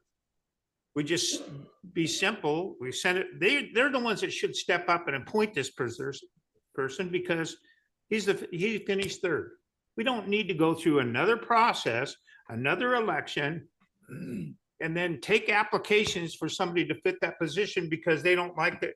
The other group doesn't like that particular person. He finished third and he almost finished second. So my personally thing, I don't think we should form an ad hoc committee. I don't want to take more applications. It's already, handwriting's on the wall. Just because certain people don't like it or some of the things that he's maybe bringing towards these board members that are down there, that it shouldn't be our decision. It's a political nightmare is what it is. And we should not be involved in it. We shouldn't. It's there. And I think the best way to solve this problem is send it back and make sure they appoint this person. If they can't get it, then we can work on it. Give 30 days, see if they can get this resolved, because this is just a crazy mess. Just because they don't like this person because of some of the accusations that the fellow board members that he's talked about. Anyway. This is why I recommend we take no action. We should not get in the middle of this political nightmare. Not on us. And honestly, Mr. Nair, I believe it is, the accountability for CSDs is with the people. That's the way CSDs are. And what I would recommend you guys do is you start a recall on the most egregious board members right now. And this is ridiculous. The El Dorado Hills CSD, and the fact that these folks on the CSD board down there keep saying they want cityhood, and look where we are. We can't even have a functioning CSD board. I don't know. I'm going to stop there. But no, we should not get in the middle of this mess. Sorry. Great. You and George have the majority of the district. Well, I'll tell you what, I mean, I agree with what everybody's saying. I mean, I don't want to be here involved in this, especially on my third month in this position. But I think it's necessary. I agree with Joe Harn regarding the lawsuit. I don't think waiting a week is going to do anything. I think that we've tried to get 2x2s with them. We can't do it. So I don't think we're going to make any progress in a week with the current board. I think we can maybe make progress down the road if we get a fifth person in, someone that's impartial, that's not. There is no such thing as impartial. There is. Loud. There is not. So I mean, they're going to be having issues until December if we don't do anything. So Chair Turnbull was go to number 3. Is that? You know, I've heard that a lot. Nope. And Steve's a friend of mine, but I have some personal issues that I would have to work out with that. This is why we should not even think about getting involved in this, you guys. The people, CSD boards are accountable to the people. That is it. We're accountable to the people. I mean, they need to go down there and recall someone. If people are that angry, they should get those signatures in no time. Seriously, Well, don't put this on us.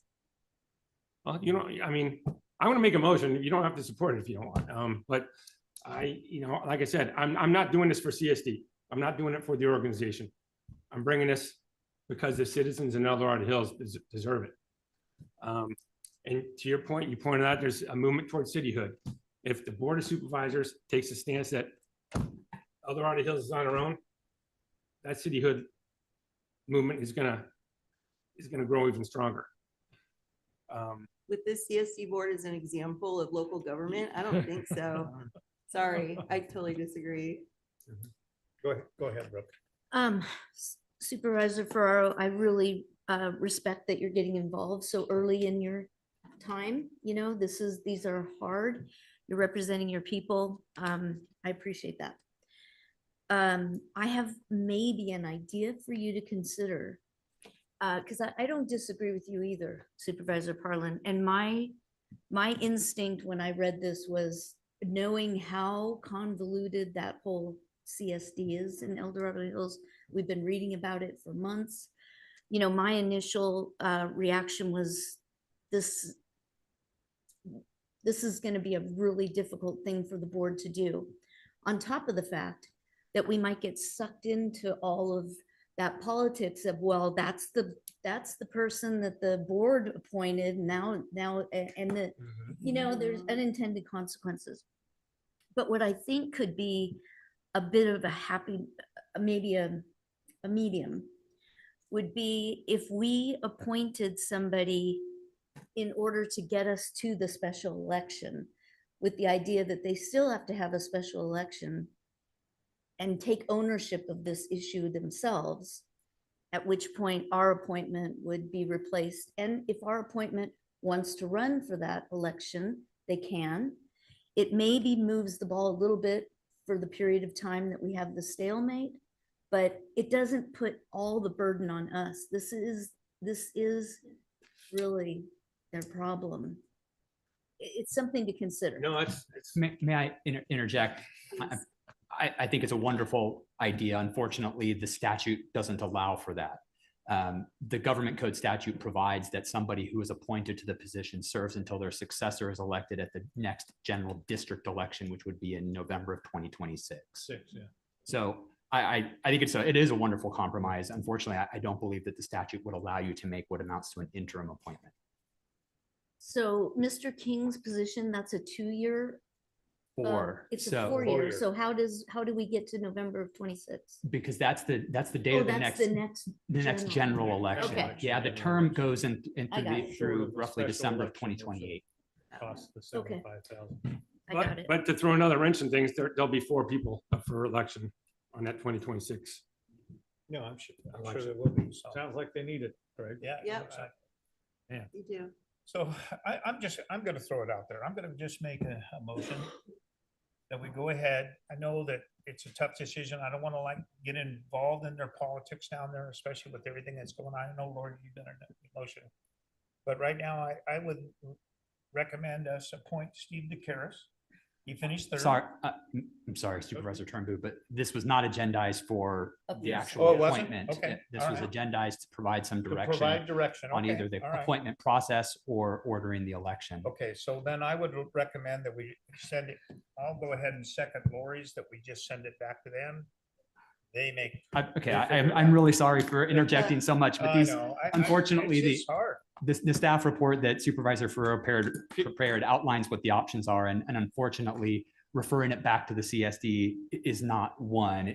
They failed to act within the 60 days that the statute requires, and now the board, again, the board doesn't have to act. I want to make that absolutely clear. Yeah. So Okay. But Can it I is make- up to the board. Can I make my motion? And if it doesn't pass, then we do nothing. Okay. That's right. All right. All right, that's simple. Go for it. And I just want to point out that the CSD had 60 days to fill this position. We have 30. Okay.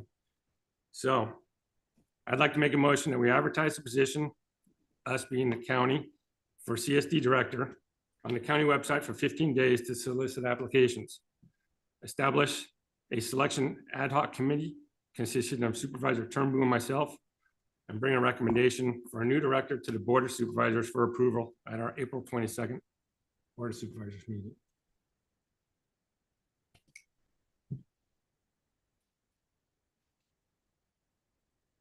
Crickets. I'll make a second motion that we take no action. You don't have to. Don't have to. Oh, no.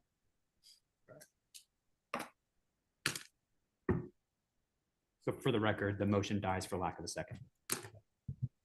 What is the item? People know what to do. Yep. That's what I say. Man, what a mess. What a political mess. All right. All right, so we can move on to item 23. I'm sorry, Supervisor Turnbull, but let's. Open it if up we to could just- public Well, comment. if we could just maybe take a moment. Okay. Yes, you can come on up.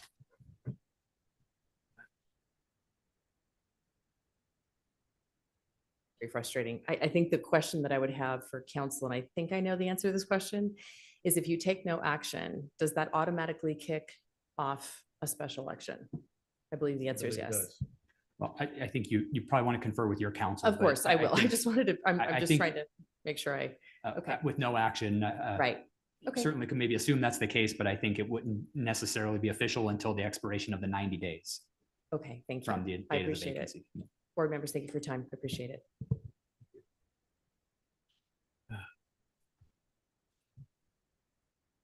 All right. 23. 23. Sorry, everyone. This is our real. Item number 23 comes from the Chief Administrative Office recommending the board establish and appoint 2 members to a signage ad hoc committee. Afternoon, Sue Henke with the Chief Administrative Office.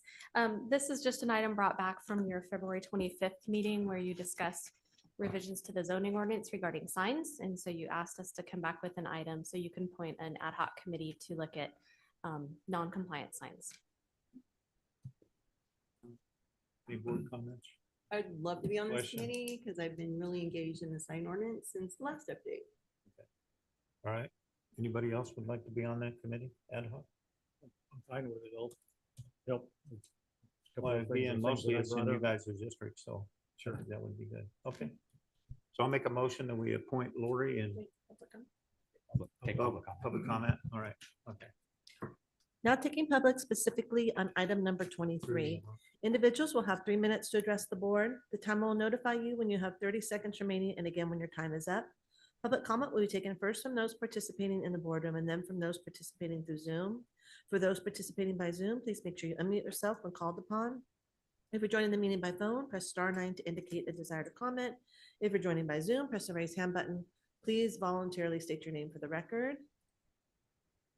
Seeing no public comment in the boardroom, now taking public comment from online participants. There's no public comment. All right, so bring it back to the board. So I'll make a motion. We appoint Brian Veerkamp and Lori Parlin for the ad hoc committee on the signage. Second. And before we take a vote, I would love for the CAO to give an update on our robust conversation the last time we talked about this before we close out the item and move on. Yeah, I sent an email to the entire board, but Supervisor Parlin asked if I could just give a quick recap of it. And I think there's value in it because staff often always listen to you. And we are, we do a lot of things behind the scenes as a result of conversation, and that doesn't necessarily warrant direct direction from the board. It's just our job as department heads and as employees of the county. So in hearing the dialogue around the last item on the 22nd, February 22nd, where there was an acknowledgement that the sign ordinance enforcement lives in 3 of your county departments. So planning and building, so code enforcement has a function there, DOT and environmental management. And just hearing kind of the confusion or frustration or potential efficiency of having better communication and coordination between those departments. Had amazing Tara Stout from my office convene a meeting with those department heads, and they came up with a process whereby code enforcement and planning and building would be the central enforcing entity. So they would do take the intake, they would do file the violations, levy fines if necessary, and then environmental management would be, and DOT would just assist with the removal of the signs because they each have physical jurisdiction of different parts of the county. So that's that'll go into effect in May. So that's already cooking. I appreciate that. I just thought it'd be good for the public to hear too that, staff our conversations are meaningful Yeah. and we try really hard and you guys run with it. So Yeah, thank we you for do. that. Yeah, thank you. That was all, Chair. I want to get the vote now. Okay, so all those in favor by saying aye? Aye. All right, so I'm let's, sorry, motion passes 5-0. all right, so let's move to item 24, grand jury response. Item number 24 comes from the Chief Administrative Office recommending the board consider the draft Board of Supervisors response to the 24-25 grand jury final report for elections, a deeper dive into voter rolls and Dropbox security, and take one of the following actions. 1, direct staff to make changes and return to the board with a final report by April 1st, 2025, or approve the report as the final report and authorize the CAO to submit it to the presiding judge. Hello again, Sue Henneke with Chief Administrative Office. As the clerk said, you have two options. You can either adopt what's before you as your final version of the report or the responses, or you can direct us to make changes. As you're aware, the CEO's office take the lead on responding for all non-elected officials within the county. So we worked very closely with the registrar of voters and also county council to draft the responses on your behalf. And the response is due to the presiding judge by April 7th of this year. So we would have, if we have one more meeting or two, I think, if you wanted to direct some changes.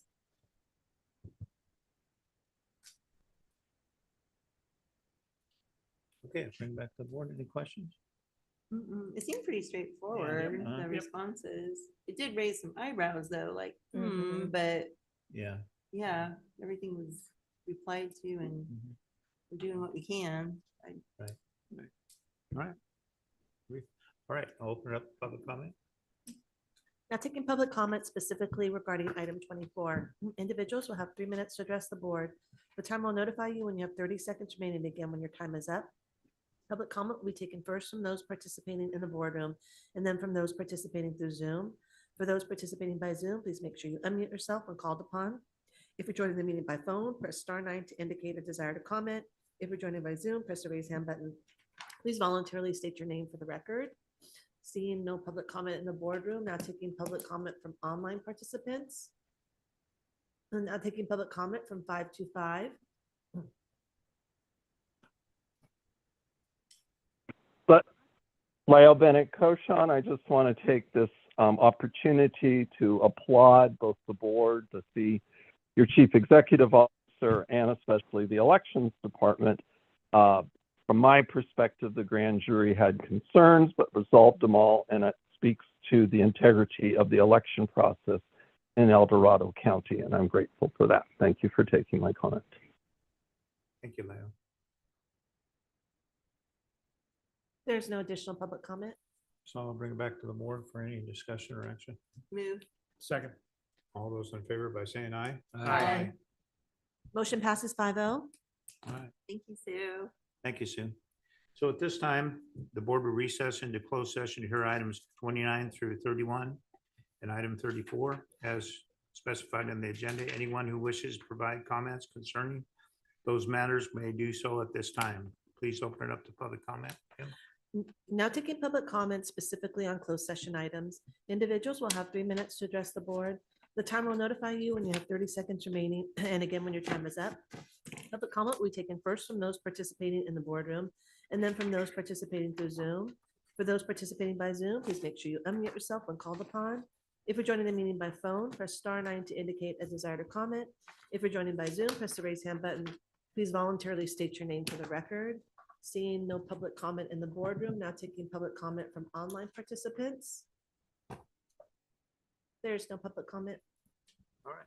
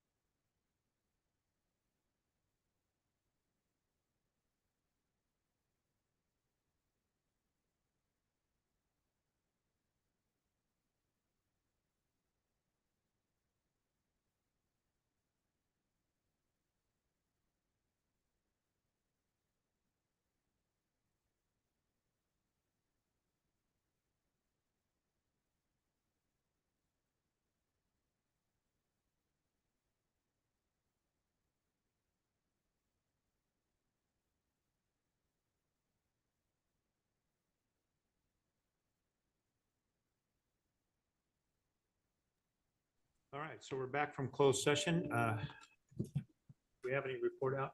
Thank you, Mr. Chair. The board heard closed session items 29, 30, and 34, and there's no action to report out. Okay. So let's move on to item 28, Bass Lake Hills specific fee schedule.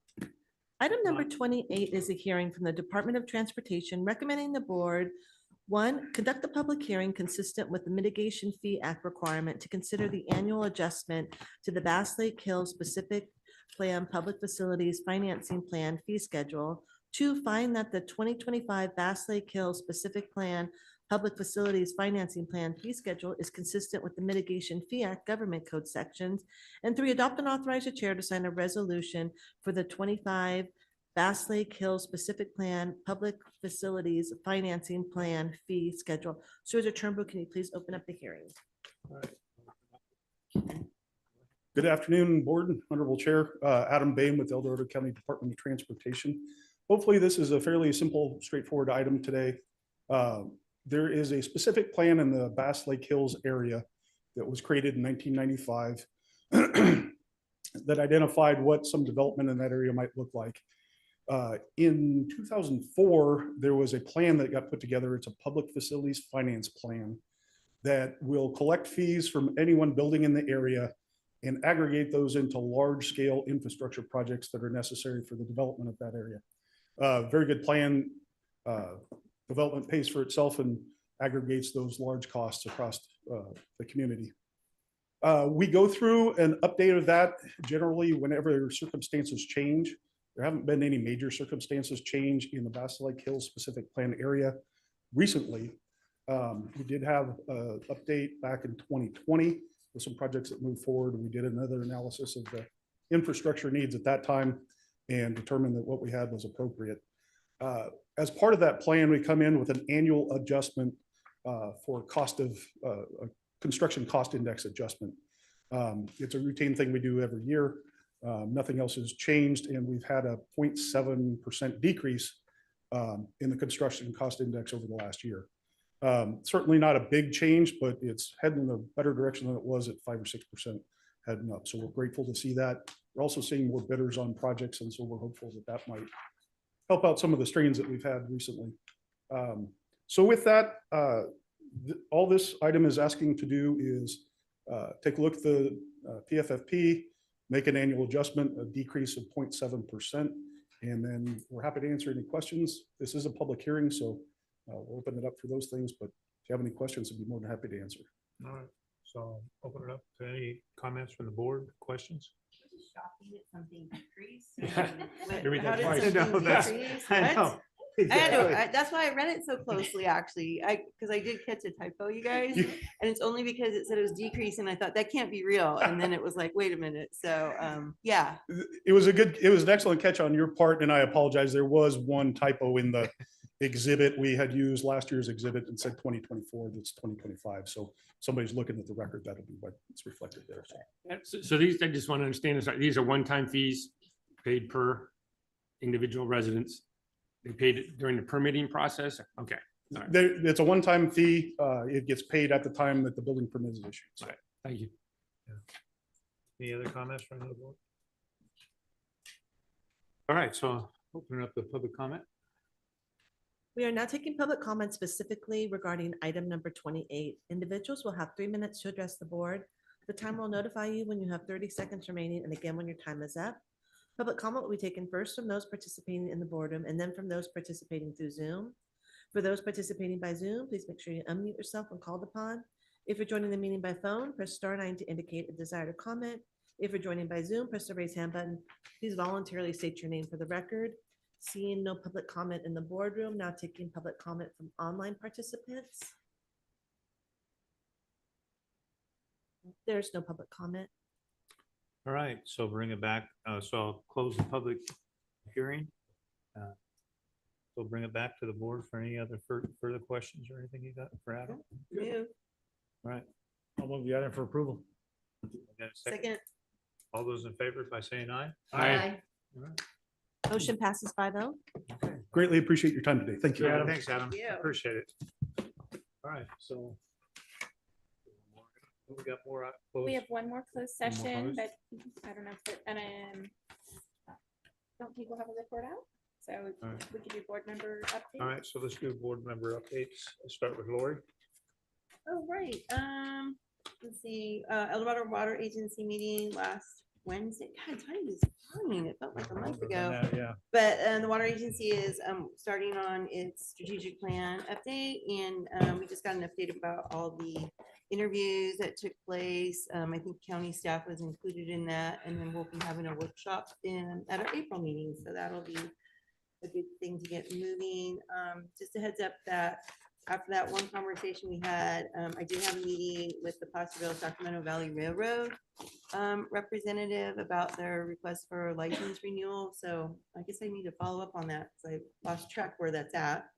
I also had a meeting with the developer for the El Dorado RV Resort and Hotel project, and then had a follow-up meeting the week later with some community members because El Dorado Road is the boundary line between District 3 and 4. So my residents are on the other side, and it was really a good meeting and got a lot of questions answered. So hopefully the community feels good about the project.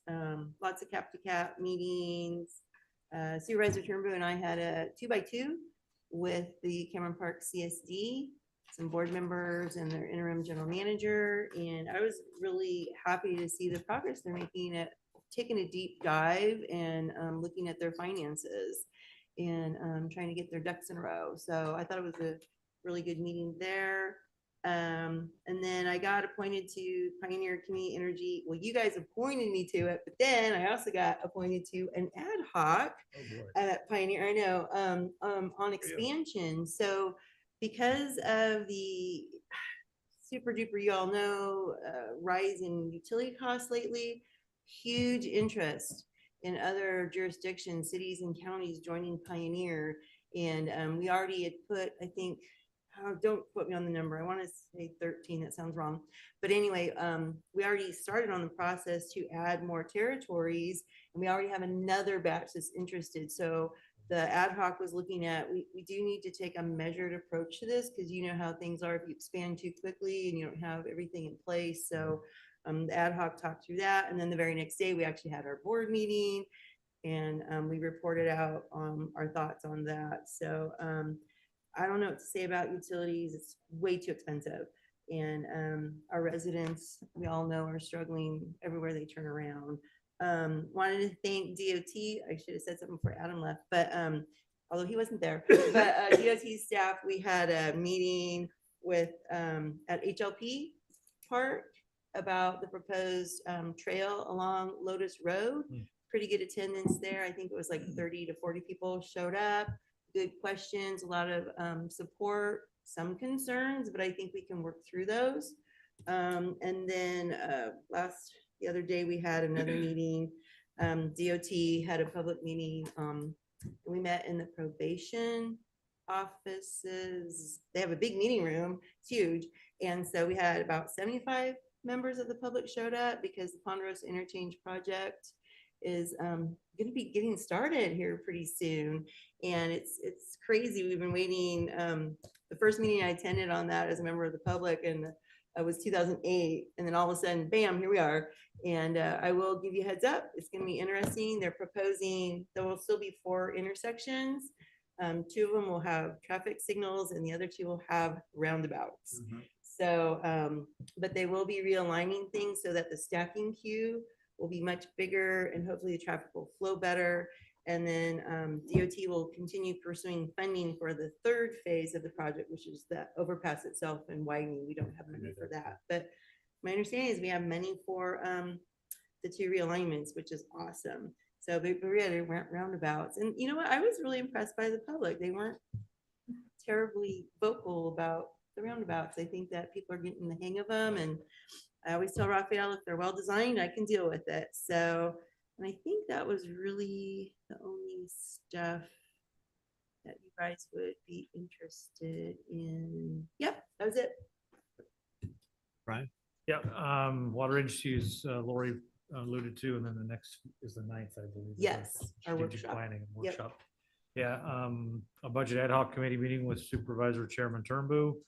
numerous budget functional group meetings in the last 10 days or so. The Fair Board meeting, the GSAC board meeting as well with Kyle. Kyle and I attended that. There's lots of stuff going on in the region. I'll leave it at that point. El Dorado disposal update. They're really in the final wind down of the redo of the MRF over there. One thing very interesting, they've had a lot of vandalism and they're going to actually wire up the fence. There'll be low voltage electricity to the fence. They've had it cut. People been stealing things.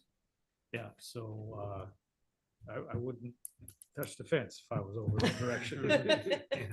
Yeah, You warned everyone, they know now. yeah, and it just goes hand in hand with some of the folks that are living out in the woods, stealing everybody's stuff and surviving. So anyway, the other piece of the MRF is there is a lot of compost available if anybody wants it. They'd rather get it to you in a 40-yard truckload. So if you've got room for 40 yards, they'll bring it to you.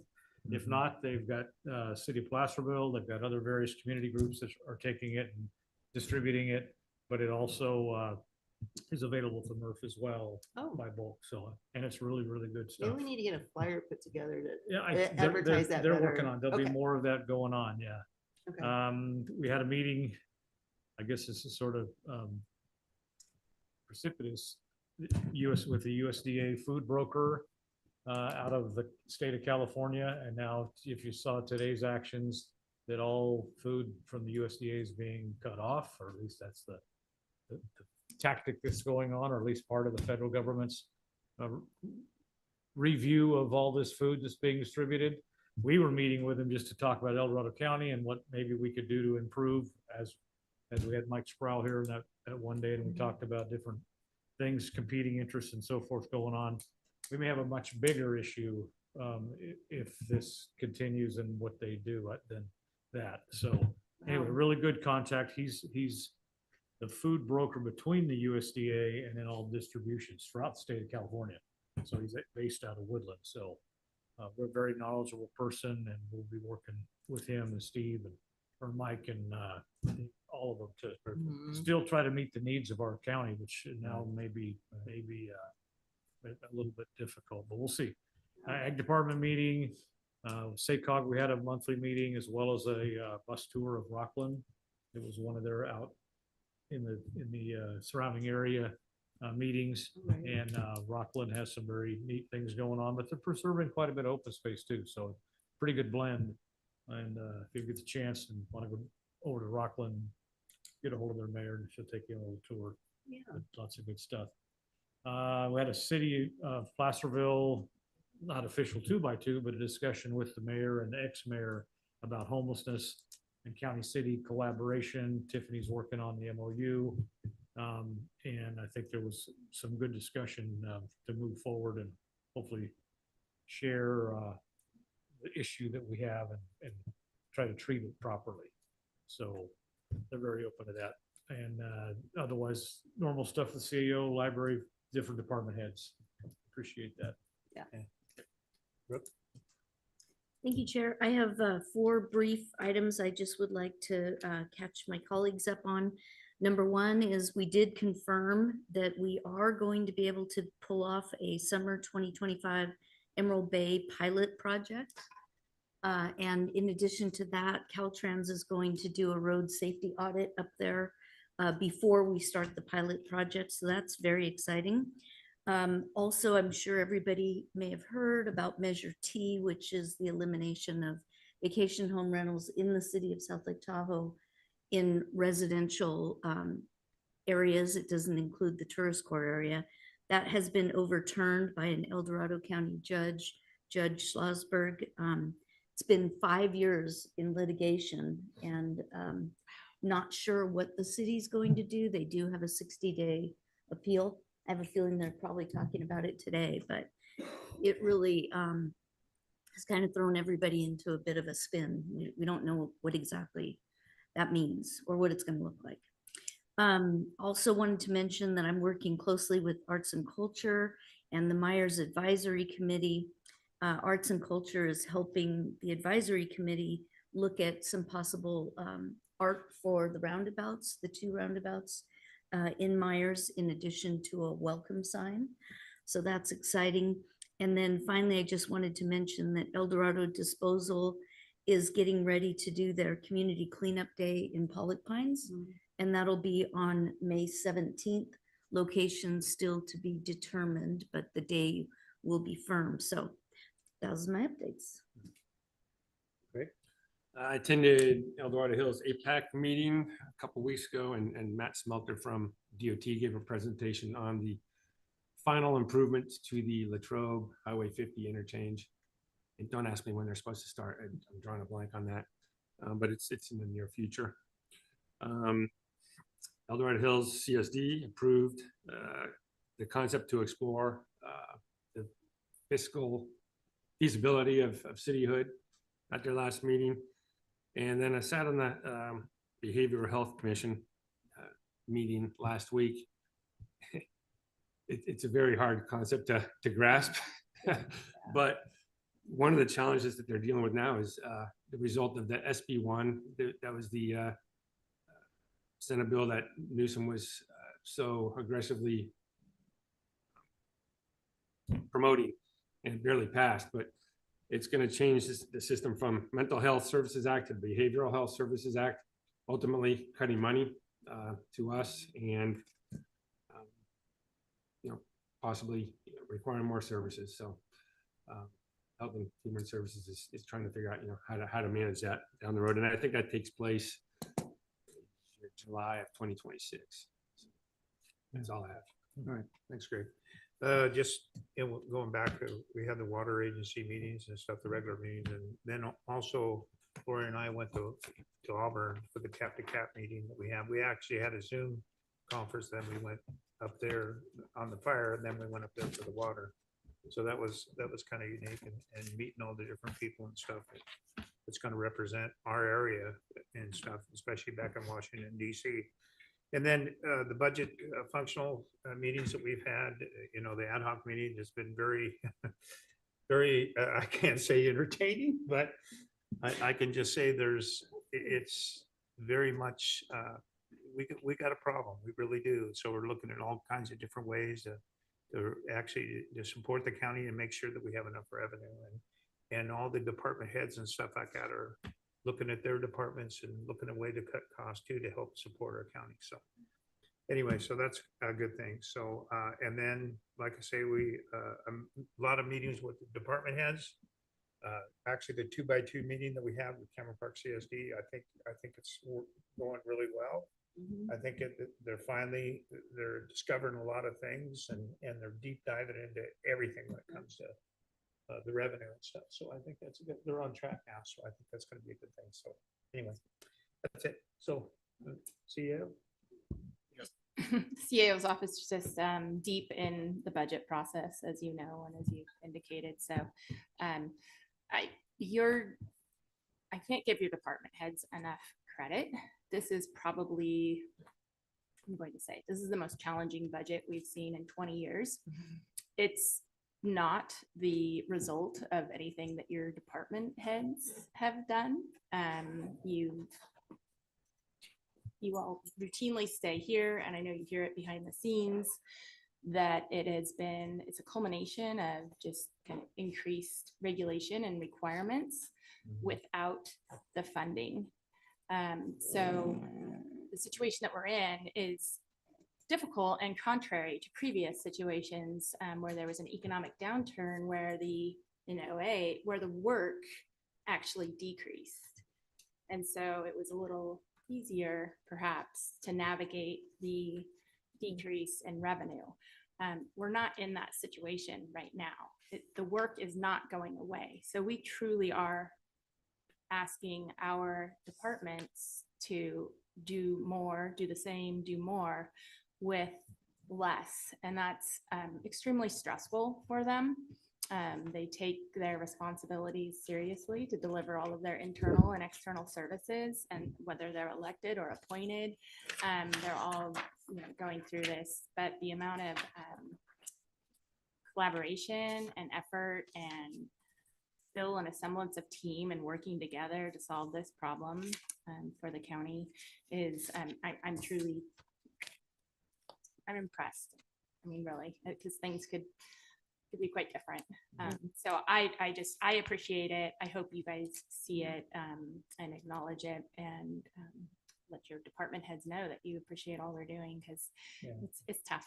It's really, really tough. It is. And it's not a result of anything that they've done. So that's hard. Yeah. So, but thank you. I thank all the department heads for all the hard work they've done. All right. Yep.